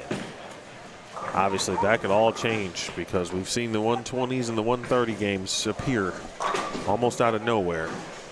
Yes. For several players throughout the day.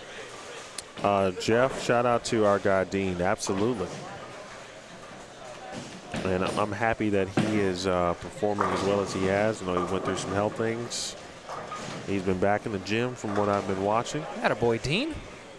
And I feel like he was in the winner's circle not too long ago. He was. I don't remember what it was, but I remember seeing it. He's always been, a little bit of a gym rat. And even at school, that became a big part of his routine.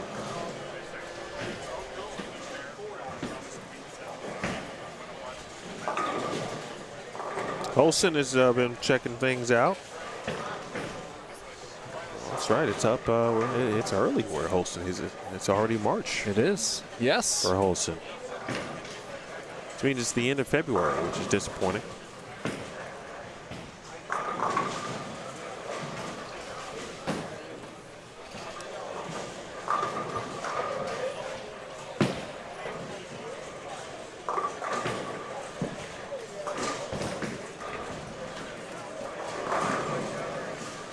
Missed a pattern about or question about the lane pattern. It's your favorite one. It is my favorite one, and it's simply the Bradley. High volume, And that's really the only things people know. Now, and if you bowl enough, got enough experience, you can kind of put together a guess on what the length of the pattern is. But it's really about the volume that makes this thing so difficult.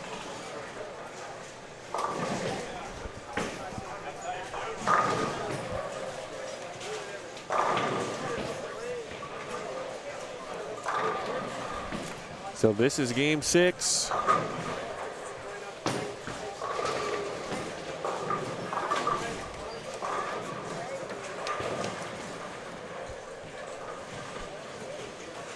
Yeah, still waiting on most of the field's numbers to come in for game 5, so we'll take a look at that in a few minutes.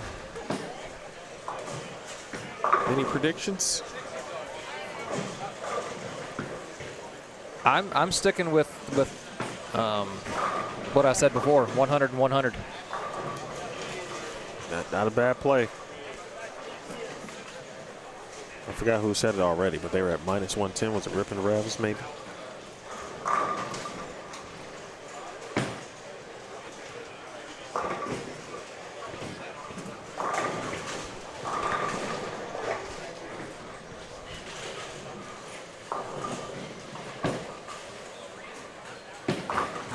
You look at this field and, you know, who could advance and who is going to advance.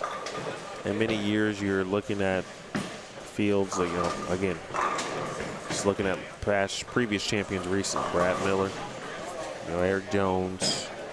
You know, you made the top 8 2024. You lost to Brandon Bone. Just thinking about players, right? Names that you see and you go, oh, shoot, okay, they could win, they could win, they could win. There are several players on this list right now who could win. There's just many names that folks probably haven't heard of as a group, like as a whole. There are plenty of people who know, like our young leader. Here he is to the right side of your screen, Quinn Tillman.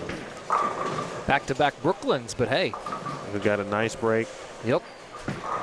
And you saw that ball read extremely early. And it is game 6, right? So no one has seen a game 6 transition. Correct. We have not had that today. This is the first time the players have bowled a 6-game block.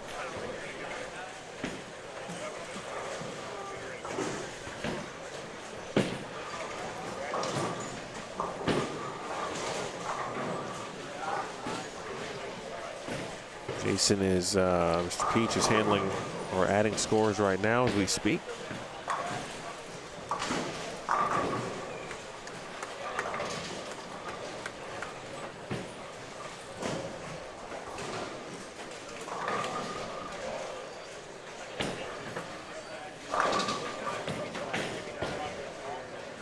Jerry Mars is nearby, and he just got a nice break. Boy, and Jerry's gone strike, spare, 4-bagger to start. Yes, he has. He's all but give him the old Chase Kaufman check mark.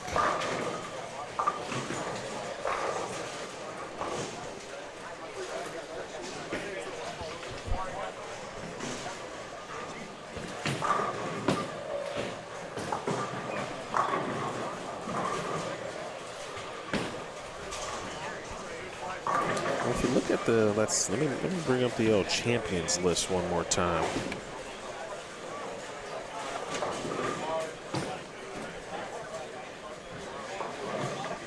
All right, so let's start with the turn of the decade, right? So 2020, Kim Bowlby. 2021, Andrew Anderson. 2022, AJ Rice. 2023, Graham Faw. 2024, Eric Jones. 2025, Brad Miller.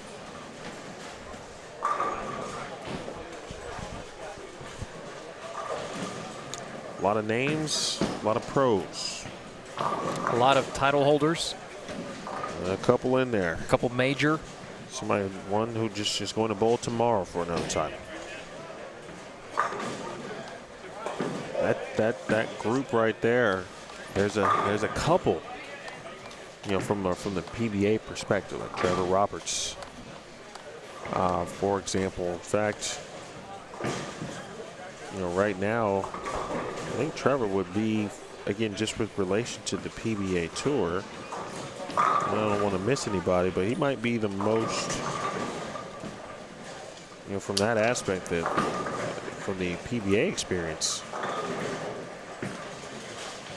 he might be the player that would be in the top 30 that would have that appeal. Yeah, I'm thinking, I'm looking, and I believe you're correct. So then you got players like, again, Chad Roberts, Jerry Mars, who always bowl, not just this event, but everything. Yes. Right? Accomplished players. We talked about the number of eagles Chad Roberts has. Where do I often see Nolan White? Where have I seen him a lot in the past? I mean, because I've seen him plenty of times before. I just don't remember where. I know Nolan bowls a lot up here in Ohio. He's won stuff up here. He's had he's bowled Kentucky Open a few times. Had some good results there. As far as what he, how much he travels outside of the region, I'm not sure. I know he's had some good finishes at regionals, contended for wins at a couple regionals that I've crossed with him or seen him at.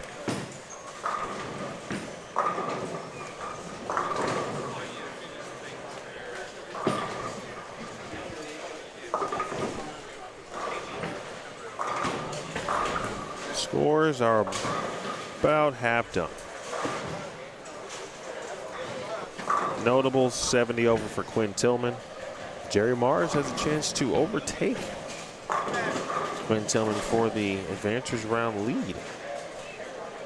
Heading into tomorrow, Darren Blomquist 25 over, Brady Adler 16 over, Josh Maslanich 4 over par. Trevor Roberts 5 under. Chad Roberts 12 under. Collier Pavey 40 under. That's 8th. Brett Miller 43 under. That's 9th. And Ben de St. Jean 54 under. That's 10th at the moment. That's going to change because there's individuals like Josh Lewis whose scores are important. Heck, Josh could end up still leading.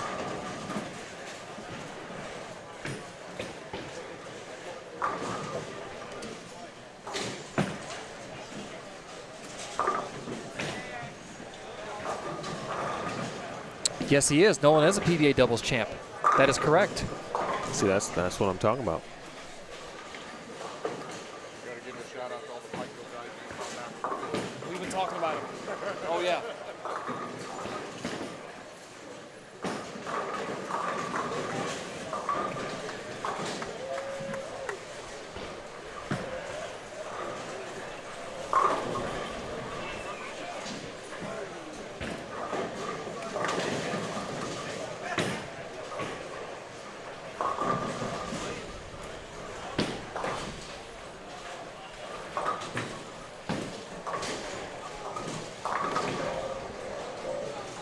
Quinn did miss a single pin there in the 8th.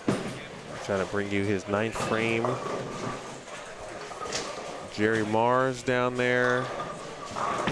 Just got a nice Brooklyn strike. It was dead left. 6-bagger. Is that the most? Might be. Yeah. I think that's the most we've seen in a row. All day.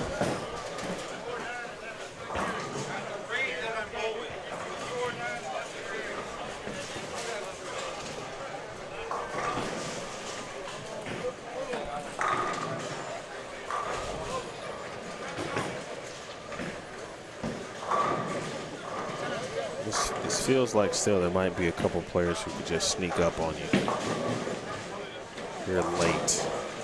And I'm hoping that we do get all 5-game scores.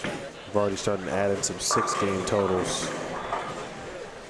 But somebody like Aramis Linville is still important. Spencer Harp to some degree as well after that 225. Although I don't remember what he shot in game 5 and it was in front of us. I don't think it was in the 220s.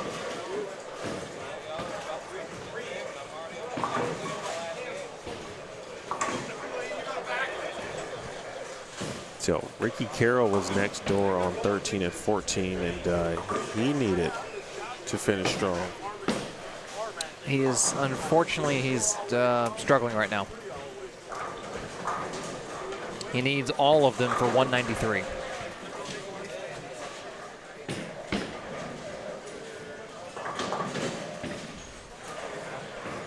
Ryan Himmler, unfortunately, backing up.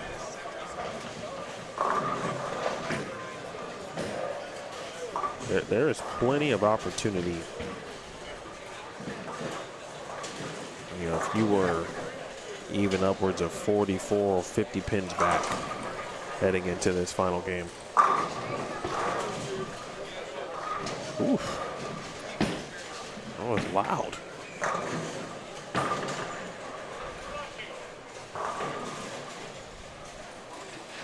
There's Ricky.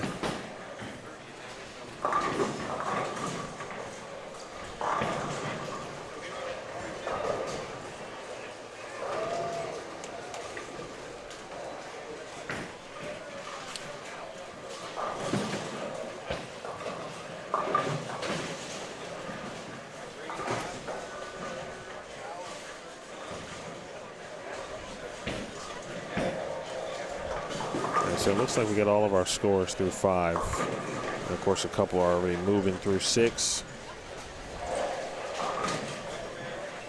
So yeah, Liggins, Carroll, Pollard, that's Chris.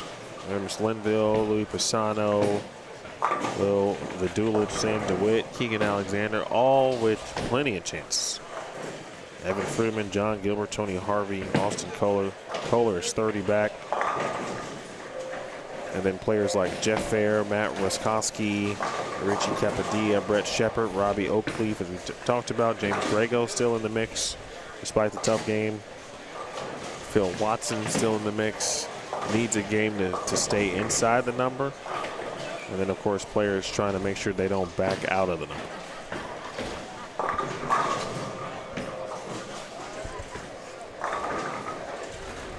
Jerry's got a 310 to deal with on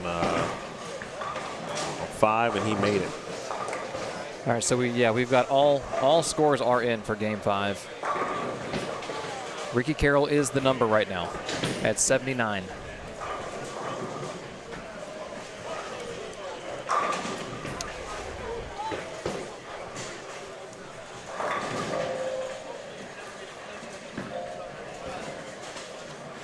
No, Tyler Slawball was not here this weekend.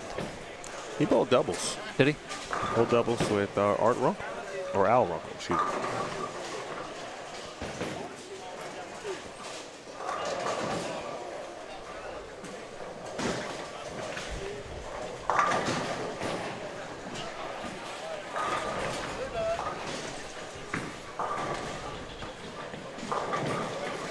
All right, Quinn closed it out next door with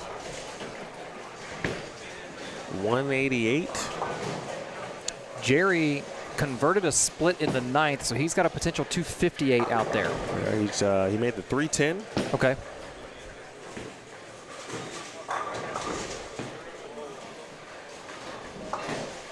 So it's not 258 according to Andrew. Mike. Who we got? Who's Mike Moore? We're talking about Game 5. Wait, that's the highest game of the day. Oh, I should say this round. Brian Himmler's over on 7 and 8. Again, he's trying to hang in there.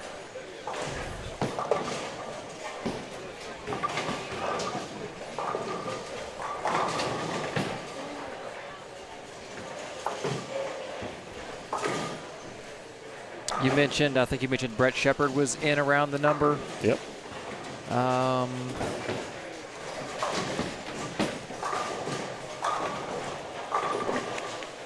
He's going to need them all in the 9th and 10th for 173.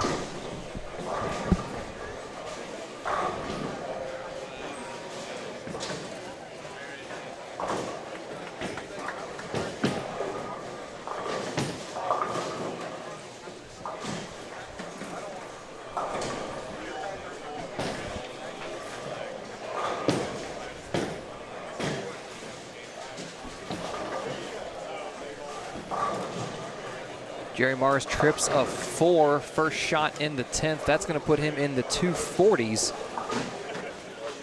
He was only 23 behind Quinn, so he is going to pass Quinn quite convincingly. We don't know what Josh Lewis is doing. Josh was 9 ahead of Jerry, 14 behind Quinn.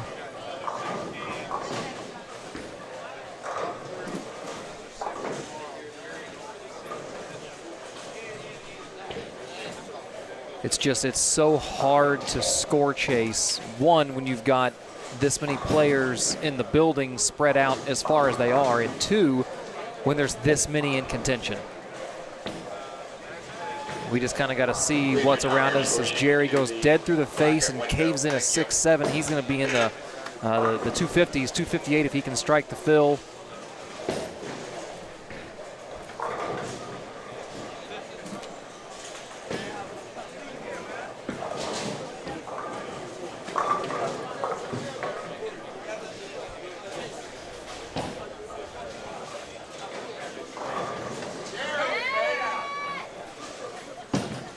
That cheer behind us was for the Chief. Brian Himmler strikes over on lane 8. His strike in the 7th gives him 107 in the 6th, strike in the 7th.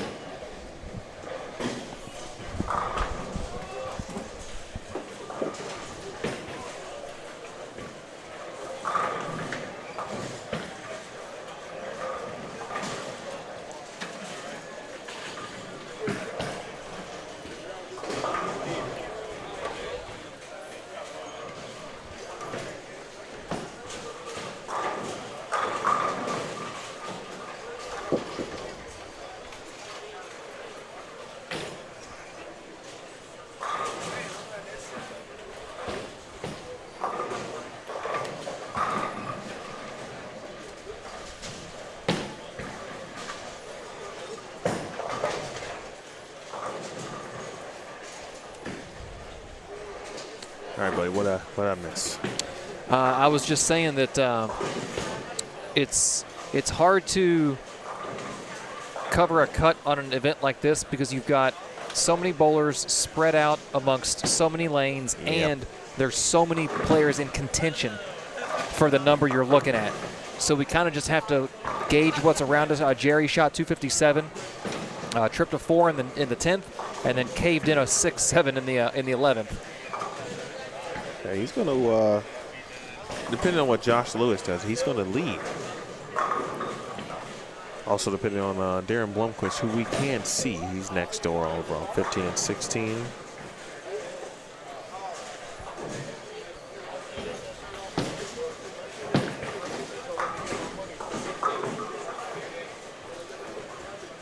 Brian Himmler struck in the 7th. Again, he's trying to hang on to a spot. He was tied for 17th. Yeah, we will know if Himmler does something good because the crowd back there is in his pocket.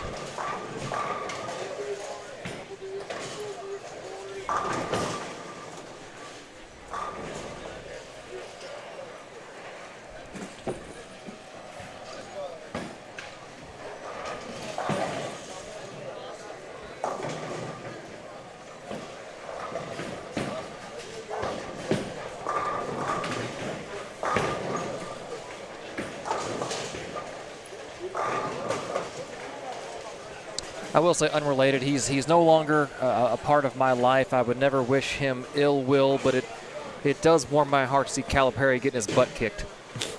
Florida's up 25 on Arkansas right now.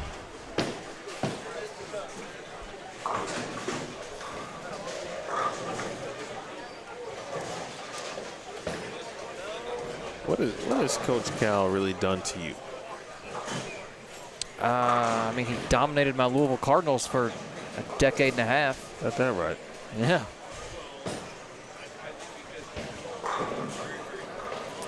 Keegan Alexander in the 10th frame. Looks like he just split in the 10th. It looks like a 5-7 actually.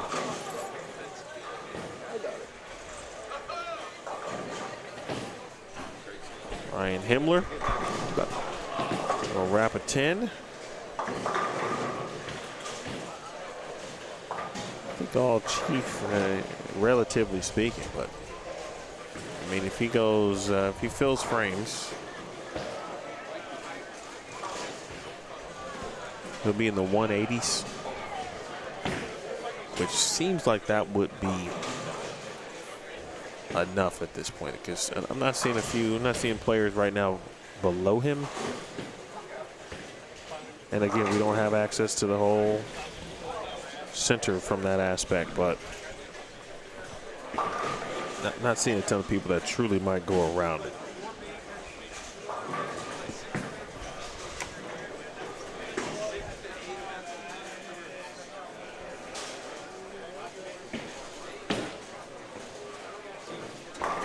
Darren Blomquist can shoot 222 max, but he's good. One of the names with an outside chance you mentioned, just I know if he's a Louisville guy, Austin Kohler, had a chance for 220 that game. He's going to get to 202, I think. He was 26 out. So I don't think that 202 is going to be enough.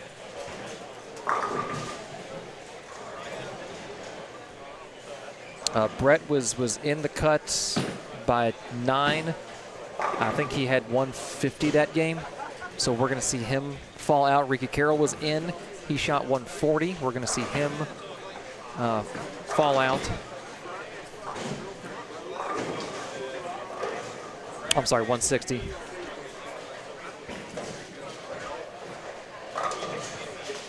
Philip Watson can shoot 189. He's on the pair with Brian Himmler. Philip was just inside the number. 189 does keep him above a couple of the names we've just mentioned that were in that are going to fall out. We believe are going to fall out. Himmler strikes there. I think he's all but in.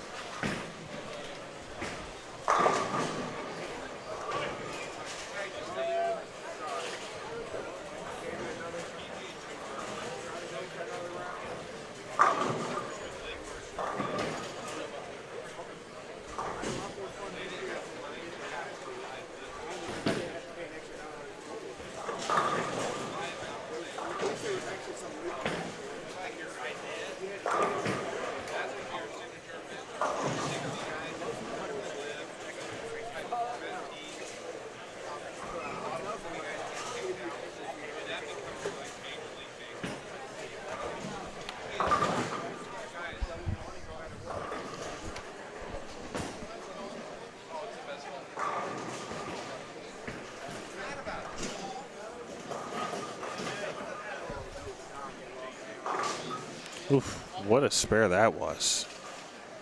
1-2-4-7. Oh, 196 still out there for Collier.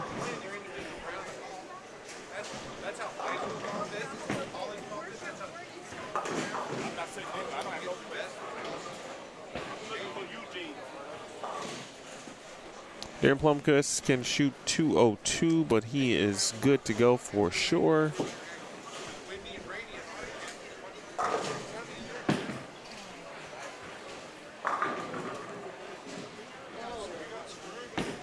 Philip Watson in some important situations. Oh, that ball just went dead left. Oh, goodness.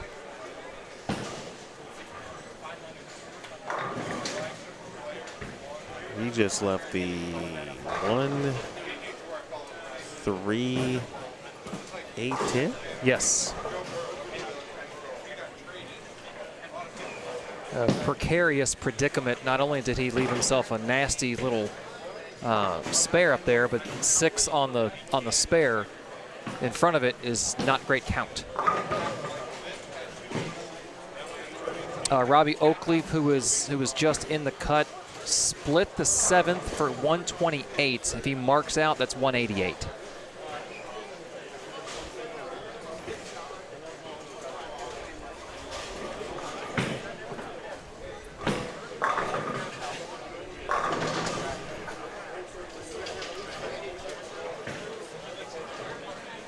Nice spare. Wow. What was Phillip at? He was minus 75, and that was 28th. Oh man, that's going to be strike here would be put him at 100 under on the nose. I don't know.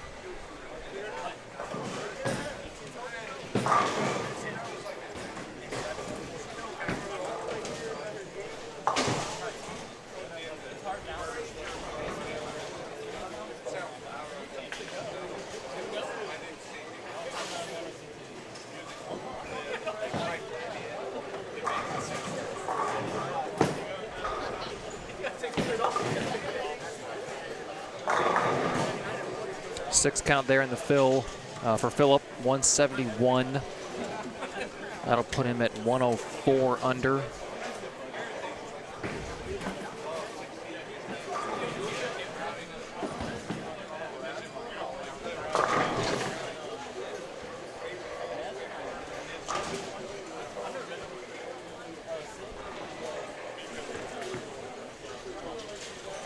Brian Himmler, left side of your screen.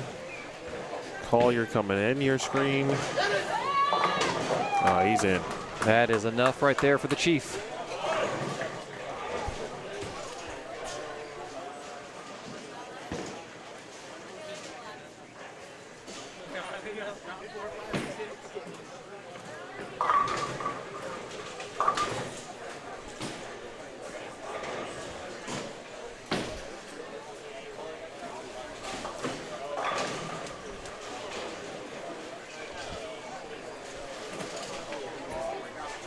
Darren was towards the top. He's going to be in the high 180s. Strike in the fill, we'll give him 190. So he'll maintain a solid position within the top 5 or 6, I'd say.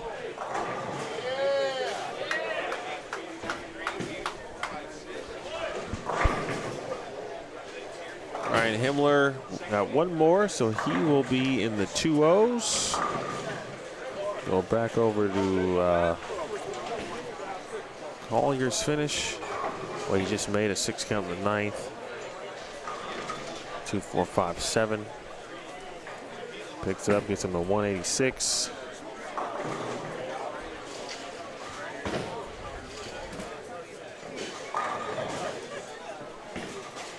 That was a serious question.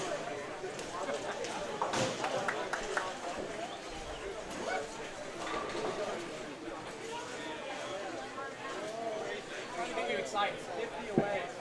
Hey, yeah, 45 minutes away.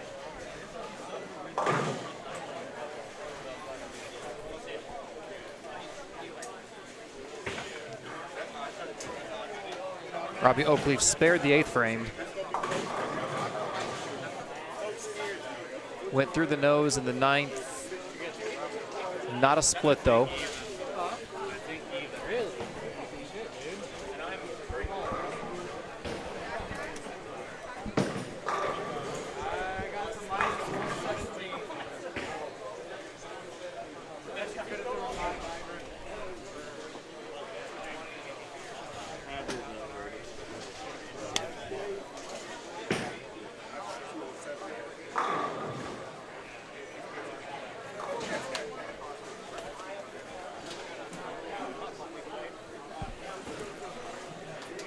Well, the race to finish out score sheets.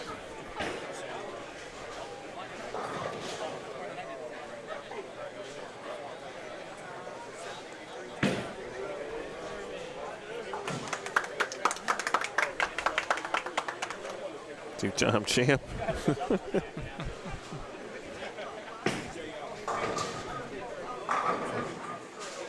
Jerry Mars is going to walk in here tomorrow with the lead.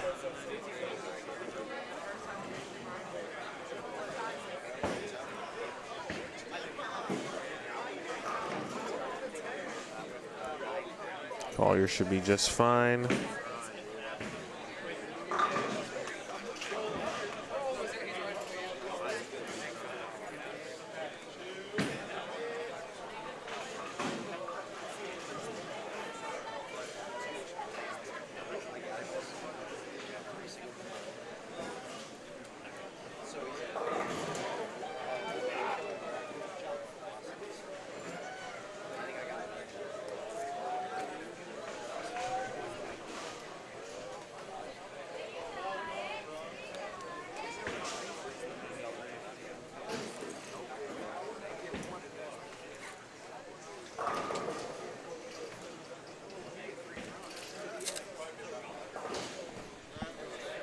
All right, so that's going to do it for all of our bowling in front of us and near us. Looks like there are about a handful of players finishing up in the high 20s of the building. Let's see, hold on one sec.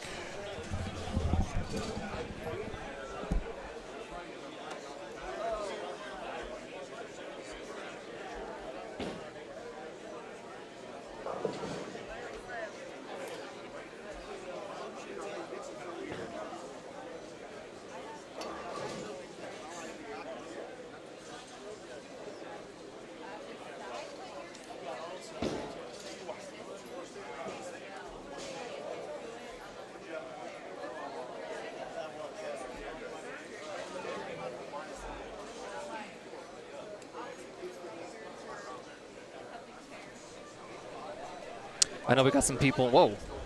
Hello, puberty. I know we've got some people in Louisville still watching up late this night.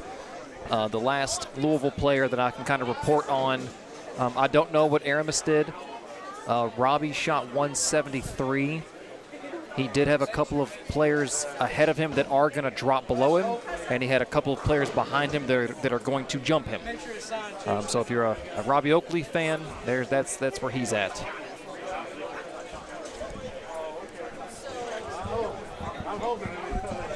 We've got one player, Will Viljadic, is the only color bar I can see remaining. He just made a spare in the 11th. He's got one shot left. That will wrap up competition, and then as E said, it's a race to get the score sheets in. Will is frustrated too.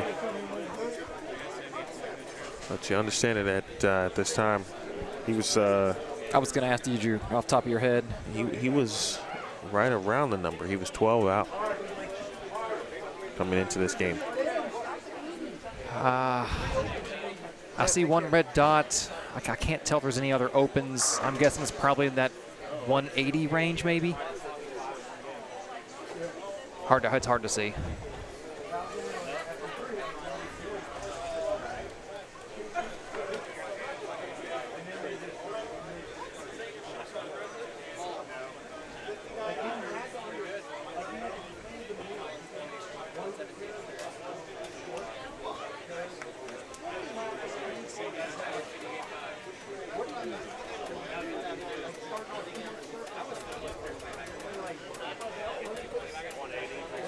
All right, so now it's official, and all of the, well, number one, all of our bowling is complete.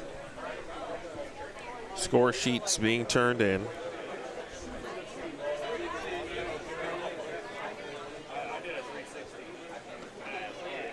And shout out to Paul.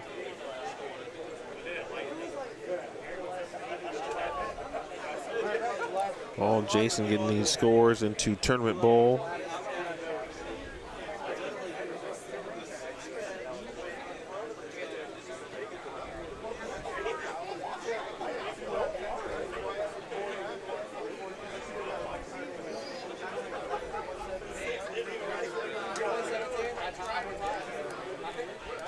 Just looking, I mean, Chris Pollard shot 200 even.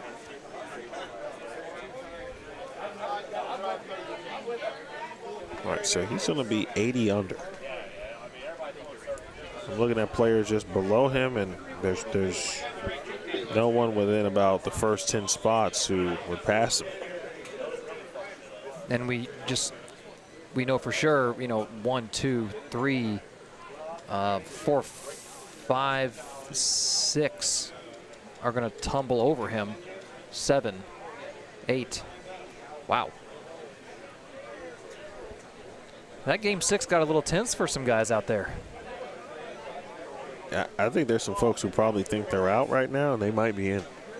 I was just talking to one of them, trying to talk him down a little bit. Let him know that, hey, don't pull a Daniel. Don't leave the building and make a Facebook post about how you missed it. Boy, big game for James Grego. What did he shoot? He shot 206. And another situation where everyone, not everyone, but a lot. 1, 2, 3, 4 players in front of him all would drop below. And that's coming off that what at the time could have been a disastrous 135.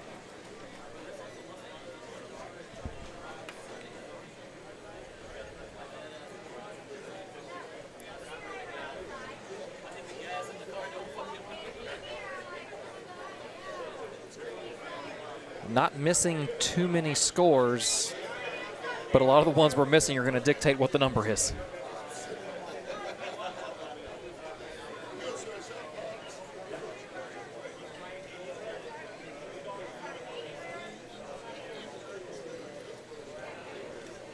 All right, so folks, we had a couple people gave a good solid guess on what the number was going to be. What do you guys think it is at this point in time?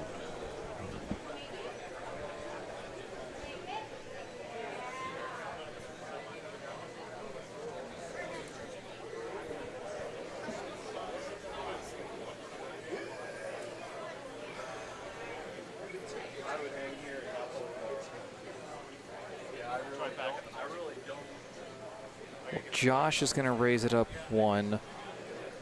Brady's going to raise it up 1. Collier's going to raise it up 1.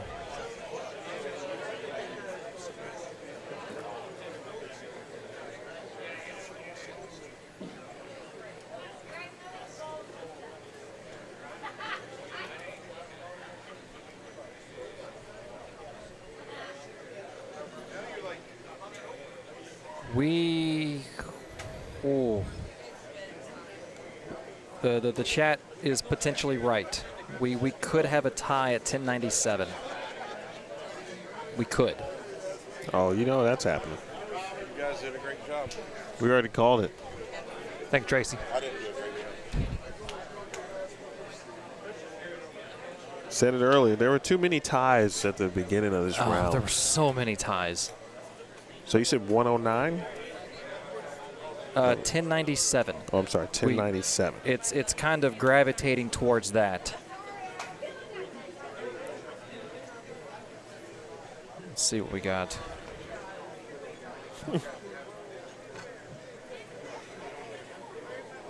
You've got to be kidding me. Oh, you know what's happened. And then I'd mess up your sort. Scroll up and click on the greater than sign above game set. Or yeah.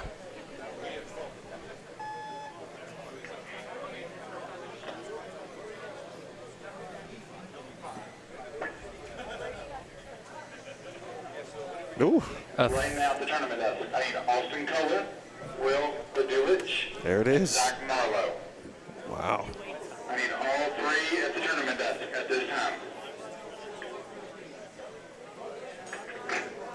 All right, so there it is, folks. A 3-way tie.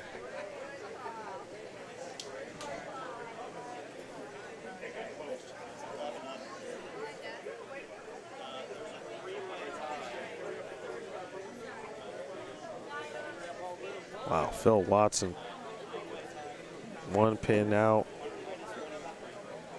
He made the big split, or I'm sorry, the 6 count. Oof. 3 players for 2 spots. What was leading? In the tournament? What was the number? 1304. Plus 104? Did you say that? I said 100. You did. What was the cut number? Well, right now it's minus 103. How about that? Who said it? Somebody in the chat said I think they said 110. 1090, I think. I was ripping Rev's number. Well, we had a tie for the final spot in for B squad. Tie for 50th. And we had a roll off, and now we're going to, looks like, have a 3-way tie. 2 spots available, and simply put, a 1-game roll off. The 2 players with the 2 highest totals, essentially first and second out of that trio, would advance. 2 lefties and a righty. Just talked about Phil Watson. He's going to miss it by 1, and I don't know what he got on the fill. He got 6. Yeah. 6 spare 6.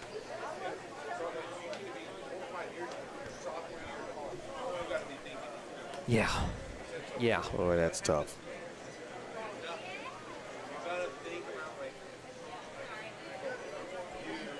You know, shots like that, it's so close. You know, 6 could be 8. Just if one pin falls half an inch a different direction.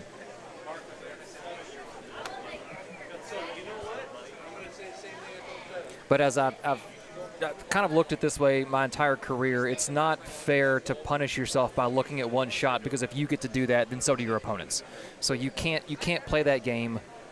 We all want to. Well, if I could have that frame back, if I could have that bad hit back.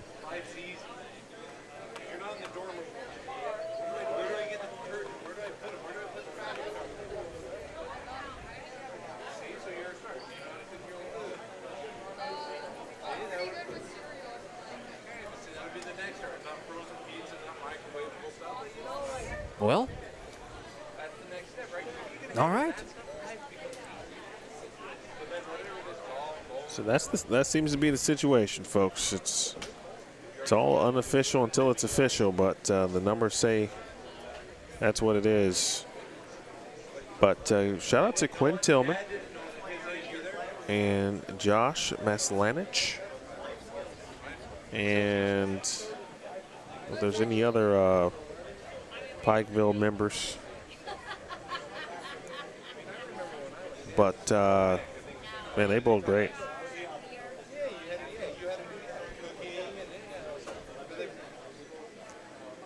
They bowled great.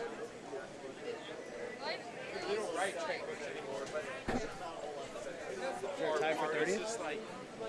Like my oldest, like, oh, jeez. It's a terrible sleeper. We've been driving. Fall asleep, like, 10 minutes, like, 10 times in a row by this, and it's like, everything's like, yeah, I did it. Listen, don't spend that money. It's like, it's gone quicker than quick on the team. And he always wants something. It's like, he's like, wouldn't you rather have the $10 you actually would buy something? Yeah, he would let me. That's it.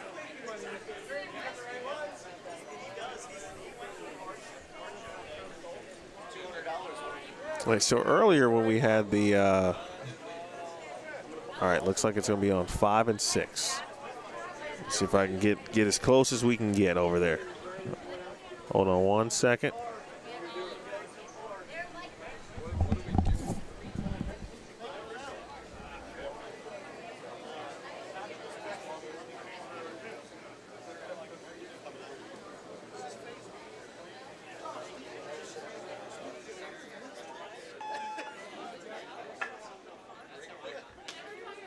The bracket window will start beginning to pay out brackets, high game putts, and eliminators. Thank you.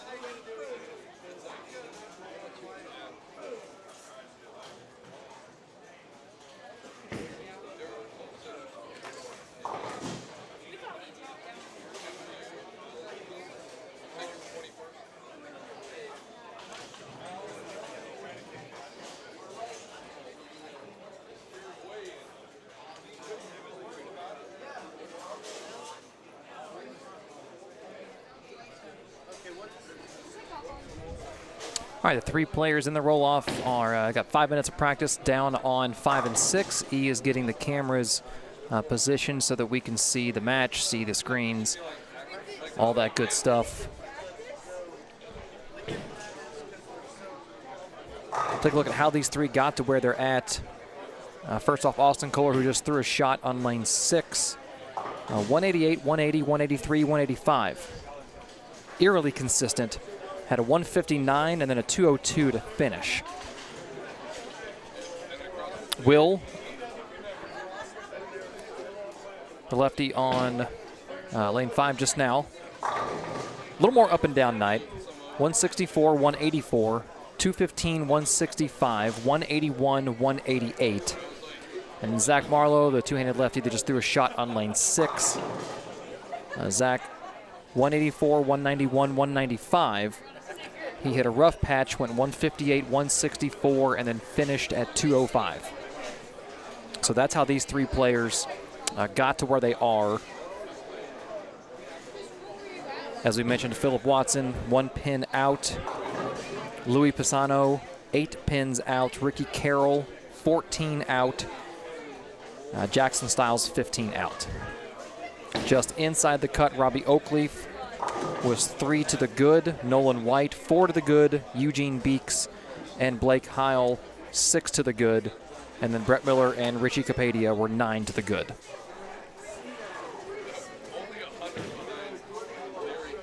If you include Tony Harvey in 22nd, Tony shot 11-11. And then you look at Patrick Yates down in 36th, was 1081. Those 15 players separated by only 30 pins.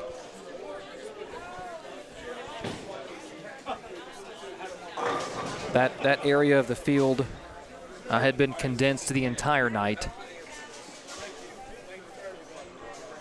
I don't think we could overstate it enough. You know, every pin matters. And it did. It came down to, it didn't come down to chopped this spare, missed that pin. It simply came down to didn't get enough count on a split. You know, got 6 on a spare when I could have gotten, you know, you could have, would have, should have got 8. But we can put all that in the rearview mirror. 90 seconds left of practice. 1 game, 1 loser, 2 winners will advance.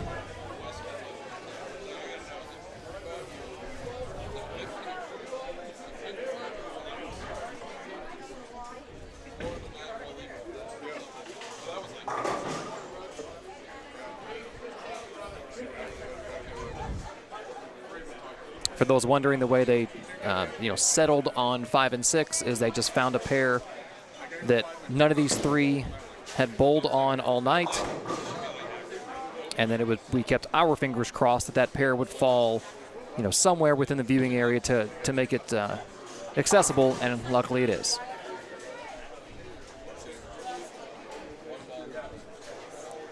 Got a decent crowd back here. I'd say about 50, 60 people kind of hanging out.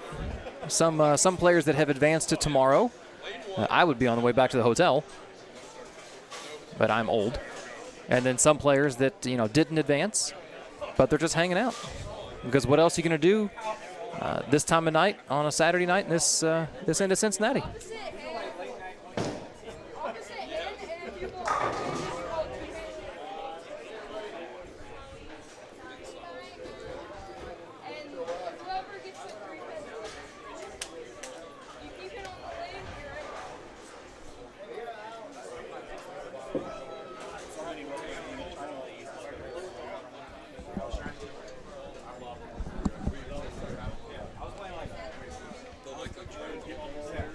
This is about the best angle that we can get. They had, this is the pair that all 3 of the players did not bowl. So, and thankfully it was close enough that we could at least cover it to some degree. Yep. Oh, I'm thinking about it.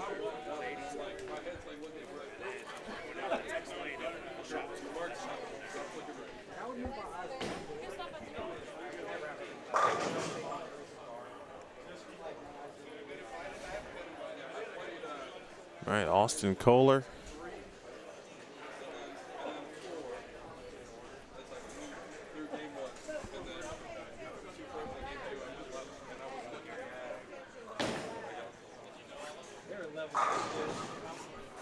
Will Vidulich. So I went from looking at 3 and 4 to looking at 27. And just making a hook. Nice opening strike there from Vidulich. Kohler early open. As Daniel mentioned, a couple of lefties, one righty. I feel like Austin Kohler is always, like the times that I've watched this tournament, Austin Kohler always in the mix right at the end. Every single time I feel like that I've worked this event.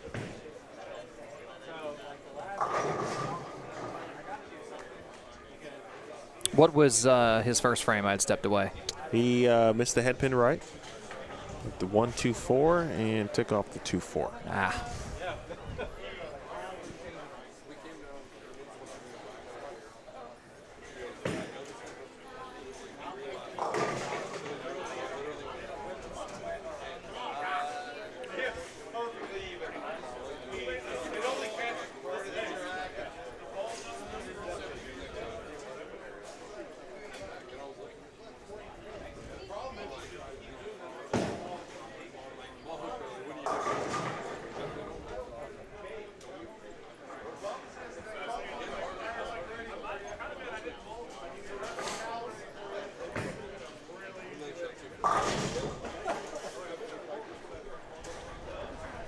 They spare 3 players for 2 spots and a 3-way tie for 29th.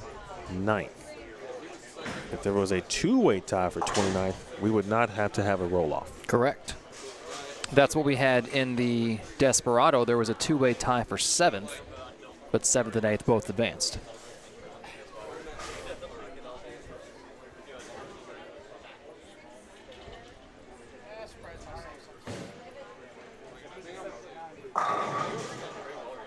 We'll take that.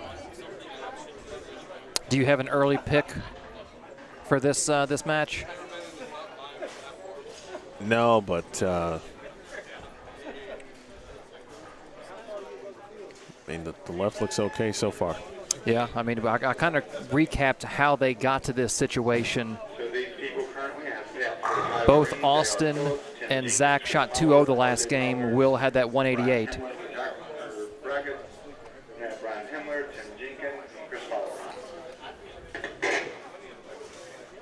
Repeat. So how they got here to this predicament is both Austin and Zach shot 2-0 their last game. Will had that 188. So none of them really bowled bad to put themselves in this position. I think Will held par. The other two had plus games.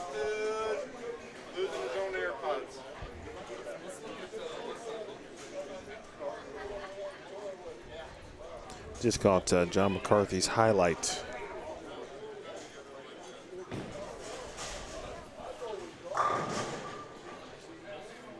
Last year was at Eastland, said he made a 4-9. He was in a 3-way roll-off to make Sunday. Made the 4-9 to advance. That's impressive.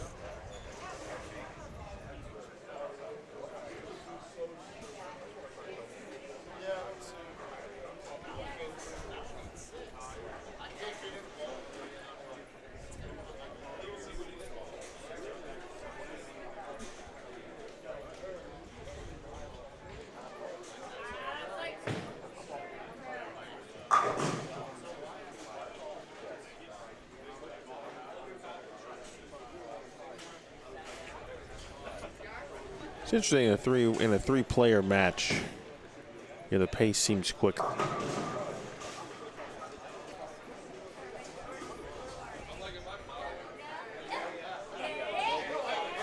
If I'm in this situation, I am slowing this match down. I mean, it's pretty fast.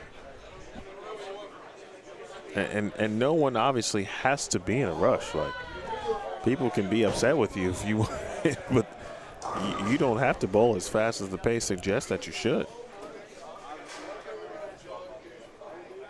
Yeah, we don't have, shot clocks at this level. And while I can't say, I don't know what time I would put on it that too slow is too slow.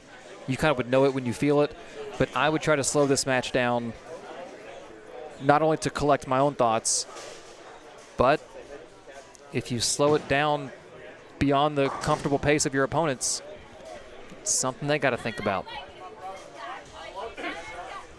Yeah, I see that, and I watch folks, and their gears are just grinding when they are prohibited with respect to pace.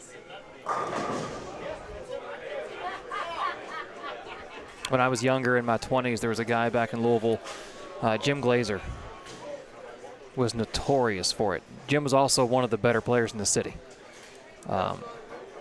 He was notorious for slow play. Not excessively, but just enough to kind of grind your gears. I didn't understand it in my mid-20s. I get it now. Yeah, you wanted to just get up there and bowl too. Yeah. Uh-oh. Looks like Zach's stuck there at the foul line. He didn't like it from the minute his foot stopped. That ball bounced out. So for Zach and Will, they were clean. It's the first open between those two lefties. Again, the top two are going to advance. Low score will not advance to get some money tomorrow.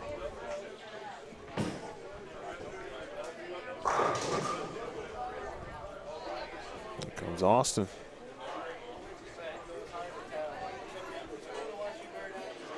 There's been one double between these three players.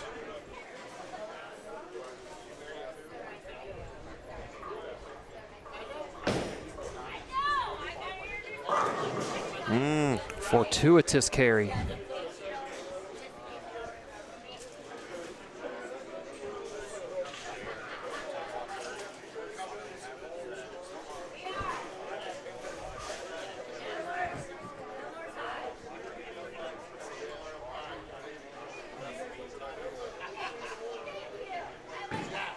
Good point from John McCarthy. He just texted me.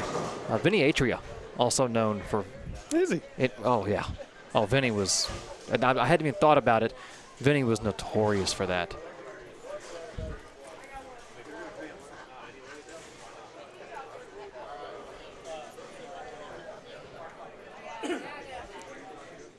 One of my favorite matches ever was in a scratch event in Louisville. It was like 2010, 2011.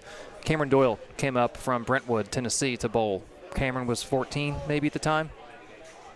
And I think Vinny was in his mid to late 60s. There was a 50-plus year gap between the two competitors in a bracket match.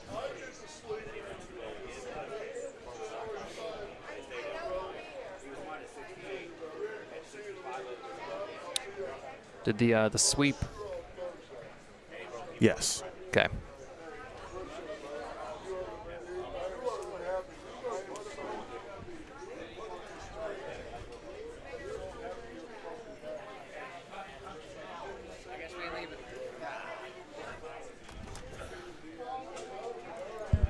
It'll be quick.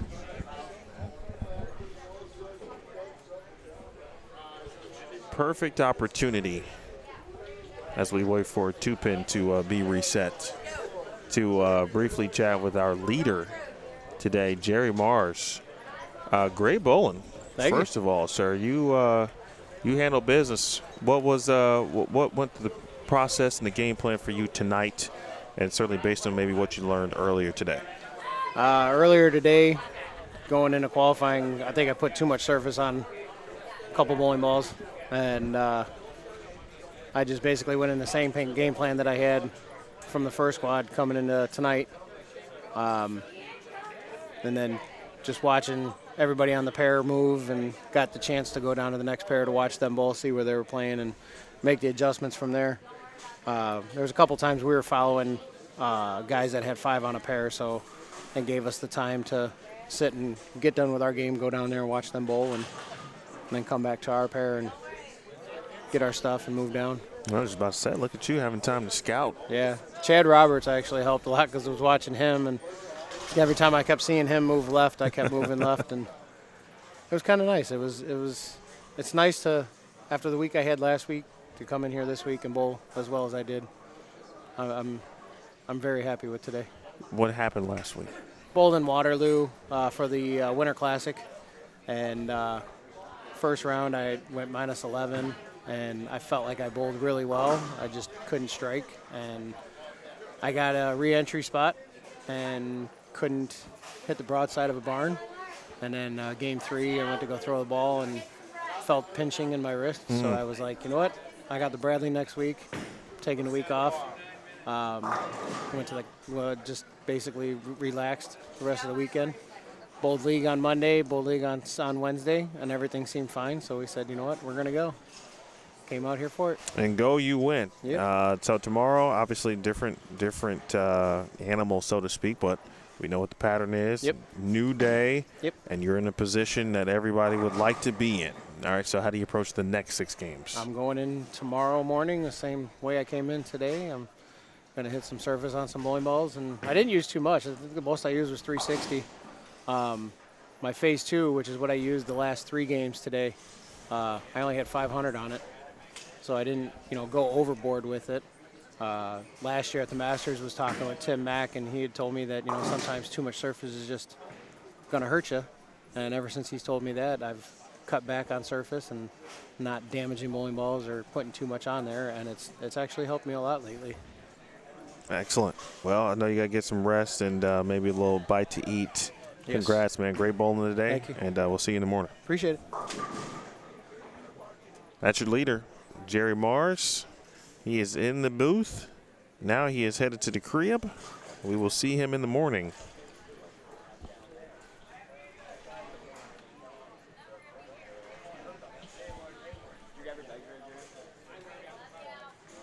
All right, with that said, I'll back into this match here.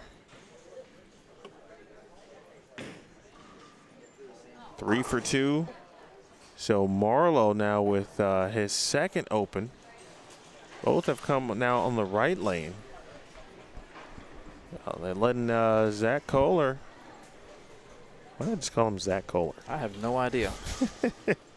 It's late. Austin Kohler. Hang around here. Great job, guys. Through the nose, but it's makeable. He's got a 5-pin lead on Zach. Will, about a mark's worth of a lead.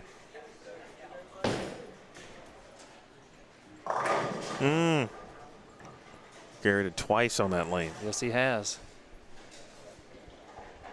Listen, it's okay. Brooklyn's get you paid.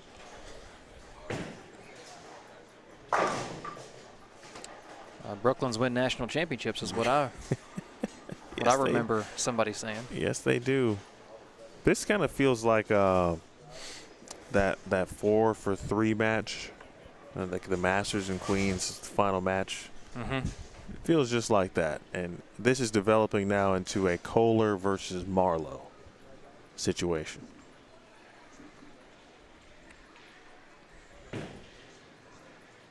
Looks left.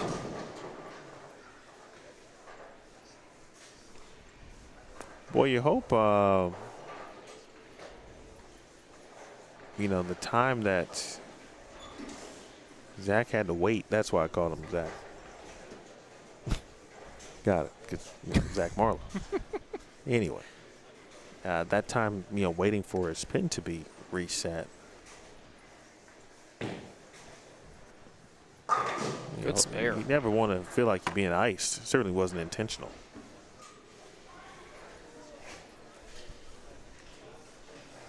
Good spare indeed, though.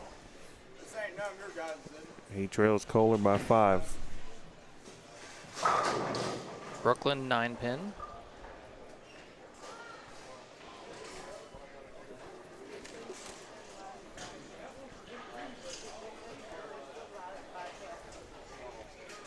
Could be the pair, could be exhaustion, could be nerves, but going to need one of these guys to hit the pocket.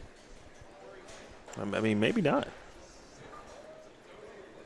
This looks like it's going to come down to what it always comes down to, and that's spare shooting.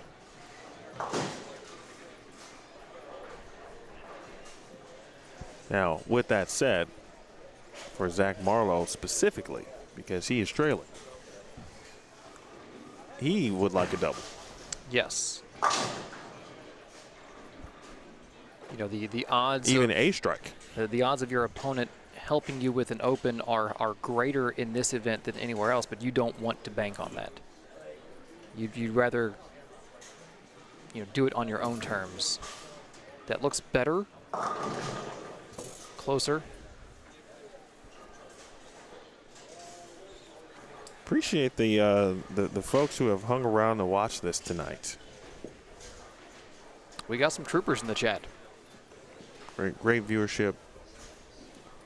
Please subscribe if you have not. Again, 9 a.m. Eastern tomorrow, Cashers Round begins. And then, of course, probably about 1-ish p.m. Top 8 will begin, and we'll work our way to crowning the champion. By the way, 8th actually had a tie for 7th. We'll probably have a tie for top 8 tomorrow. Kohler high flush. Dawson Peterson and Josh Veslanich, 2 current collegiate bowlers at -11. So -11 8th heading into tomorrow.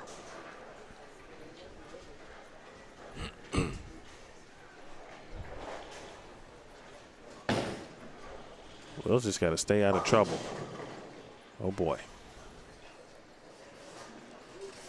Uh-oh. Well.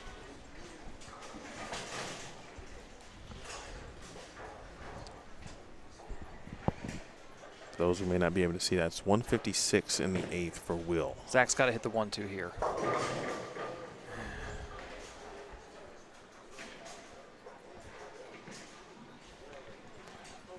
Will sizing this thing up.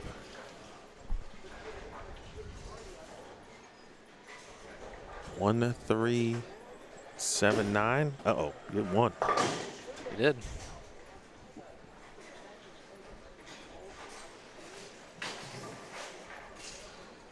I was curious if he was thinking about going for that.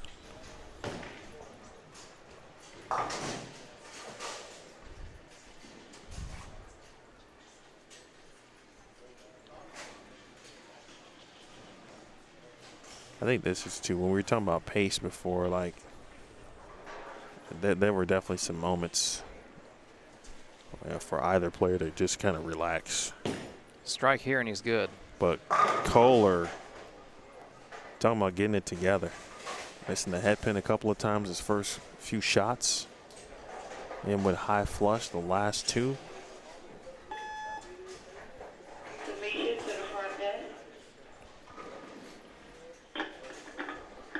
Okay.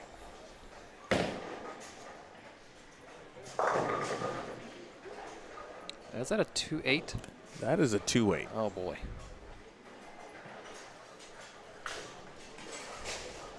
So Austin is in. Kohler on the bonus bowling tomorrow.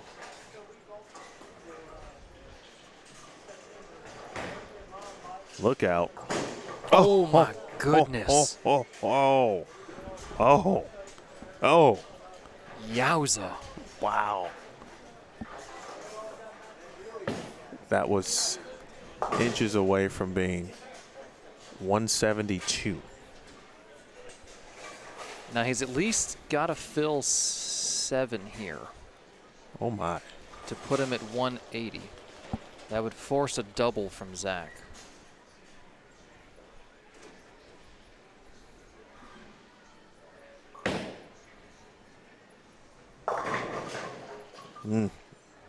Exactly that.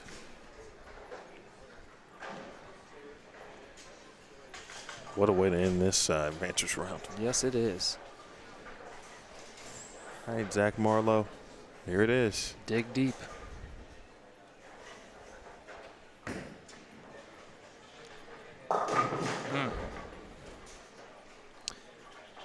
That is all she wrote.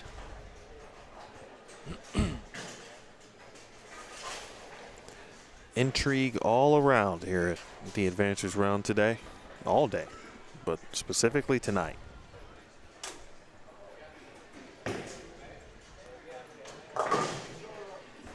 It went from being a Austin Kohler versus Zach Marlowe with about 4 frames left to Austin Kohler doubling late and sealing his spot inches away from a mark. And Zach Marlowe is bowling tomorrow, and that inch is coming from the 2-8. Man, that 2-8. That was made by Will. Whoa. Well, okay. Well, we got 2 bowlers. And we've got 30 for tomorrow morning. Insta cashers making some money on the weekend. And the deficit, switch back to the standings real quick, if you would. So minus 103, and then scroll up a little bit. What is 8th? 8th is minus 11. Okay, so we have a less than 100 pin gap from 30th to the match play cut, the bracket cut. A lot could happen tomorrow. Kind of jealous I'm not going to be here for it. Yeah, me too. Well, I'm not jealous. I'm disappointed. Yes. Yes. I'm disappointed. I say you tell him that Chris Hester should just bowl anyway. That's what I say. With that, though, I do appreciate you hanging out today, man. Truly. Had a lot of fun. Yeah, this is, I'll never pass up an opportunity to come up, hang out with you, and do some broadcasting. I had a lot of fun, and I know the viewers enjoyed it as well. We appreciate you. Yeah, thank you all for for hanging with us, for the compliments, for chatting with us in the chat, interacting. A lot of great conversations today. With that said, I want to thank, of course, our tournament staff, Jason Utchwall, Easton Peaches, Deanna, and Phil, and really everybody here who has played a small portion of what the Bradley Open, of course, is all about. Big thanks to the the Bowling Center staff here, Western Bowl, Strike and Spare, all the way from the GM, Dave Sievers, to Devin Stewart, to Rob, to everybody involved here. We appreciate it. That's right, Holston. It certainly was just like old times. We appreciate all of you. Again, tomorrow morning, 9 a.m. Eastern Time, Cashers Round. 9 a.m. Eastern Cashers Round will begin. 6 games, and then we'll head to the top 8 tomorrow afternoon. It is the 1st of March, and someone is going to take home $10,000, courtesy of the Bradley Open. With that said, with safe travels to our guy, Daniel Farish. And I'll see you back here tomorrow morning. We'll see and hear from Jason, our tournament director, tomorrow, often as well as he gets set to prepare himself to not only pay a lot of people, but pay somebody $10K tomorrow. So for the final time tonight, congratulations to Austin Kohler and Will Vidulich. Congrats to Jerry Mars, your leader, heading into tomorrow's Cashers Round. With that said, we'll bid you adieu. You guys be safe, be well. For Daniel Farish, my name is Emil Williams Jr. We say so long for now. This has been a presentation of the Bradley Open Advancers Round, and you watch that live on Bullstream TV. We'll see you tomorrow.